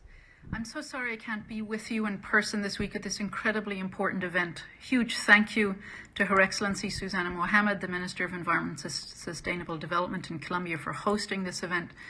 And a huge hello to all of our partners from all of the countries that host River Dolphins, and our partners at WWF, Wetlands International, IUCN, and others who are here with us today trying to save this incredibly charismatic species. Since I was a little girl, I've been fascinated by dolphins. I used to beg my parents, as I grew up on the island of Ireland, to take me to the coast at weekends in the hopes of catching a glimpse of one of our famous local dolphins, fungi. But of course, river dolphins are even more special, not just because they're found in fewer places, in smaller numbers, but because they're so endangered. Whether they're called the Bhulan in Pakistan, the Susu in India, the Shishuk in Bangladesh, the Baiji in China, or the Bhutto in the Amazon, the World Bank, we've come to realize that we cannot have a world without poverty in a world without river dolphins. And that's because the fate of river dolphins is inextricably linked to the fate of communities who live alongside them. The destructive fishing practices that are killing river dolphins are also destroying jobs and livelihoods and making it harder for mothers to put food on the table for their children. The kind of uncontrolled urban expansion at the river's edge that's destroying river dolphin habitat is also pushing the most vulnerable parts of every community into more and more marginal lands, into more and more poverty. And that's why we're here this week to make sure that you know you have the World Bank's support for the Global River Dolphin Declaration. And we commit to invest to protect river dolphins in 3 ways. The first is to make sure that we're not just investing in green projects, but that we're investing in building green, resilient, and inclusive economies that make room for river dolphins. We commit to investing in building credible institutions that can not only manage river dolphins and their habitat, but can also manage the impacts of development that can affect their habitats. and we commit to investing in dolphin-friendly, dolphin-smart infrastructure. Our vision at the World Bank is to end poverty on a livable planet. A livable planet means a planet with river dolphins that can inspire generations to come. Thank you. Gracias.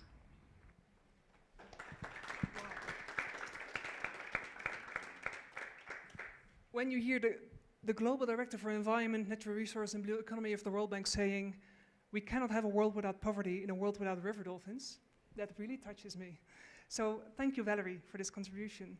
And well, Ruth, let's first see, Valerie said 3 beautiful things on how she can help us and you and all of us in the future. But maybe first, what do you feel personally proud of in your work for the World Bank that you achieved over the last years?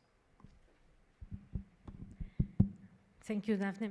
Voy a hablar en español para agradecer primeramente al Gobierno de Colombia por habernos invitado y a ustedes por organizar este evento y a los representantes de los diferentes países que nos acompañan. Bueno, creo que el mensaje de Valerie, que es nuestra directora global de medio ambiente, es muy claro y sencillo, ¿verdad? No podemos seguir pensando en crecer y crecer económicamente y dejando los problemas ambientales para las futuras generaciones. En el Banco Mundial apoyamos a los gobiernos a resolver muchos de estos problemas que se han dejado décadas y décadas, entre ellos la contaminación, entre ellos la deforestación, que son elementos y acciones que están afectando a los River Dolphins, a los delfines, no solamente en Asia, sino también pues en Latinoamérica.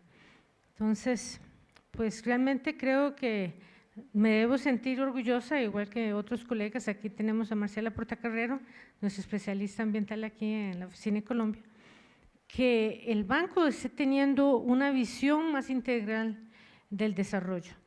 Es un punto fundamental para aquellos que han seguido el desarrollo de la banca multilateral, hablar de medio ambiente, hablar de especies, hablar de ecosistemas, poner el planeta y la naturaleza en el mismo plano que el desarrollo económico y el desarrollo financiero.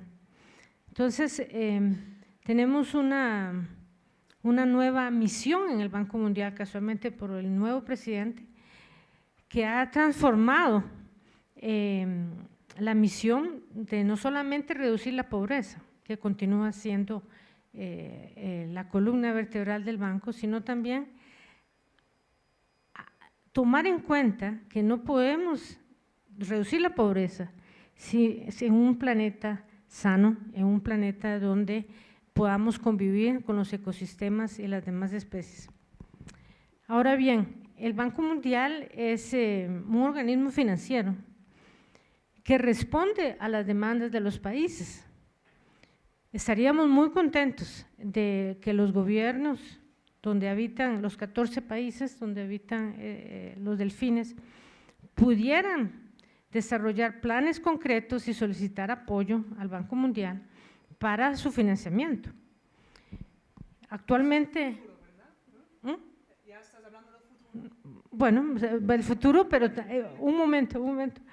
Tenemos en este momento 9 proyectos en Asia, que incluyen países como Bangladesh, India, Tailandia, donde tenemos proyectos de infraestructura en este momento, sumando alrededor de más de 2 millones de dólares, y otros proyectos en preparación para transporte, navegación, flood control, aumentar la resiliencia y la erosión.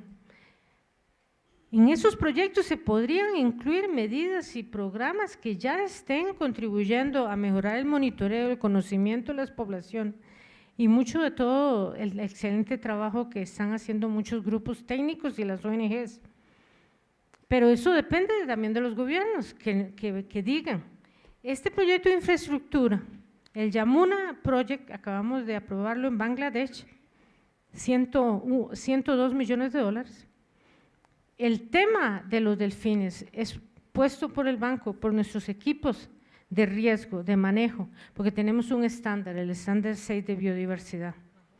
Entonces, el gobierno perfectamente puede decir, de este presupuesto van a ir 5 millones para la restauración de los ríos, o 2 para los monitoreos. Entonces, de ahí que mi mensaje para ustedes es que, primero, que no es solo sentirse orgulloso, sino también poder inspirar y poder motivar a que haya una atención urgente, que es la que me parece requiere en algunos países esta especie. Realmente es alarmante el número de las poblaciones tan pequeñas que existen en algunos de esos países. Biológicamente, para los ecólogos que aquí están presentes, saben qué significa esa situación. Me alegró mucho ver la presentación de China, donde ya están haciendo el último esfuerzo, ¿verdad?, que es mover individuos a otro sitio, reubicación. Pero no hay que perder la esperanza y la batalla, y creo que es un mensaje de urgencia que debemos de tomar en cuenta para que los proyectos de infraestructura que financiamos contengan planes de acción específicos para los delfines, mejorar el monitoreo y sobre todo la política pública. Pueden haber muy buenas leyes, pero si no se aplican no sirven para nada. Así que agradezco mucho este espacio y pienso que más que orgullo propio, creo que debemos de sentirnos todos orgullosos del esfuerzo que ustedes están haciendo en monitoreo, en datos, en demostrar, pero tenemos que hacer el convencimiento mayor para sentirnos más orgullosos, que es convencer a los países que esas especies son importantes, forman parte de su patrimonio natural. Gracias. Thank you very much, Ruth. Yes, you're right. I agree, we all should be proud, and I think the change of the mission that's now happening with the bank, it's very inspirational. And this, well, the collaboration you're offering, not only to finance infrastructure projects, but including ways of mitigating and, well, restoration, you even mentioned, restoring nature as part of the infrastructure project, I think that could be very strong. So thank you for that suggestion. Yeah, now I feel proud too. Can I ask the same question? I'm so happy you're with us because you're only the only gentleman on the stage right now. We're talking about inclusive panels, right? Graham, can I ask you, what do you feel proud of? Bueno. And you can speak in the language you like to. Pues yo estoy en Colombia, entonces creo que voy a responder en español. Pues estoy orgulloso de varias cosas. Well, related to River Dolphins and the rivers, right? You're proud of your kids, probably, but I meant related to the River Dolphins and the rivers. Sí, sorry. Pero estoy orgulloso a nivel internacional que como país reconocemos nuestra responsabilidad apoyar a países como Colombia lograr sus ambiciones, sus compromisos ambientales ambiciosos. Y de hecho, la semana pasada, nuestro primer ministro se comprometió de nuevo a gastar casi 12 billones de libras en proyectos, programas en países como Colombia. Y entiendo que, pues, en comparación que la escala del problema, 11 o 12 millones de libras es poquito, pero como país representa nuestro compromiso a apoyar Colombia y otros países en lograr sus compromisos ambientales. Y en Colombia estoy muy orgulloso de la alianza que tenemos, la Alianza para el Crecimiento Sostenible. Y bajo esta alianza, la cooperación marítima es una área de cooperación que está creciendo. Es una área de cooperación nueva, pero con cada año está creciendo más. Y estamos trabajando, por ejemplo, en Providencia, en la protección de los manglares y los recursos marítimos.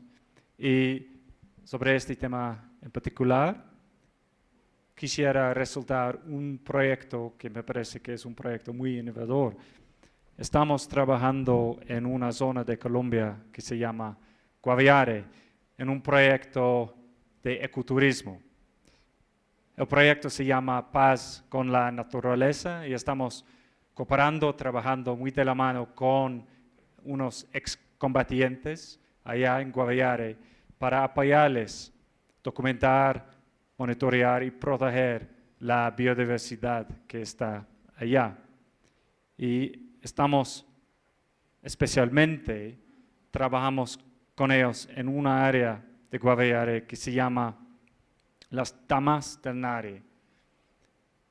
Y allá hay unos delfines rasados del río y estamos trabajando con las comunidades para mostrar el valor de la biodiversidad que ya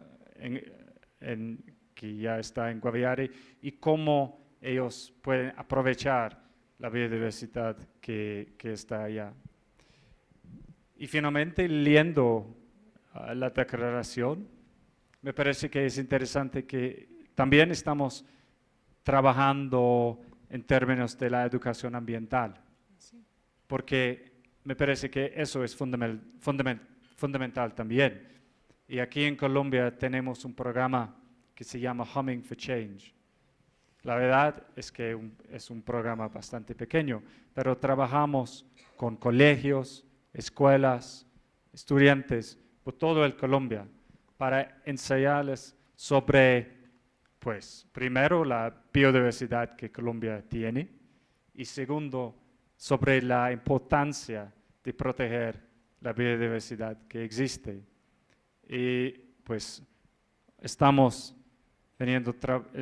hemos venido trabajando con este programa, estamos al inicio, pero la educación ambiental me parece es fundamental también. Y finalmente, el tercero que quisiera mencionar es nuestro trabajo contra el comercio ilícito de especies, porque vi también en la declaración que incluye pues, el comercio ilícito de especies. Hace poco lanzamos con el gobierno colombiano un capítulo regional de la Fundación Royal que busca luchar con el sector privado, el sector financiero, luchar contra el comercio ilícito de especies, que es un problema que está creciendo en la región. Y me parece también es un trabajo muy importante y estoy muy orgulloso de eso. Malegra, thank you. Yes, I can see from your face that you really feel proud. And yes, we didn't touch on it too much, but indeed, apparently the teeth of river dolphins are being trafficked also online in this region. So that is, thank you for mentioning it. I also was thinking the UK government run a beautiful project in Asia. Of course, you're here representing the embassy in Bogotá. But there was a beautiful support project in Pakistan and India led by the UK government. And that was also related to the pingus that Monica just showed us. So thank you to support the range states with the support you were just explaining. Great. Jessica, you're not last. You are last, but you're not least. Can I ask you the same question? What do you feel proud of? I think that is, we would love to know. No, muchísimas gracias y buenas tardes a todos. Yo voy a continuar con el español como parte del panel de Colombia. Yo represento la Agencia de los Estados Unidos para el Desarrollo Internacional.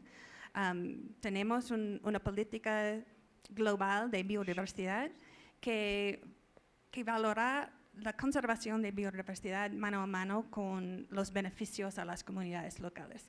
Eso es uno de los temas muy común como parte de este panel. Acá en Colombia, yo agradezco mucho que nosotros estamos o puedo contribuir al desarrollo sostenible en los países donde hace presencia. USAID trabaja por implementadores locales e internacionales por proyectos, con proyectos de asistencia técnica y cooperación internacional. Y acá esto significa trabajar en la conservación de la biodiversidad y adecuado manejo de los recursos naturales para garantizar la prosperidad de las comunidades a futuro. Para ilustrar el impacto que estos programas tienen en la conservación del delfín de río, me gustaría mencionar 2 ejemplos de programas que estamos implementando actualmente en la región de la Amazonía, que es la región más importante en Sudamérica. En primer lugar, Amazonía Mía lleva a cabo una estrategia integral que fortalece la gobernanza territorial para la conservación de los bosques y que tiene un impacto directo en los recursos hídricos, los cuales son clave para la supervivencia de los delfines de río. A través de Amazonía Mía, también en Guaviare, USAID promueve medios de vida sostenibles como el turismo de naturaleza. Este trabajo generó la creación de protocolos de abastecimiento y gestión de los delfines amazónicos y otros mamíferos de río, en los cuales se incluyen pautas para promover la conservación de las especies tanto por parte de turistas como de comunidades locales. Asimismo, Amazonía Mía promueve la creación y fortalecimiento de 4 operadores turísticos locales en Guaviare. El desarrollo de las actividades de turismo de naturaleza deriva un beneficio económico a las comunidades y beneficiar la conservación. También estamos trabajando en la protección y manejo de bosques en las áreas de reserva forestales, Damas del Nare y Caño Guarnizo, donde el delicado equilibrio de los hábitats de agua dulce enfrenta una creciente amenaza por la deforestación causada por actividades como la ganadería extensiva, la apropiación ilegal de tierras, monocultivos y cultivos ilícitos. Como Graham mencionaba, los delitos ambientales no es solamente el tráfico ilegal de fauna y especies, pero es también la pérdida de los bosques y los ecosistemas críticos en la región amazónica, y los delitos ambientales son una de las amenazas más importantes, y nosotros trabajamos con la Fiscalía y otras instituciones gubernamentales en Colombia para reducir y prevenir estos delitos ambientales. Y por otro lado, a través de nuestro programa Destino Naturaleza, mediante el enfoque de turismo de naturaleza regenerativo. Es un concepto y un modelo nuevo, y nosotros estamos estableciendo este modelo innovador enfocado en los impactos positivos a nivel social y ambiental. Este proyecto apoya con orientación técnica y empresarial, incluyendo la promoción de cambios de comportamiento para fomentar la conciencia de comunidades locales, los operadores turísticos y los viajeros sobre la importancia de la protección de los delfinos de río, así como en la contribución directa en la conservación de ecosistemas y la restauración de estos ecosistemas. Esperamos que nuestro trabajo en la región de la Amazonía contribuirá a hacer una diferencia significativa en la conservación de la biodiversidad, incluyendo el delfín de río, mediante el apoyo a medios de vida sostenibles para las comunidades locales. Gracias. Muchas gracias, Jessica. Yes, of course. And what I really like about, I think, all the interventions, that you connect the river dolphins with the rivers, with the national resources, with the local communities, and that in the end, they're all connected, right? And we are connected. I mean, sometimes we think nature is out there, but no, we are nature, and we are part of all this. So thank you for both, well, all of you mentioned that, and I think that's already a really strong element that connects us. We love river dolphins, maybe I a bit more than you, but we all know that this is not just dolphins, it's rivers, and it's everything that is connected with it. So thank you also for showing the projects that make that happen with your support. I had another question, but I'm totally lost time. Charo, can you help me? Because maybe I am a bad time controller. Oh, great, thank you. Okay. So we had the second question How can you support the objectives of the declaration in the future? And I would like to answer that question for the people that joined us, so Ruth, Graham, and Jessica, with in your mind the next question: where do you see collaborations? So if you can tell me what you from your organization see as the potential support, and already thinking of the other panelists that you heard, because you were listening to what they were saying, and how that could connect maybe to what they're doing and planning for the future. This might be a big task, but let's give it a try. Ruth, please tell me, how do you think that the World Bank in the future, near future, will help the implementation of river dolphins? And I have to find another mic, otherwise I will be without. Thank you for passing on. Okay, well, I will refer first of all to our standard. We have an environmental social standard, standard 6, that deals with biodiversity. So we will review projects even more carefully than before to follow up the advice of our director, to address and to bring together investments that are smart for river dolphins, reduce, mitigate, and compensate potential impacts, but as well bring positive benefits for the population and the habitats. That's one. Second is to support green projects.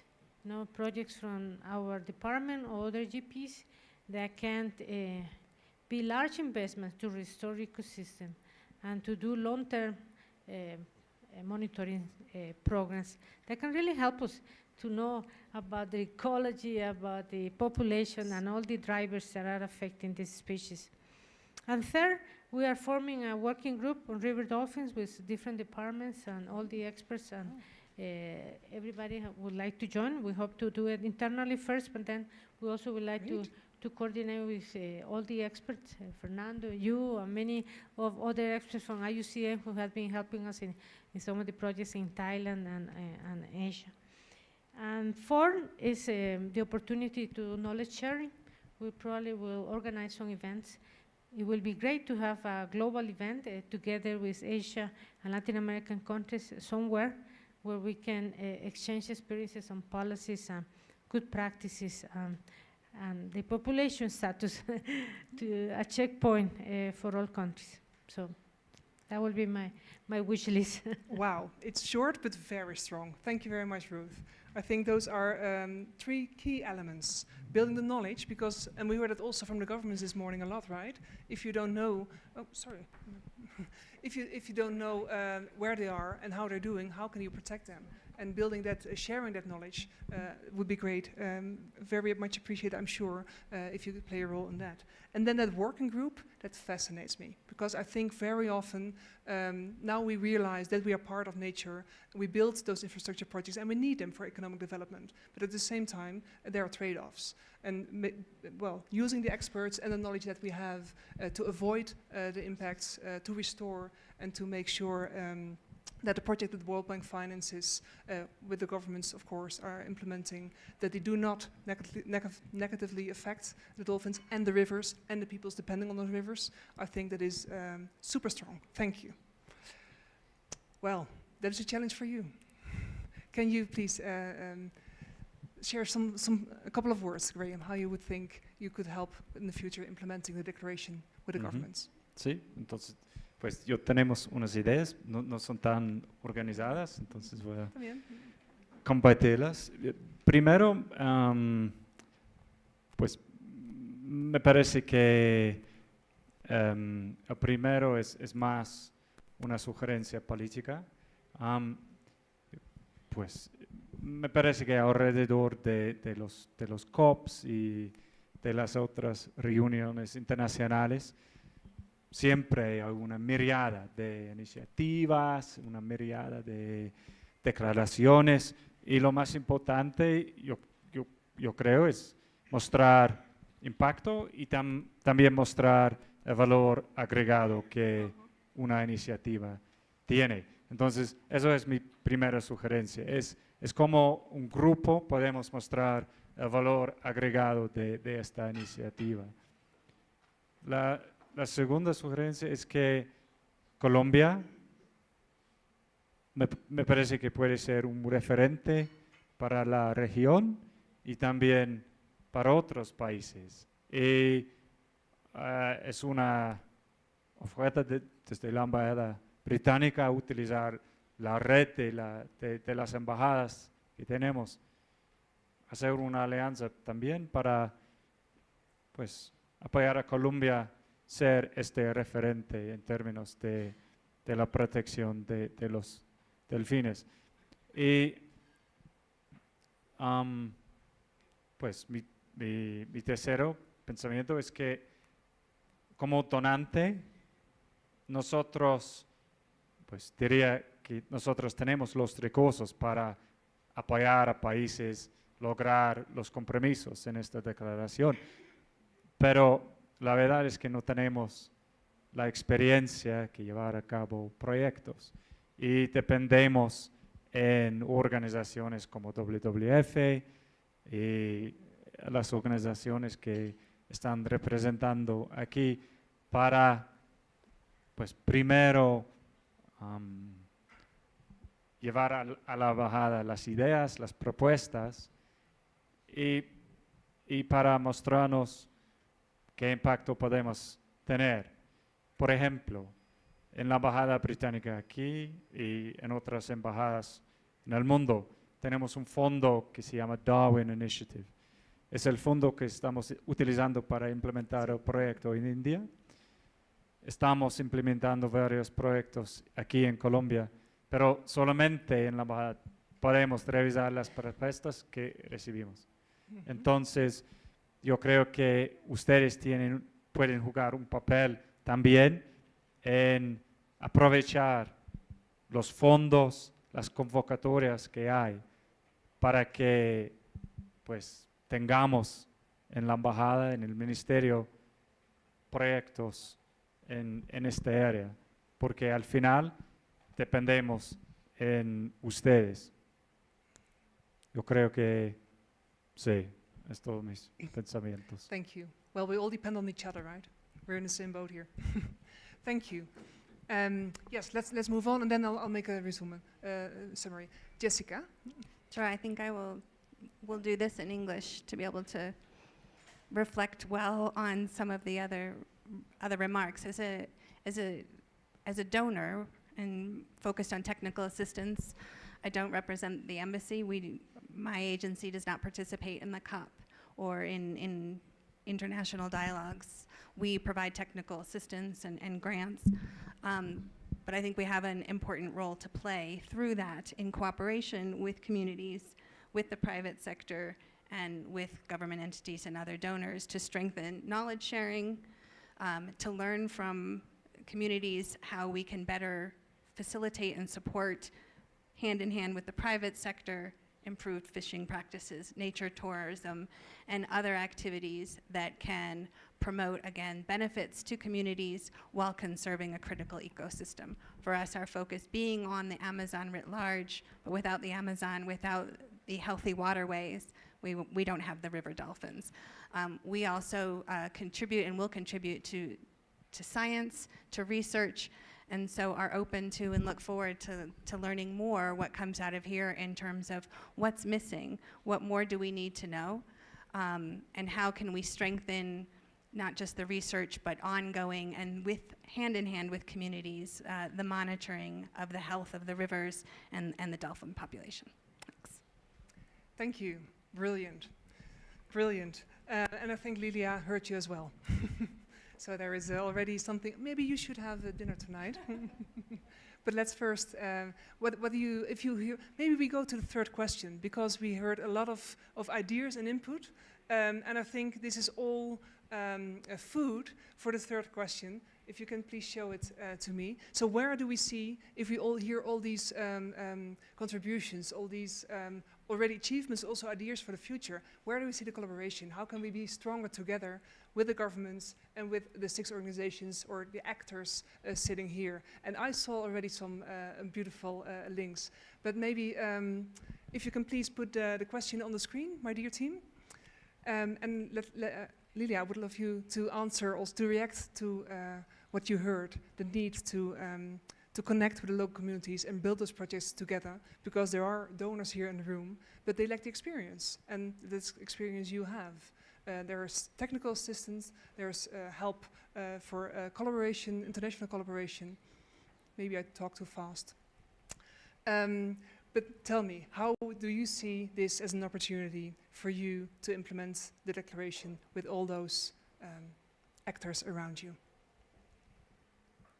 Bien, yo pienso que nosotros como comunidades indígenas siempre hemos estado abiertos y prestos a apoyar los procesos de conservación y asimismo participar.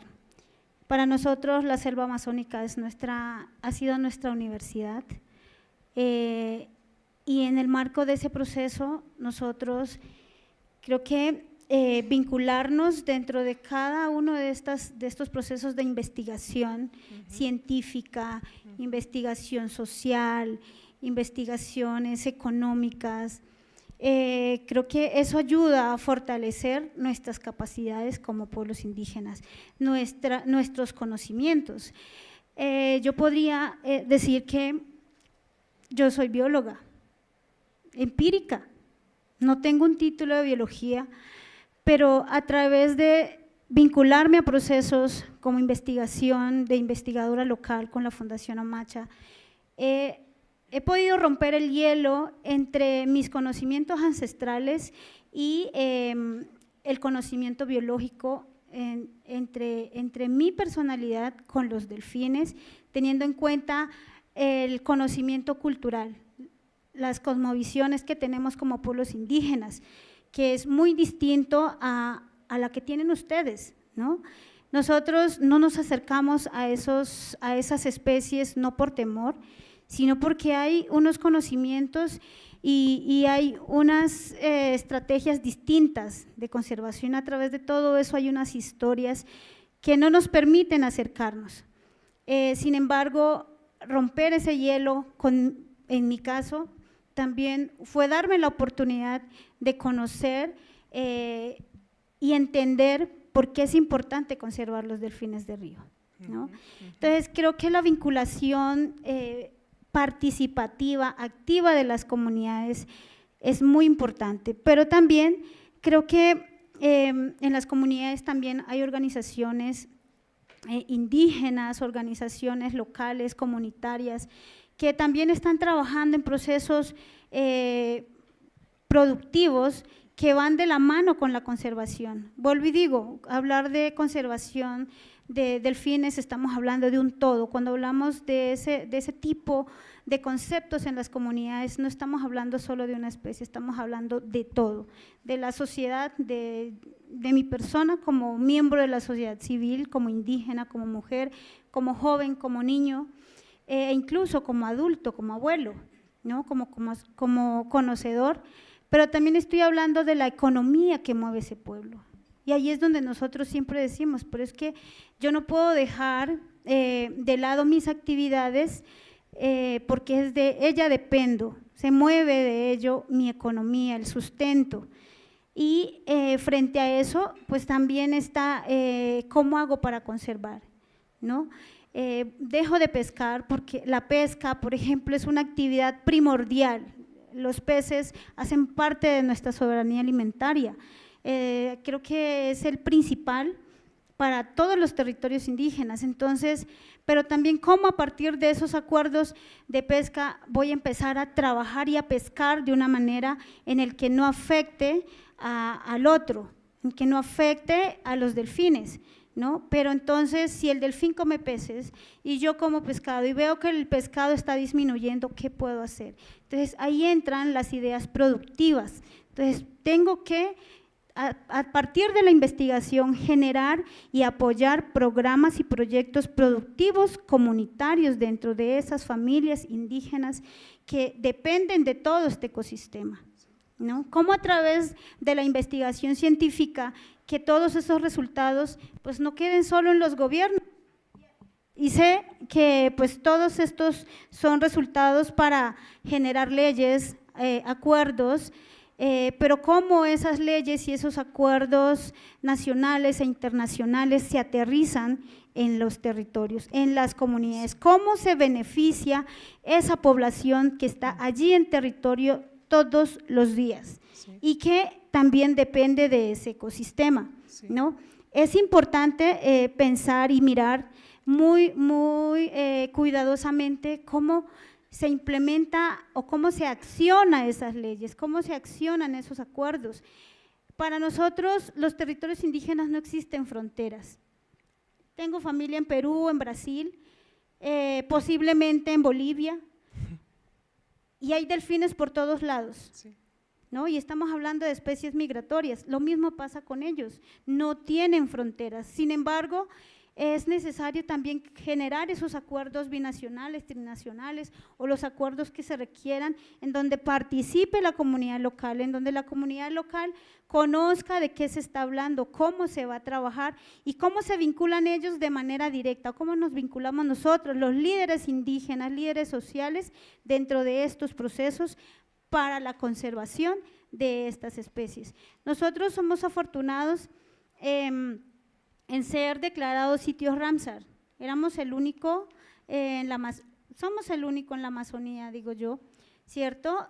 Posterior a eso fuimos declarados como OMEX, pero todas esas categorías de certificaciones, de declaraciones, tienen que verse reflejados dentro de lo que realmente hacemos como comunidades.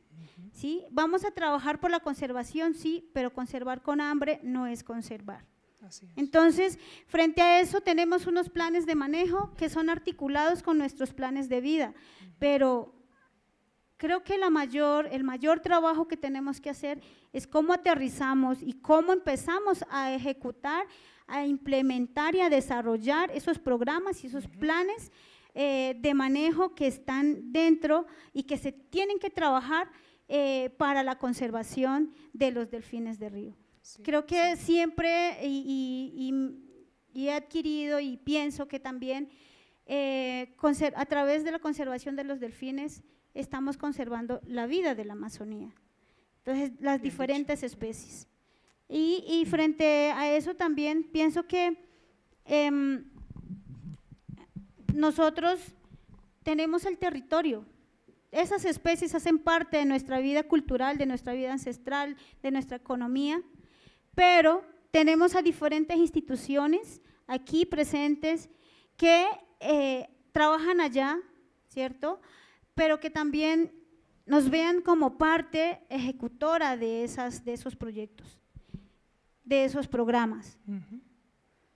Nosotros estamos prestos para seguir trabajando por la conservación, pero también creo que ir a las comunidades, ir a las bases, conocer el territorio, también va a hacer que como instituciones entiendan el contexto. Sí, sí. Entonces, les invitamos muy cordialmente a que nos visiten. El resguardo de Puerto Nariño, el resguardo de Ticuna, Cocama y Yagua, va a estar siempre abierto las puertas para que ustedes vayan y nos conozcan, vayan y conozcan el territorio. ¿Sí? Muchas veces hablamos desde los escritorios, pero cuando vamos a terreno es cuando nos damos cuenta las realidades de los territorios. ¿Sí? Vuelvo y digo, muchas veces sí, es necesario las leyes, pero esas leyes tienen que ser aterrizados en los territorios. ¿De qué forma los territorios lo van a adoptar, cierto, para poder ser ejecutados? Muchas gracias, Lilia. Bien dicho, muchas gracias. Creo que tú puedes conectar mucho que los, ¿verdad, no? Tú tienes la llave. We heard William saying, I want to support projects, but I don't have the knowledge. Well, the knowledge is sitting next to you. And I heard Jessica saying something very similar, that I want to help with technologies, with conocimiento. That's, I think, an invitation. And well, we do go to Leticia, to Tarapoto in 3 days. So your invitation is very well received. Thank you, Al. Thank you very much. Maria, maybe you want to react on the Ramsar place, where her places, their lands, indigenous lands, are situated, and the management plan they're having, and how you see this collaboration going forward. Because we have been talking a lot about the regional action plan of the regional initiatives from Ramsar and the government-to-government collaboration, but I think it also very much connects to what's happening on the ground in the territories. So please, can you See, and then please try to relate to how will we collaborate to implement the declaration, because for all of you, tomorrow we will be really working on this. In the morning, of course, we have the signing, which will be a beautiful celebration, but then we'll sit together and we'll see, and what's next? What are we going to do now differently, or maybe with more inspiration, more friends, more collaboration than we thought 2 days ago? So if you can inspire us in that direction, highly appreciated. Thank you very much. Creo que lo que has mencionado, y creo que para mí, que trabaja en el ministerio, antes de salir no pude terminar la declaración de Tarapoto, entonces junto con Fernando, ¿cierto? Hacer realidad y poder visitar el área, ¿cierto? Para hacer la declaración fue muy satisfactorio ya en mi rol como consejera para las Américas en la Secretaría, porque fue algo que empezamos desde el Ministerio para varios sitios en Colombia. Entonces, eso creo que es un gran logro, o sea, poder verlo como realidad. Y creo que lo que inspira todo esto, si ves aquí hay una serie de actores, ¿cierto? Todos. Y yo creo que lo importante es que cada actor tiene su papel que jugar. El punto es cómo nos combinamos todos para poder mover algo hacia adelante. Creo que en general los países, todos, o sea, el hecho que la convención representa la plataforma, ¿cierto? Para poder mover procesos, porque tienen un respaldo, está el respaldo de los gobiernos, que hablabas de las conferencias de las partes, está USAID, que es una agencia de cooperación. Entonces, cómo cada uno con su rol puede mover, y creo que el momento, y que lo hemos dicho de muchas maneras, hay mucha pérdida de humedales, incluidos los ríos, por supuesto, y el momento para actuar es ahora. Entonces creo que se representa una oportunidad importante para realmente movernos a la acción. Hemos escuchado al Banco Mundial y obviamente hablar con Ruth muchísimo más, obviamente en las oportunidades que hay. Entonces, simplemente cuando los estaba escuchando, para mí decía, ¿por qué no iniciar con todos estos actores que estamos acá? Algo, un piloto, algo que sea importante, con los países los tenemos acá, con estos mismos actores. ¿Cierto? Tenemos las comunidades, está la agencia de cooperación, está la embajada, está el sector privado, estamos nosotros como convención, como un ejercicio piloto y, ok, nos reunimos todos y cuáles son las prioridades, qué es lo que se quiere sacar, porque es la acción lo que se requiere en este momento, es actuar ahora. Entonces creo que eso sería una buena oportunidad. Volviendo al tema del plan de manejo, el plan de manejo es un instrumento y lo más importante obviamente es la acción. ¿Cómo esa acción y ese accionario? Ustedes tienen el conocimiento, han mencionado los acuerdos de pesca, que son lo importante en términos de manejo, y creo que para ellos, creo que, no sé, Fernando, porque sabes más, obviamente no estoy al tanto del detalle, pero lo que nos gustaría desde la convención es cómo la experiencia que ellos tienen se puede replicar a otros, ¿cierto? Cómo lo que ellos han avanzado sirve para otros sitios, ya sea en Colombia o en otros países países de la región o otros, que permita que esos esfuerzos, ¿cierto?, se multipliquen. Creo que tenemos que ser multiplicadores dentro de cada una de dentro de los propios, o sea, dentro de lo que estamos haciendo para mover y hacer acción, pero también está claro que uno solo no puede hacer las cosas, que tenemos que trabajar en conjunto. Entonces te dejo el reto, si nos pones a todos juntos, para trabajar específicamente en mover con algo piloto y a un tiempo decir que es el proceso que hemos avanzado, y siento haberlos involucrado de una vez a la agencia de cooperación y a la USAID, que sé que tienen programas muy importantes aquí en la región. Creo que eso es el mensaje que puedo dejar. Es un mensaje bonito, muchas gracias. Creo que Ruth quiere añadir algo aquí. Y después voy a preguntar a ustedes, entonces prepárense. Daphne, no, sencillamente pues agregar algunas ideas que escuchándolos me he recordado y que creo que son pues oportunidades para los países y todos los que están interesados en ese tema. Es que también está todos los compromisos que hay para las NDCs, el Climate Action Plans, y a través del banco tiene su estrategia de cambio climático a través de Nature-Based Solutions, que es el nuevo término que se está usando, soluciones basadas en naturaleza, donde van a haber inversiones para la restauración, y uno de los enfoques es también ayudar a la biodiversidad. De hecho, yo formo parte del equipo de Nature-Based Solutions y estamos escuchando propuestas para cómo atraer nature-based solutions que sean positivas para la biodiversidad y esperemos que sea también para los delfines. Lo otro es el marco global de biodiversidad, ¿verdad? El fondo que se va a crear y está en preparación, ¿verdad? Todavía no se sabe muy bien cómo se van a acceder a esos fondos, pero está la propuesta.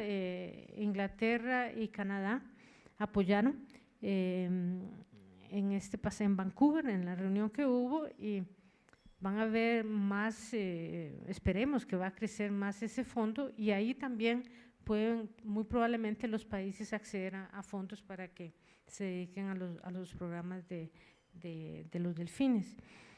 Y por último, una recomendación que creo que para los organizadores y futuros eventos es que traigamos a los representantes de los sectores que son los que están modificando el paisaje o responsables de impulsar agendas que tal vez generan impactos a los delfines, ¿verdad? Estamos hablando del Ministerio de Agricultura, Pesca, Minería, Energía, no sé cuántos representantes hay aquí, pero me imagino que no muchos.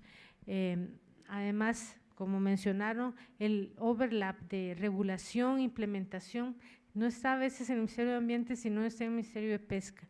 O llega un proyecto hidroeléctrico, que ni idea sabe que es un sitio importante para los delfines, el Ministerio de Energía. Así que tenemos que fortalecer, y creo que eso es una forma en que la declaración podría ser efectiva y no quedarse en papel, sino atraer a los diferentes sectores en conjunto para también escucharlos, porque los delfines son importantes para todos los que estamos en esta sala, pero tal vez no para estos otros sectores, y hay que ver cuál es el punto de negociación que se puede lograr. Nada más, gracias. Gracias, Ruth. Sí. So you were asking for added value, Graham. I think Maria gave a good first start. Let's try to work together and make something very concrete. There are some elements and also some options for funding for concrete projects, and Lilia has the knowledge.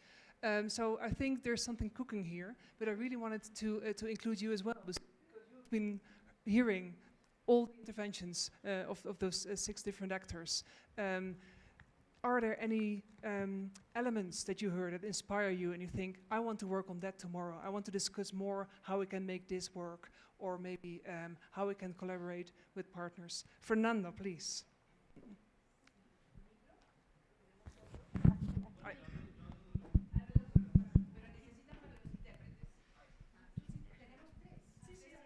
Bueno, creo que se han dicho cosas muy importantes y estamos reunidos acá un poco por la preocupación, las malas noticias. Nuestros ríos se degradan, el clima, la contaminación, pero necesitamos escuchar buenas noticias.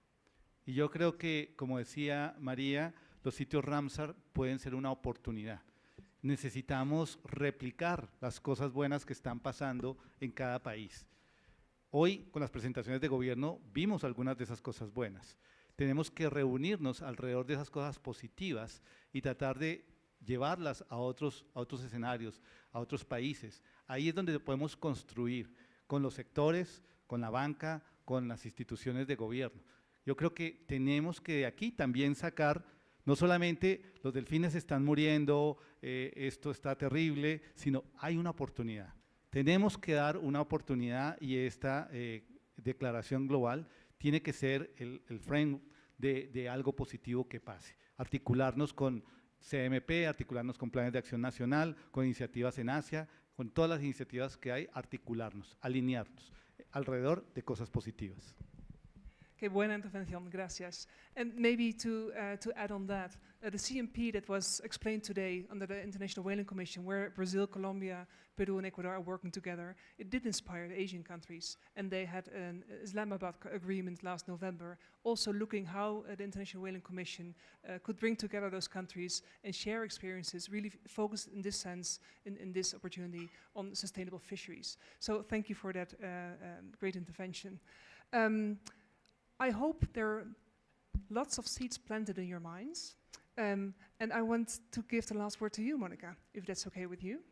And then I'll thank you all, but maybe you can give us something very tangible to leave this discussion with. Bueno, yo creo que ya casi todo está dicho. Aquí es conectarnos, ponernos de acuerdo y accionar. Hacer algo. Sé que se están haciendo cosas, es increíble todo lo que se está viendo acá, pero el estar aquí todos sentados discutiendo sobre lo mismo, alineando conocimientos, alineando lo que está haciendo cada uno, yo creo que nos permite optimizar recursos y esfuerzos y tener un impacto mucho más grande. Definitivamente no existimos si no hay una sociedad sostenible, si no hay un medio ambiente sostenible, y esto es tarea de todos. Esto ya o lo hacemos o lo hacemos. Entonces, es nuestro compromiso desde la empresa privada llevar ese mensaje y accionar, y alinearnos y ponernos de acuerdo. Muchas gracias. Maybe some of you say, but I still wanted to tell this. Is there anything that you want to share with the public before we close? And we have another day. You can also tell it tomorrow, but now you have the stage. That's why I ask. I think we had a beautiful panel. I think this was a very, thank you for sharing your experiences, but also your doubts. I mean, how can we work better together? And let's try to make it very tangible. Let's build some projects together that we can implement the beautiful ideas that were floating here today. Graham, last words. Gracias. Pues solo un mensaje. Es que a veces escucho que falta proyectos, y construir los proyectos para mí es lo más importante, porque desde nuestro lado existe el financiamiento y estamos buscando proyectos para financiar. Entonces, escucho mucho que falta financiamiento, estoy de acuerdo que sí, pero es importante aprovechar los recursos, el financiamiento que hay, y estamos desde la embajada muy dispuestos a tener reuniones o espacios para actualizar sobre los fondos que hay. Por supuesto, es una concurrencia, pero sí, es importante aprovechar el financiamiento que ya existe. Para mí es fundamental. Those are great last words, because we're going to build projects, and I'm sure the governments were taking notes as well. You always lack funds. It's a big challenge we're looking at, but we have also here many people that can support. I think for the time I have to close. I give you 1 minute. Gracias. Bueno, aquí nuestro compañero nos dice que tienen financiación y que les falta proyectos. Claro. Nosotros tenemos muchas ideas de proyectos que nos gustaría que nos ayudaran a financiar. Entonces, creo que la Amazonía tiene todo para trabajar y poder seguir haciendo esto en pro de la conservación de los delfines de río y de conservar la Amazonía y el mundo. Wow, thank you. Thank you, Maria. Thank you, Monica. Thank you, Lilia. Thank you, Graham. Thank you, Jessica. And thank you, Ruth. This was very helpful.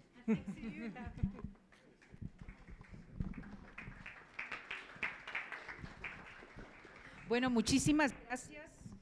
Muchísimas gracias, Daphne, y muchísimas gracias a todo el panel tan diverso.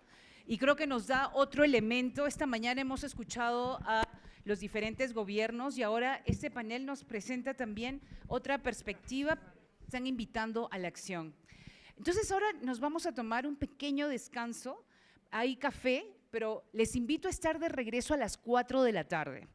¿Por qué? Porque la última sección del día de hoy vamos a hablar de arte, de innovación y de ciencia. Y también les invitamos, hay una mesa afuera donde si ustedes quieren pueden recoger un póster que justamente es del Banco Mundial, del Amazon Sustainable Landscape, y se pueden llevar ese póster. Entonces los invitamos para tener este descanso hasta las 4 de la tarde. Muchas gracias.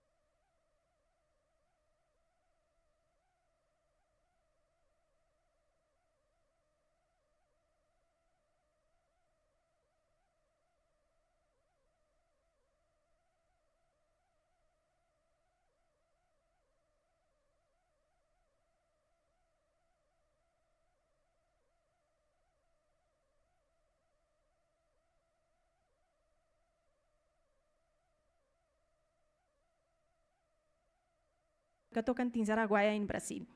Las estimaciones que hicimos ahorita, que cerramos 2 de las grandes exposiciones que recogieran el río Araguaia y el río Tocantins por completo, logramos menos de 2.000 animales en estas cuencas. El próximo. Pero también no está bajo el IUCN como una especie reconocida a nivel taxonómico y estamos trabajando para eso. Tenemos mucho orgullo de presentar esta que es la más grande base de datos del delfín del río, que hemos recorrido 7 países, más de 85 muestreos. Próximo. Más de 82.000 kilómetros de río muestreados y más de 26.000 delfines cuenteados directamente. Mire que 26.000 delfines no es el tamaño de la población, pero sí los delfines que hemos visto directamente en campo. Y después de eso, hacemos todo un trabajo para estimar las poblaciones de acuerdo con los ríos que hemos muestreado, que están completamente diferentes, ¿no? Esta es la más grande base de datos que tenemos. ¿Y por qué tenemos eso? Porque colaboramos entre los países en esta gran iniciativa. El próximo. Ustedes han visto por todas las presentaciones de gobierno y que hemos hablado durante toda la mañana, que son muchas las amenazas de los delfines de río, ¿no? Tiene que ver con las prácticas pesqueras, el bycatch, que es la captura incidental, tiene que ver con la contaminación por la minería ilegal de oro, tiene que ver con las prensas hidroeléctricas que están cada vez más espalladas o distribuidas por toda esta zona. Entonces, por aquí pueden ver todos los puntos negros en esta gráfica significan las prensas que están operando, o sea, que ya están construidas y están generando hidroelectricidad. Bajo azul están en construcción. En naranja, las que están inventariadas, o sea, ya hay un estudio para ponerlas ahí. Y en blanco son todas aquellas que tienen potencial para generar energía hidroeléctrica, pero que todavía ni estudios se han conducido. Y miren, todas ellas están sobre la distribución de todas las especies de delfines de río en la América del Sur. Próximo. Pero hay que tratar de mirar todo el contexto. Y como dijo muy bien Fernando, los buenos ejemplos que tenemos, ¿no? Hay que compartir mensajes de esperanza. Hay que tener en cuenta que vamos a trabajar no solo por delfines, pero por personas. Y trabajar en campo para fortalecer todas esas personas y generar empoderamiento local y territorial. El próximo.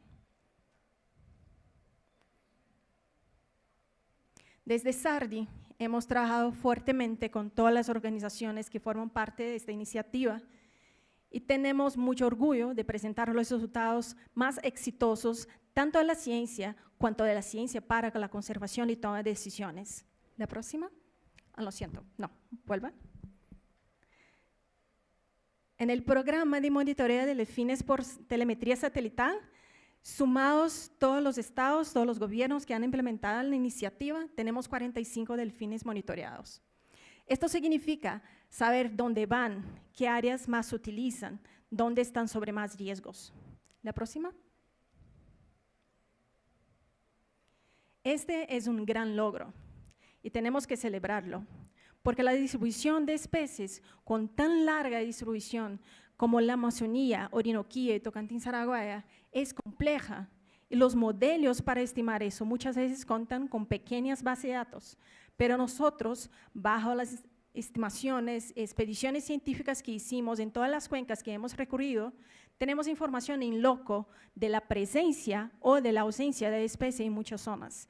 Y por ahí entonces sacamos en nueva área de distribución de delfines río para todas las especies que tienen que ver en Sudamérica. Y estamos presentando eso a la IUCN para que se pueda hacer el nuevo assessment de distribución de delfines de río a nivel global. Próximo.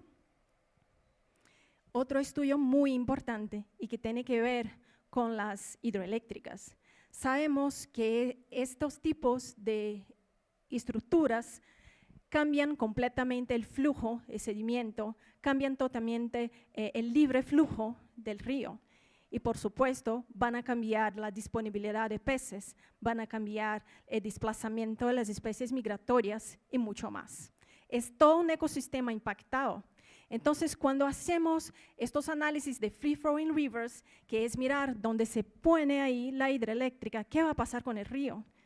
¿Cómo vamos a comprometer todas las asambleas, animales, vegetales, personas? Entonces ahí todo que cambia, este es el escenario que tenemos ahora, en este momento que hablo con nosotros. Vuelve por favor, ese es el escenario futuro. Si todas las presas hidroeléctricas que estaban en el slide anterior son construidos, esto es que vamos a quedar. Los principales ríos amazónicos van a cambiarse hacia rojo, o sea, con un índice de conectividad muy pobre y que van a deteriorar todo el ecosistema que van junto a ellos. ¿Próximo? Ok, gracias.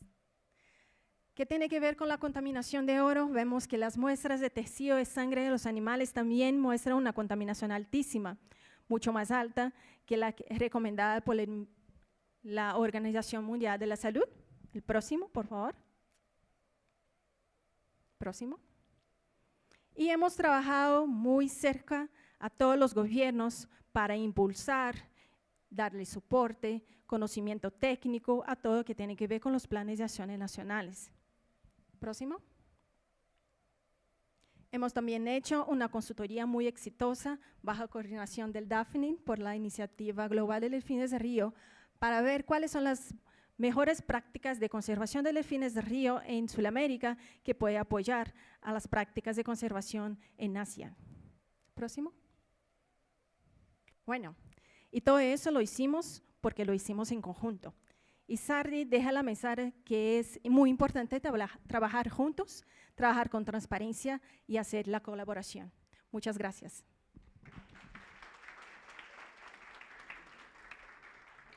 Gracias, Mariana. Juntos es posible, y entonces ahora vamos a escuchar de una alianza que también trabaja en colaboración. Y para eso tenemos a Paul Van Damme, que está representando a la Alianza de Aguas Amazónicas, y él viene de Bolivia y trabaja en la organización FUNAWA, y te escuchamos, Paul.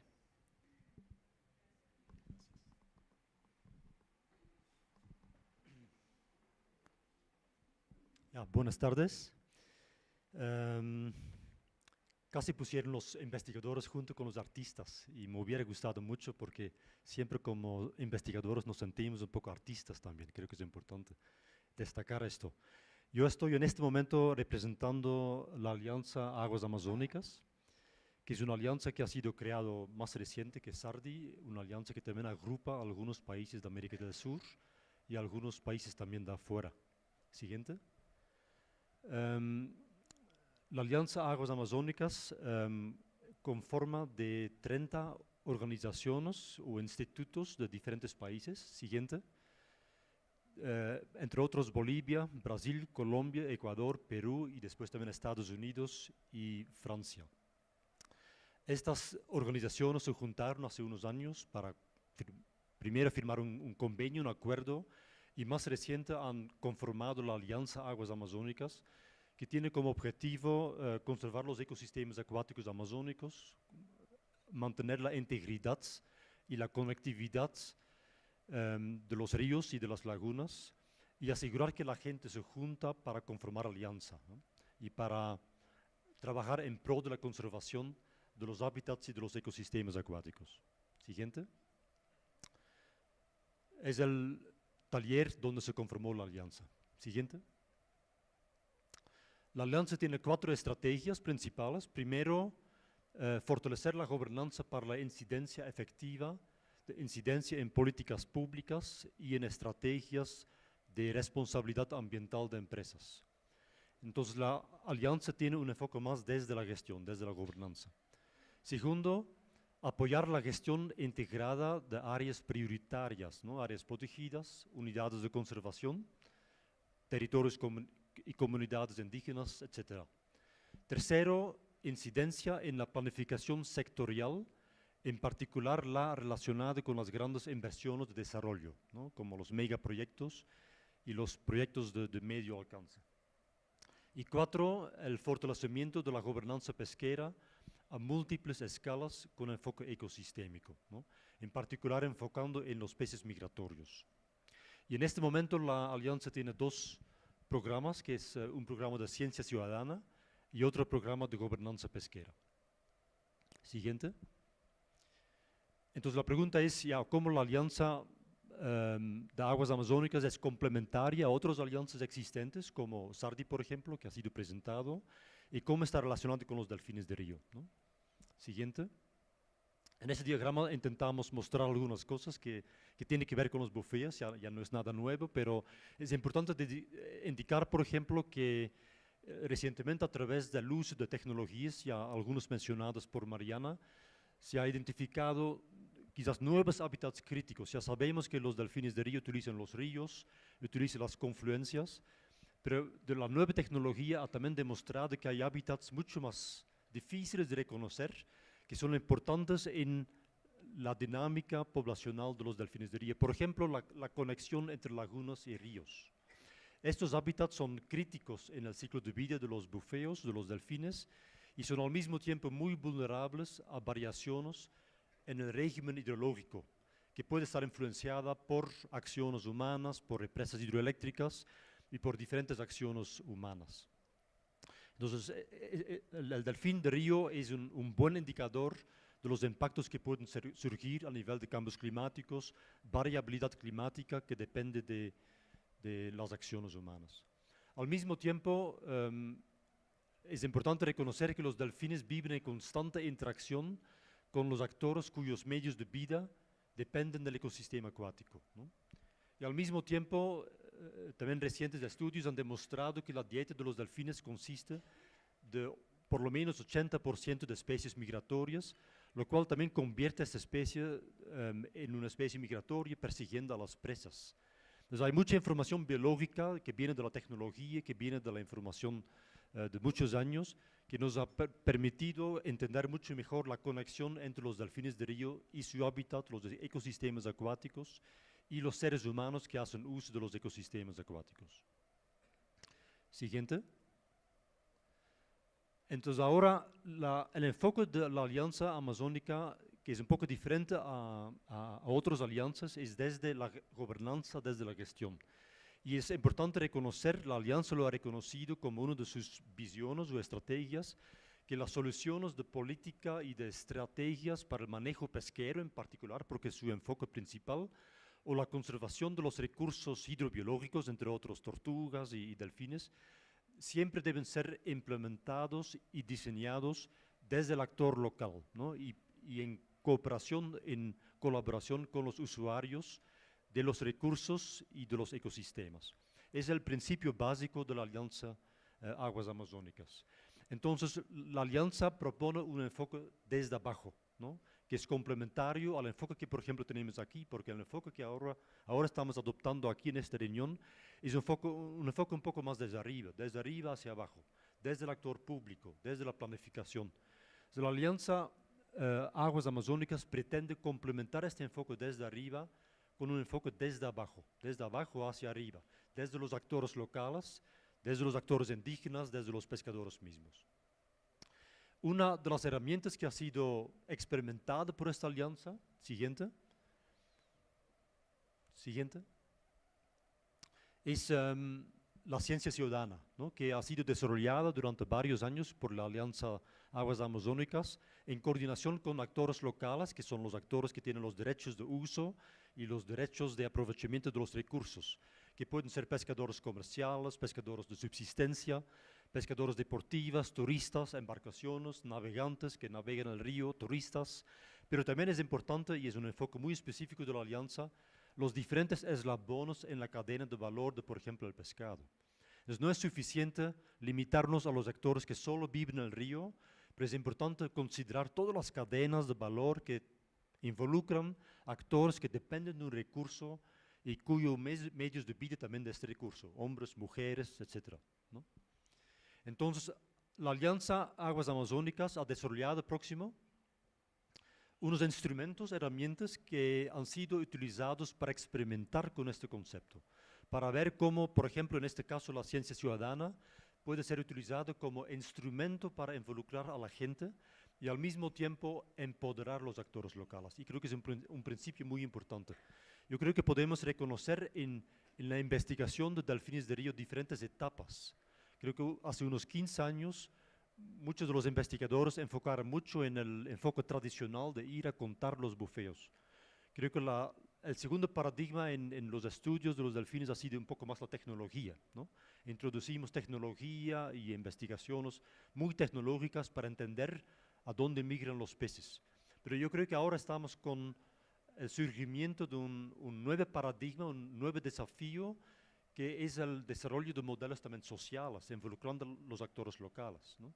Y creo que es muy importante, ¿no?, que hay diferentes revoluciones científicas en el estudio de delfines que nos permiten cada vez más involucrar a los actores locales. Y la ciencia ciudadana, que parcialmente es basada en instrumentos tecnológicos, pero involucrando a los actores locales, puede ser uno de los instrumentos para involucrar mucho más la gente local en la conservación y en el manejo de los recursos pesqueros y también, evidentemente, en el manejo y la conservación de los recursos como son los delfines.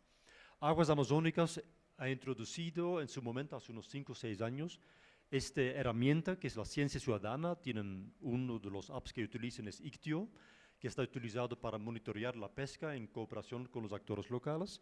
Y este instrumento, esta herramienta se ha convertido en un instrumento de empoderamiento. Próximo. Aquí son algunas imágenes que muestran cómo esta herramienta se lo ha aplicado, ¿no? No voy a entrar en mucho detalle, pero por ejemplo ha sido utilizado para que la gente local se apropien de sus recursos que están en su momento en peligro de extinción, como el dorado, que está arriba a la izquierda, que es una especie que en este momento está por extinguirse en la cuenca de Madeira, y que es una especie que ahora están monitoreando los actores locales, los pescadores comerciales, para poder utilizar este material y esta información para prevenir o para evitar la construcción de mayores empresas en la cuenca Madeira. Entonces aquí se muestra un panorama de cómo los actores locales utilizan este instrumento. No, aquí es muy importante destacar que muchas de estas herramientas se basan en una operación win-win, ¿no? Si no logramos articular los actores locales, empoderarles, fortalecerles, asegurar que ellos puedan utilizar los instrumentos y ganar conocimiento o ganar poder, o por ejemplo ganar también cierto derecho de acceso a sus recursos. Muchas veces los instrumentos, herramientas como esto no tienen una vigencia muy larga. Entonces es muy importante para el desarrollo de los instrumentos de ciencia ciudadana asegurar que hay un principio de win-win en que los dos actores, los actores más científicos y los actores locales ganan del trabajo en conjunto, ¿no? Entonces es importante destacar que los actores locales tienen que sentir que se apropian, que se empoderan, que ganan conocimiento, que ganan poder para poder seguir utilizando los instrumentos y ganar cierto beneficio. Siguiente. Creo que sí. Entonces quizás concluyendo, mucha gente ya lo han dicho, la idea siempre es la conexión, ¿no?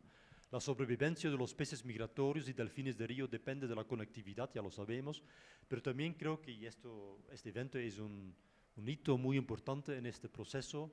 La conservación de los delfines de río depende también de la conexión entre los diferentes actores, entre actores locales, actores públicos y actores técnicos. Y creo que si seguimos en este mismo camino, actuando en conjunto, en colaboración con los usuarios de los ecosistemas, que vamos a ganar mucho en beneficio de la conservación de los delfines, ¿no? Gracias. Muchísimas gracias, Paul.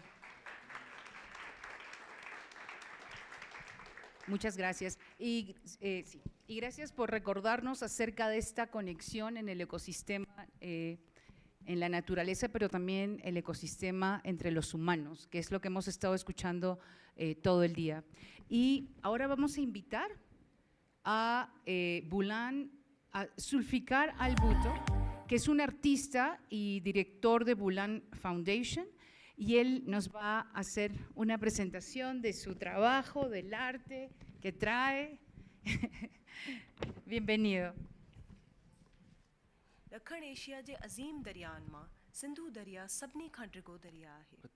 Can we put the volume a little up? 300 kilometre डिघो आहे जेको तिब्बत खां शुरू थिए थो ऐं सिंध पाकिस्तान जे अरबी समुंड में छोड़ करे थो। ही दरिया पंहिंजे पाण में हिकु वसी काइनात रखे थो। लखे पाकिस्तानी इन्हीअ जे सहारे पंहिंजो रोज़गार ऐं ख़ुराक हासिल कनि था। उन खां अलावा केतिरी ई अनोखी मख़लूक हिन दरिया जी दुनिया जो हिस्सो आहे। हिन दरिया जे किनारे ते तव्हांखे मिलंदा मेवा खाईंदड़ चमड़ा, दरिया जा लुधड़ा ऐं उन सां गॾु कुमीन ऐं मच्छियुनि जा केतिरा ई क़िस्म। इन्हे सभ सां गॾोगॾु तव्हांखे मिलंदी सिंधु दरिया जी बुलहण। Hello, salam, namaste, buenas tardes. My name is Zulfikar Bhutto. We can also start the presentation. I will speak very fast because I do not have that much time. But I am the founder of Bhulan Bachao or Bhulan Foundation. Bhulan Bachao means save the Indus River Dolphin. We are a very, very new baby organization that is responding to a very particular need that has arisen, particularly in my province. I am from the province of Sindh, which is on the lower reaches of the Indus River, which means that if there are dams that are built upstream, we are the ones who suffer the most. Our delta is completely dry. If we go to the next slide, I don't want to repeat what's already been said. Most of this has been said. As you know, this is the range of the Indus River Dolphin, and a lot of this decline has happened because of barrages that were built by the British and the World Bank after partition. We have a vast canal irrigation system in Pakistan, also built by the British and the World Bank, in which the dolphins get stranded and is a main cause of their death. I don't mean to blame the World Bank too much. I know you're here in the room. I know you're part of the solution, but you were once part of the problem as well. So I do think that needs to be said. So our work does not focus on the river. We go here and we go here where the canals go, where the man-made canals go, because the dolphins get trapped in these canals, and when the water levels drop in the winter, they get stranded or they get tangled in nets, or people who are unaware of them because they don't live by the river will shoot them and kill them because they have big teeth and they look like crocodiles. If we can go to the next slide. Yeah, we can skip. Our aim is to foster a culture of care and compassion for all living beings, human and non-human. To do this, we aim to link humanitarian and environmental concerns. Please, next slide. The Bhulan, or the Indus River Dolphin, is our mascot. Bhulan, we know this. Next slide. Key to advancing Bhulan Bachao's philosophy are: Bhulan Bachao does not believe in punitive measures for enforcing wildlife protection laws. We believe in the preservation of life and dignity, and therefore maintain that knowledge will lead to compassion and care. So our niche is purely educational. And we work only in the indigenous language of my people, of the Sindhi people. We do not work in the national language of Pakistan, which is Urdu. We believe in the empowerment of our people, of our indigenous people. And we are, if we go to the next slide. So social media outreach. All of Pakistan is glued to TikTok. TikTok is huge in Pakistan. It is the only way people get educated. There is no education in our country except for TikTok and religious schools. So we go to TikTok, and if we go to the next slide, and also rural outreach. So the clip you saw in the beginning, you're very lucky to see it. You're the first people in the world to see it. It is our traveling cinema, which we are taking to 15 different villages this December. As part of a rural outreach program. So next slide. We have, our social media is popping. It's really good at the moment. Okay, this is one of our social media videos. If we can up the volume. What is this? This ketri vadi machhi hai? Sir, ये बुल्लाना मच्छी ना है बुल्लाना बुल्लाना ही मच्छी में क्या फर्क है? ये मैमल मना ये इंसान मना ये मैमल खीर पियाक जानवर आ ये बच्चों दींदिया है साल में बच्चों जंहिंखे खीर पीआईंदिया तो हिन जे मतलब आहे कि इंसान ऐं बुलहन ॿई मैमल आहे ॿई मैमल आहिनि छो त हो बच्चो ॾींदी आहे खीर पीआईंदी आहे बच्चे खे त मैमल फॾियो वेंदो आहे जीअं असां इंसान आहियूं साह बि ईअं ई खणंदी आहे जीअं ऑक्सीजन खे पुॼाईंदी आहे फेफड़नि में साह खणी नक खां फेफड़नि खे पुॼाईंदी आहे मैमल तॾहिं फॾियो वेंदो आहे खीर पीआक जानवर जो हूंदो आहे जेको वाओ साईं तव्हांजी वॾी महिरबानी So we've made about 5 5 videos like this that are just for TikTok. They talk about the natural world, they talk about the environment, they talk about the importance of the environment. And again, we use the Sindhi language. We try and make them fun. We try and make them entertaining. The vernacular that we use is very much a popular one. It's not a scientific one. If we go to the next slide. So there have been dozens of recorded incidences of river dolphins being killed in canals in rural Sindh. These incidences often happen several hundreds of kilometers away from the river. And our current outreach program actually goes all the way along this, which is about 150 kilometers. We'll be doing camps along this whole stretch of river to educate people about what is the river dolphin, what kind of nets you can and cannot use. For example, we spoke about bycatch. Everyone here knows about bycatch. So we talk about nets, we talk about the dolphins, we talk about how cute they are, how amazing they are, and how they're mammals and how they're just like us. So this is a huge part of our work as well. And then we also, Pakistan is also one of the top 5 or top 10, I can't, but if it is in the top 10, it's pretty close to 5, most sensitive regions to climate change in 2022. This was kind of what inspired the project. In 2022, there was a flood that destroyed or that flooded 1/3 of the entire country of Pakistan. I don't know if you can imagine how much water that is purely from rainfall, and anti-poor and anti-indigenous architecture as well as infrastructure. The roads that we use, the highways that we used, acted as dams, blocking the water from entering the river and properly draining towards the sea.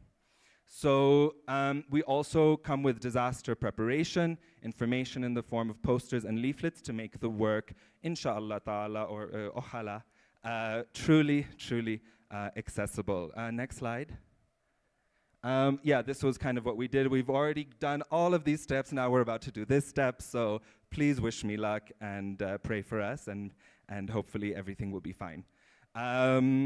We're going to a province that doesn't want to be part of the country, so we hope that will be okay. So now we go to the next slide. I told you about the traveling cinema. Next slide. We're also employing this wonderful artist. So we gather artists. So I was introduced as an artist. I have told you nothing about my art. Forgive me, my art is over there. If you want to look at it, you can. And then you can also ask me questions about it. But what I'm more interested in is getting other artists involved, such as our filmmakers, such as young men and women in Pakistan. Pakistan is facing incredible, is one of the worst hit economically countries. Young people are leaving the country in whatever way they can. The boat that sunk in the Mediterranean recently, in which I think almost 100 people were killed, more than half of those people were Pakistani.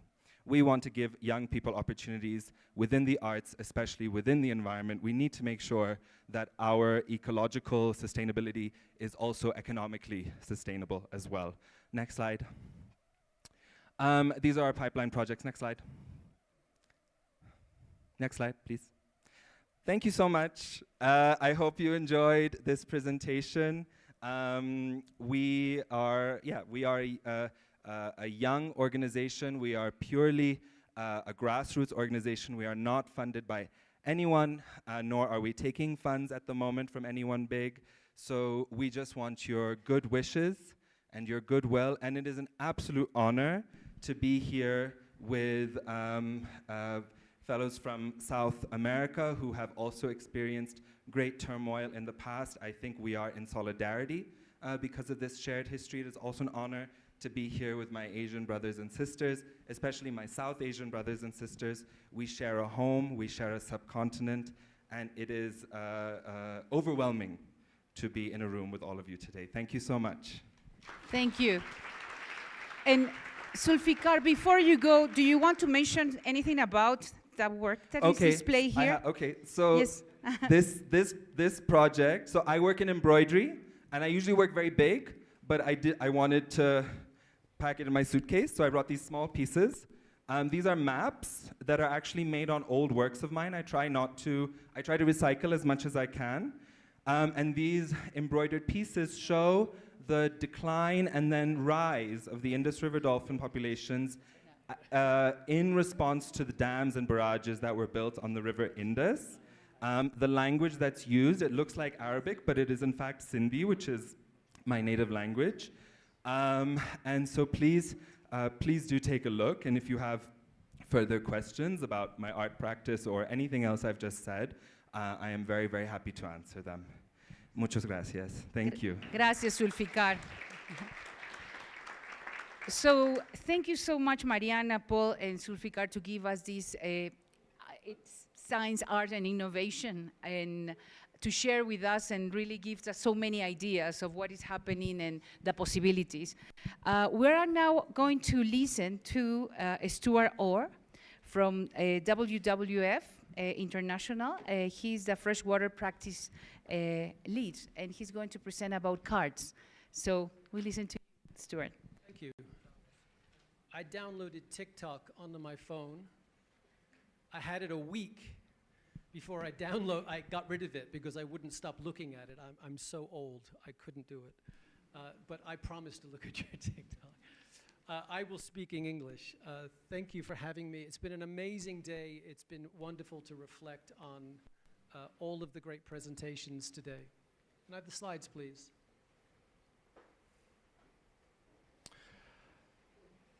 So today we're talking about cards, the Conservation Assured River Dolphin Standards. Obviously you can see from the maps here, we've seen a lot of presentations today, so we're very, very clear on the river range state declarations. But the card is really overlaying that with protected areas, and of course Ramsar sites worldwide. Next slide, please. Keep going. You can see from this slide who has been involved in the global expert team. I believe we've heard from some of these people today, some of them in the room. So thank you very much for your participation, and this team helped develop the cards work that we're going to share the results of now. Next slide, please. So this is on the left-hand side, you can see the same posters that we've seen in the back here, and about the standards themselves being a credible and independent assessment. Providing site managers with criteria to show and how to reach standards that will protect the river dolphins. And if not, is provided with expert guidance on how to get there, including priorities. So it's giving material to people in protected areas to understand how their work protects the species. There's a good overlap between between river dolphin ranges and protected areas, but it's not clear if it's good enough, which is why we did the study. Next, please. So to understand if protected areas protect river dolphins, we did a light survey in 2023, a simplified version of the cards, to 40 protected areas in 10 countries. Again, the report, this report here, is everybody received this report in their bag. So I encourage you to take a look at the results in detail and understand this in greater detail. So you can see cards light there. There are the 8 pillars, and it's a light, so there's only 39 questions. So a simplified version, a shortened version in order to gather information about effectiveness. Next, please. What that study gave us was a quick scan, and it showed us the protected areas were not were not in the great status of protecting river dolphins. When a similar study was done on range state for tigers, the numbers were much higher than we have seen here. You can see that some places performed quite well, and you heard Professor Wang Ding today talk about the Chinese experience and their results, but you see there are many other places where there's a lot that we need to learn. So although some have done well, there's an awful lot we need to learn from them, and there's a lot of knowledge exchange and learning about how we can better use cards in these areas. Next, please. And this is my final slide, so I am within 8 minutes. That's brilliant. Many partners involved. Thank you to all of those partners who've been involved in this work, and to the people whose names I read out before. We're happy to support governments in this work to improve protected area management, of course, and also to protect river dolphins. So please reach out to us if you want any more information. Again, the report is in your bag, but we really hope that we can expand, increase, and improve our work on cards to build that protection. Thank you very much. Muchas gracias. There is so much you can say in 4 minutes. Thank you so much. And we are going to have the last presentation. Y the last presentation is going to come from Daphne. Está aquí. And Daphne, she's going to present about the Global River Dolphin Coalition. But before Daphne presents, I am going to invite the governments, representantes de los gobiernos, to listen to this, because the question that we're going to have after Daphne's presentation is like, how can the coalition support the implementation of the Global Declaration? So we're going back to the Global Declaration and we want to see, so how this could help to make this real. So, Daphne. Thank you, Charo. When I came into the role I'm currently playing, so the Global River Dolphin Rivers Lead for WWF, that was 4 years ago. And I didn't know anything about dolphins. My background is I'm a river ecologist. I know rivers. I know sedimentation, erosion, the flow. I know how plants and fish and, well, mammals react to those, and I understand the ecosystems. So when I came into this position, I had to learn. I had to learn a lot. And there was a lot to learn. I learned about this, well, I won't repeat everything we heard this morning. There were beautiful projects here in South America, tagging dolphins. Omachi was doing that. There was a beautiful project here on eDNA. So you take a little bit of water and you know if the dolphins are there or not. WWF Peru was doing it.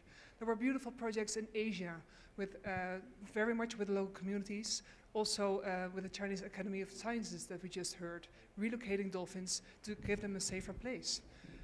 There was this initiative that you heard of the pingers. The government of Indonesia was presenting it, the partners. And that inspired me, and I saw all those different beautiful elements from WWF offices, from other NGOs, from governments, and I thought, wait a minute, we have something very big and beautiful here. Why is it so scattered? So that's where we start trying, and this pinger project from Indonesia was an example to me. It took RASI, this local NGO in the Mahakam River, 3 years to find out how to make it work.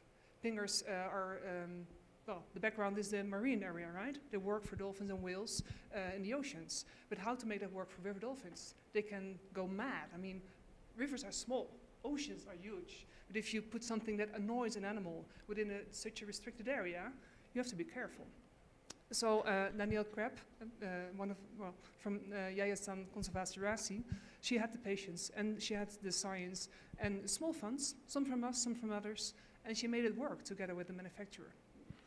And when we had it, we were intrigued. So we thought, why not try it on other species? Because this entanglement problem we already saw today, it's a big one, right? Most direct mortality for river dolphins comes through fishing nets. And it's not intentional, this is per accident. And the fishers hate it too. I mean, they lose their catch and their nets are ruptured. So when Danielle told me about this pinger, we thought, hey, we can build this together. So we found funds, Record was one of them, and we built a project in Brazil and in India. And we found funds, and the UK government was part of it, and we built a project in Pakistan and India. An Angro Foundation from Pakistan helped us. And now we know this pinger worked for all the species in Asia, which is amazing, because you heard it from all the different governments. They keep dolphins away from nets. And there I saw the strength. We're testing now in South America, and Brazil and Peru were mentioning in their presentations, so thank you for that. And there you see the strength of working together. That is a long introduction, sorry. Next slide, please. Because this was another moment. 2 years ago, we had this project with the World Bank, and it was mentioned, and there we had the opportunity, we had the time with the partners to bring all this information together. And all the cool things I saw around the world, we brought together in this one website, riverdolphins.org. If you don't know it yet, please visit it. There is, well, of course we have to update it. This is the state of the art of 2 years ago, probably. But you can learn about the dolphins, you can learn about where they are, where they were, but also how to manage them. I mean, the best practices. How do you monitor dolphins if you've never done that? How do you work with local communities? What are the ways you can do fishing without harming dolphins? I mean, fishing is not bad, and sustainable practices are bad. So all those elements are here, and there is a library. There are more than 600 scientific papers here I hope that everything that has ever been published on River Dolphins is here. And if not, please tell me, because I'll put it.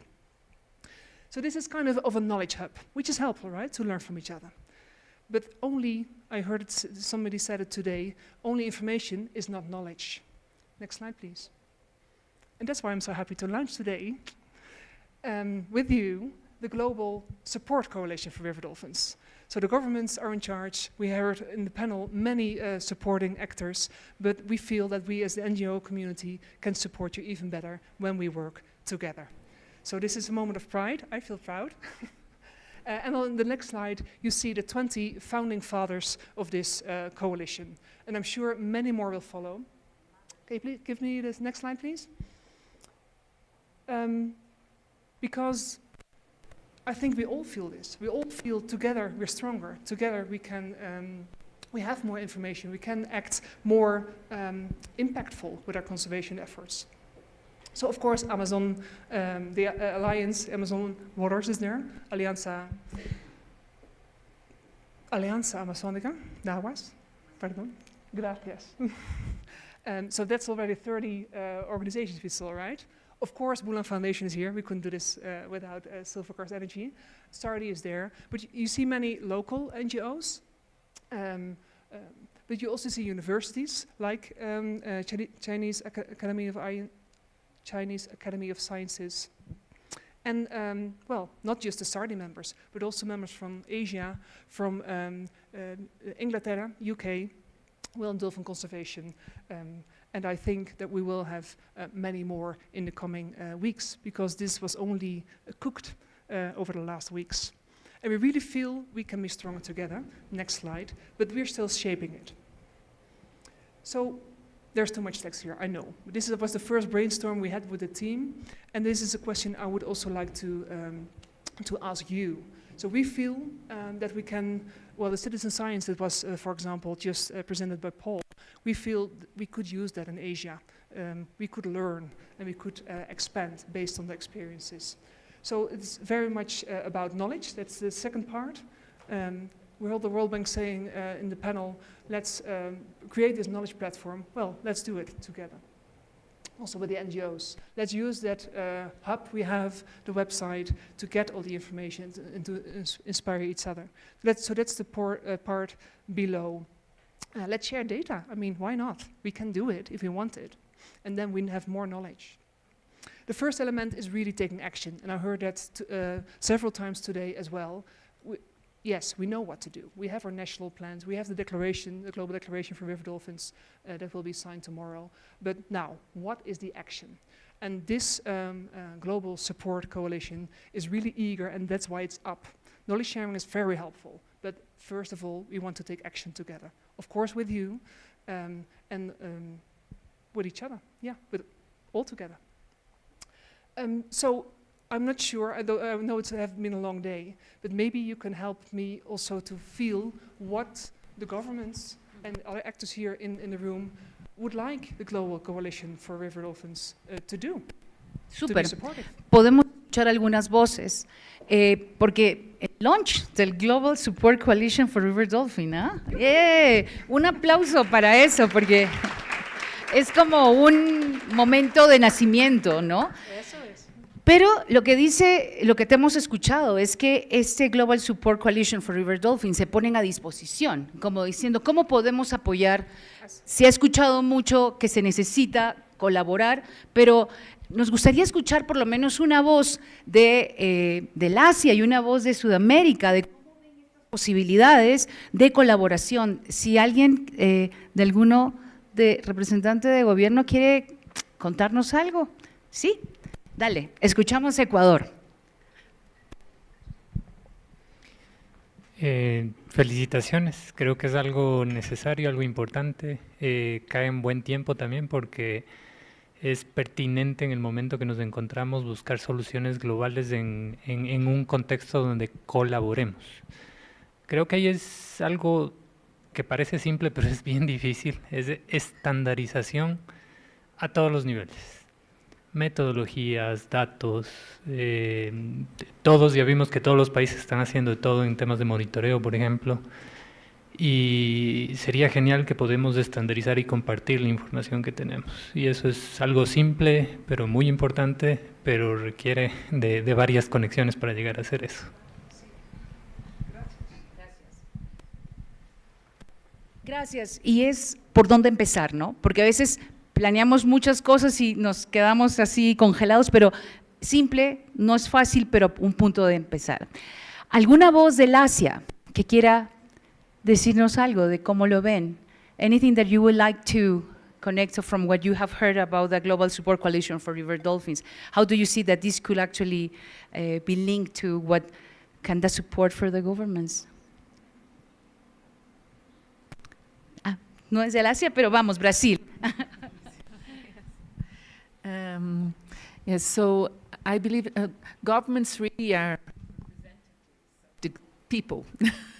So, and it's impossible for governments to deal alone with the different claims and the different demands of protection of biodiversity. So governments can better work in coalition with social society, with universities. So it's always needed, and we work better when we work together. So there's a lot of we could here think in the last discussion. There were many very interesting talks about work coming from community, based on community ideas, financing of nature recuperation, and there are a lot of projects that can be developed. And as the duty of making it happen and giving the opportunities for projects to happen, always with the help and the coalition with many other. So we could sit here and write many projects and many ideas, but I think it's very important what Ecuador, the importance of sharing ideas so that we can patronize some things, especially monitoring. If each one monitors in a different way, how can we compare? Like in the Amazon basin or in the Asian basins, rivers, if each country does it in a different way, sometimes it's difficult to have an idea, a global idea. So this is an important step also, so that we can share information to have some patterns to work with. Thanks. Muchas gracias. Anyone, anybody else that wants to say something at this stage? Yes? Vamos. Para Colombia ha sido un reto muy importante el tema de la articulación.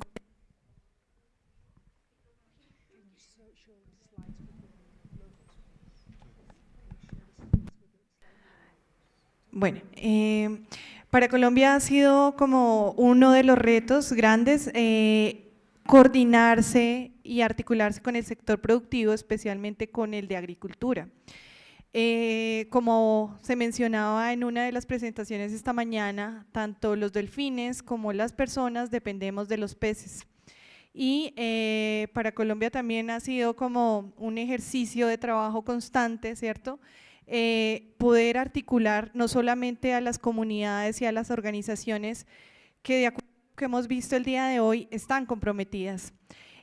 Lo que creo que nos falta es trabajar mucho más, ¿cierto?, con el tema de los sectores productivos, como lo mencionaban, ¿sí?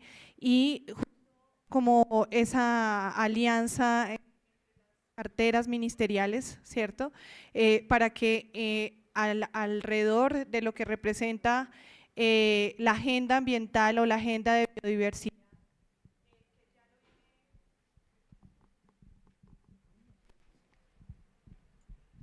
que ya lo viene, digamos, relevando el marco, también el marco mundial Cumming Montreal, y es, claro, la conversación no se puede quedar entre los ambientalistas y los conocedores de las especies, sino tiene que ser también alrededor de los sectores productivos.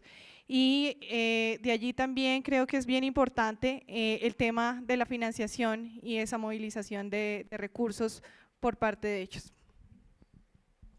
Muchas gracias. Solamente, I'm just checking if there is anybody else from Asia region that would like to say something. Yep. Voice from Cambodia. Well, I would like to first congratulate for the launch of this coalition. I think it is timely, and it's a very promising project. I would also to echo the previous speakers about how important this coalition could be in terms of sharing information, knowledge, but also findings, funds, because we were talking about it, that funding is the major issues that we are all having in the range state countries, including Cambodia. So, for example, I want to mention one of the one case that related to Cambodia is that this morning my colleagues has mentioned about these protection zones that we are trying to protect and to maintain the dolphin populations. But the issue is that we still have these local communities of about 2,000 families depending on the rivers. You were mentioning that fishing is not a bad thing. The problem is how can we do together to find an alternative livelihood for them. And I think this project, this coalition can be part of the solutions to craft projects, to find fundings in order for the government and the development partners and agencies to work together to provide solutions to these local people. So again, we would like to congratulate and support this project. Thank you. Thank you very much. Thank you so much. Okay, is that good? I'm happy. You're happy. So again, a big congratulations for the launch for the Global Support Coalition. Thank you, Daphne. And we are closing the day. So I want to, let's go. What happened? We started at 8 o'clock, and at 8 o'clock we had welcome words from different people, and then all the governments that actually are, that dolphins actually are part of your ecosystems actually spoke. And we had an incredible connection, hybrid connection with people that are not here, and we listened to that. And not only that, people listened actively, and we had that wall that actually harvests these possibilities that we are going to use tomorrow. Then we went for lunch, and in the afternoon, we had a panel that was diverse perspectives, and we heard that. They spoke about the opportunities. And we are closing the day listening to how collaboration, SARDI, Alianza de Aguas Amazónicas are working together, giving actually examples of what is happening. And then we heard inspiration from the arts that were coming from what is happening and what are you doing. And then Daphne brought this coalition and bringing also another possibility. We're talking about possibilities because tomorrow we're going to use all these ingredients. Tomorrow is a day that we're actually going to do two things. In the morning, we're actually going to do a very specific action, which is the government representatives from the different governments are going actually to sign la declaración, the declaration, which is a very important and very next step and a lot of clarity. And tomorrow is El Día del Delfín, right? So that's an important one and very symbolic. And then in the afternoon, we are actually going to put together these ingredients because we are aiming that the day tomorrow is going to end with clarity around, so what are the possible next steps, or what is that could energize the declaration. So that is for tomorrow. And a little bit of logistics. is that dinner is going to be served here in the hotel, in the restaurant that you know is going to be served at 7 o'clock. So please bring your name, tag name, so in that way they are going to recognize that we are part of this event. And I would like to ask you to please, let's clap for today because everybody works so hard. So a big clap for all of you. Thank you so much for your patience and for keeping the time and being here, and that really it's very, very important. We have one surprise to close the day, and that surprise is going to be shared by Fernando Trujillo. We already know who is Fernando, and he's actually going to share with us some information about this surprise. Thank you. Well, it's not really a surprise, it's a presentation about a story. No sé cómo proyecto desde acá para que se pueda ver en la pantalla. A ver, si yo comparto mi pantalla. No, ya nos habían dicho que lo resolvían.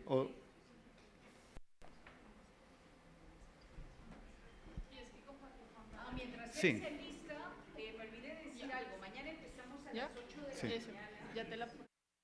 Agradecemos su puntualidad para empezar a las 8 de la mañana, porque mañana es un día donde vamos a juntar todos estos ingredientes. Entonces, gracias por esa puntualidad. Bueno, después de escucharnos durante todo el día, vemos que hay ciencia, vemos que hay arte, vemos que hay compromiso, pero muchas veces nos falta saber cómo contar una historia. Y qué mejor organización que cuenta historias que National Geographic. Hace 2 años tuvimos el honor de que nos escogieran como parte de una gran iniciativa que se llama Perpetual Planet Amazon Expedition, que está financiada por National Geographic y Rolex. Y son 7 proyectos a lo largo de la cuenca del Amazonas. Decidimos tratar de, con todo el equipo de National Geographic, hacer una historia alrededor de 2 delfines que marcamos satelitalmente. Estos delfines hemos venido hablando todo el día que son embajadores del Amazonas. Este story map ya está publicado en la página de National Geographic, ustedes podrán acceder y podrán verlo en mayor detalle. Hoy no nos vamos a demorar mucho porque tenemos poco tiempo y ustedes están cansados, pero básicamente esta es la historia de un sitio Ramsar que está en el trapecio amazónico colombiano, en la frontera con Perú y cerca a Brasil. Lo que queremos hacer y nos hemos propuesto con los científicos es, con el seguimiento satelital, hacer que los delfines nos cuenten cuáles son esas áreas importantes para ellos para reproducirse, alimentarse, por dónde se mueven. Machos y hembras se comportan de igual manera, juveniles, adultos. Entonces, toda esta campaña que ya nos mencionó Mariana, que hemos venido trabajando con SARDI, ha empezado a arrojar información muy interesante.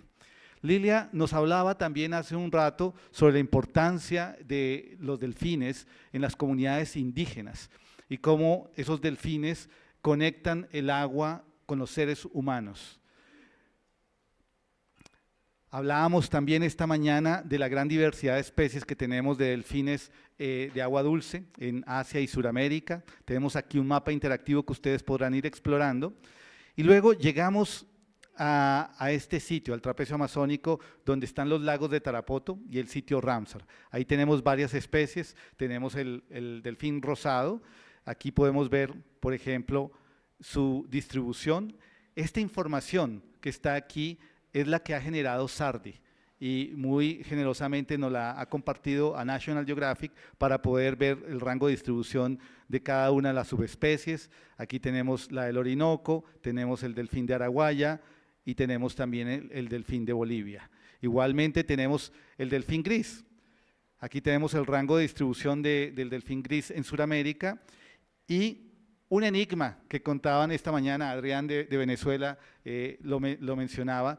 En Venezuela hay varios vacíos de información sobre la parte genética y tenemos un delfín gris que aparentemente entró por el océano y que puede estar diferenciándose y podría ser algo diferente. Bueno, Estamos aquí en este sitio Ramsar que está dentro de un resguardo indígena, el resguardo Ticoya, y ahí estos delfines han encontrado un sitio extraordinario para adaptarse al mundo acuático, al bosque inundado, a las épocas en que baja el nivel del río. En estos lagos hay una gran diversidad de especies, más de 136 especies de peces, más de 153 especies de aves, hay también jaguares, hay tapires, hay guanganas. Pero luego, entonces empezamos con un proceso que nos va a contar nuestra veterinaria, ¿sí?, de cómo es la marcación satelital de estos delfines. Aquí, alrededor de este proyecto de National Geographic, tenemos 3 exploradores de National Geographic. Yo soy uno, Jimena Valderrama es otra exploradora de National Geographic recientemente, y tenemos a Mariana. Mariana es también una exploradora de National Geographic. Muchas gracias. Bueno, en la Fundación Omacha, liderada por Fernando, desde el 2017 inició un programa de telemetría satelital de delfines de río para reconocer cuáles son las áreas importantes para estos delfines. Pero no solo eso, los delfines siempre decimos que son indicadores de la salud de los ecosistemas, pero ¿por qué? Los delfines de río son centinelas de los ecosistemas acuáticos, al ser tan longevos, al recorrer distancias tan grandes, al estar en la cima de la cadena trófica y al tener depósitos de grasa que nos permiten reconocer contaminantes que se vierten al ecosistema, por eso son indicadores de la salud de los ecosistemas. Entonces, en el marco de este programa de telemetría satelital, en el 2022 iniciamos un programa de Health Assessment de River Dolphins para evaluar cómo están las poblaciones de delfines. ¿Y cómo lo hacemos? Entonces, inicialmente hacemos la captura gracias a pescadores locales, biólogos, veterinarios, formamos un equipo interdisciplinario porque siempre lo más importante es el bienestar animal de los delfines. Acá podemos ver un video donde se evidencia cómo se hace la captura gracias a los pescadores. Este es el tag que le ponemos a los delfines, es un tag tipo arete que no es muy invasivo y nos genera una información súper valiosa de la especie.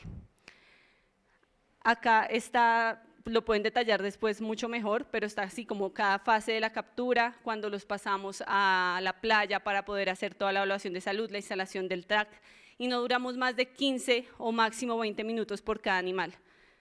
Tratamos de aprovechar el mayor tiempo posible para tomar muestras para genética, mercurio, sangre, donde nos permita evaluar cómo está el estado de salud de estas especies y poder evaluar si hay enfermedades emergentes o reemergentes que nos permitan saber no solo sobre estas poblaciones, sino sobre los ecosistemas y adicionalmente la salud pública. Bueno, y esta historia ya hemos marcado ¿cuántos delfines en Colombia? 28. 28 delfines hemos marcado en Colombia, y esta es la historia de Yatu y de Ceiba. Ceiba es una hembra. Esta hembra fue capturada en agosto del año pasado como parte de esta iniciativa de National Geographic.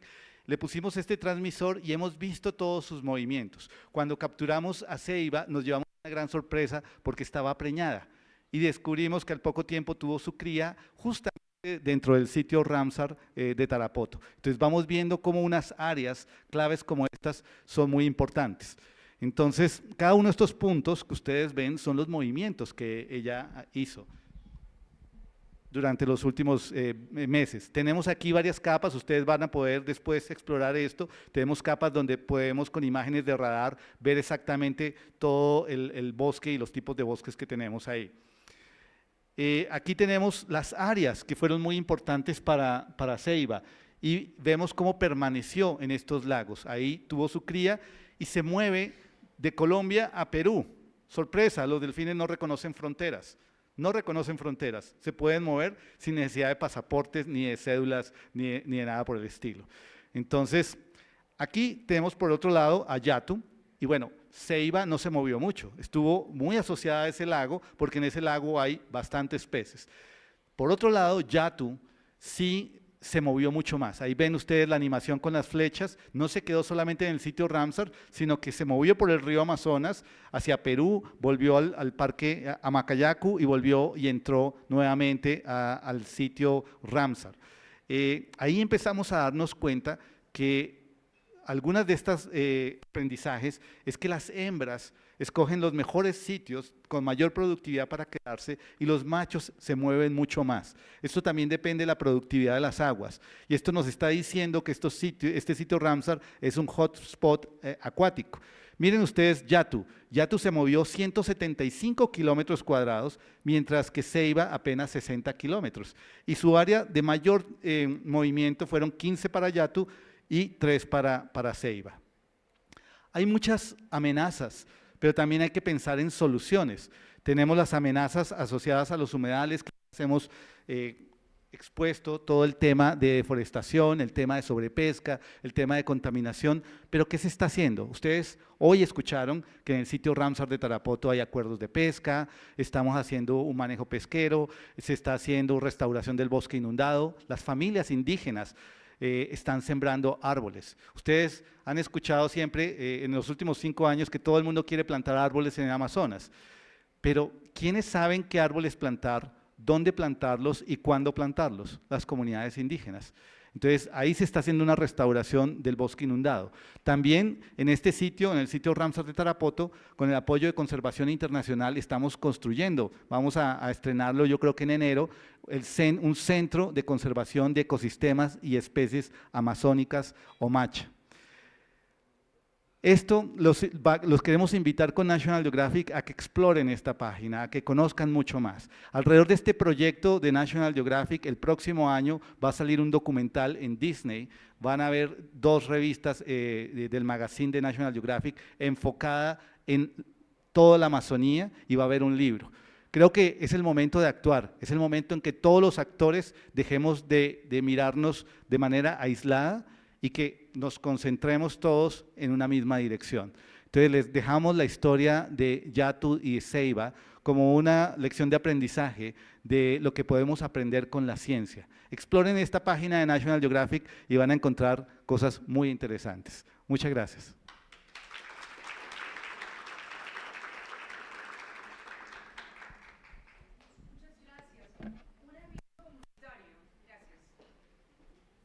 Muchísimas gracias, qué interesante. Un aviso comunitario, necesitan por favor devolver los equipos en la entrada porque hay que cargarlos para que estén listos para mañana.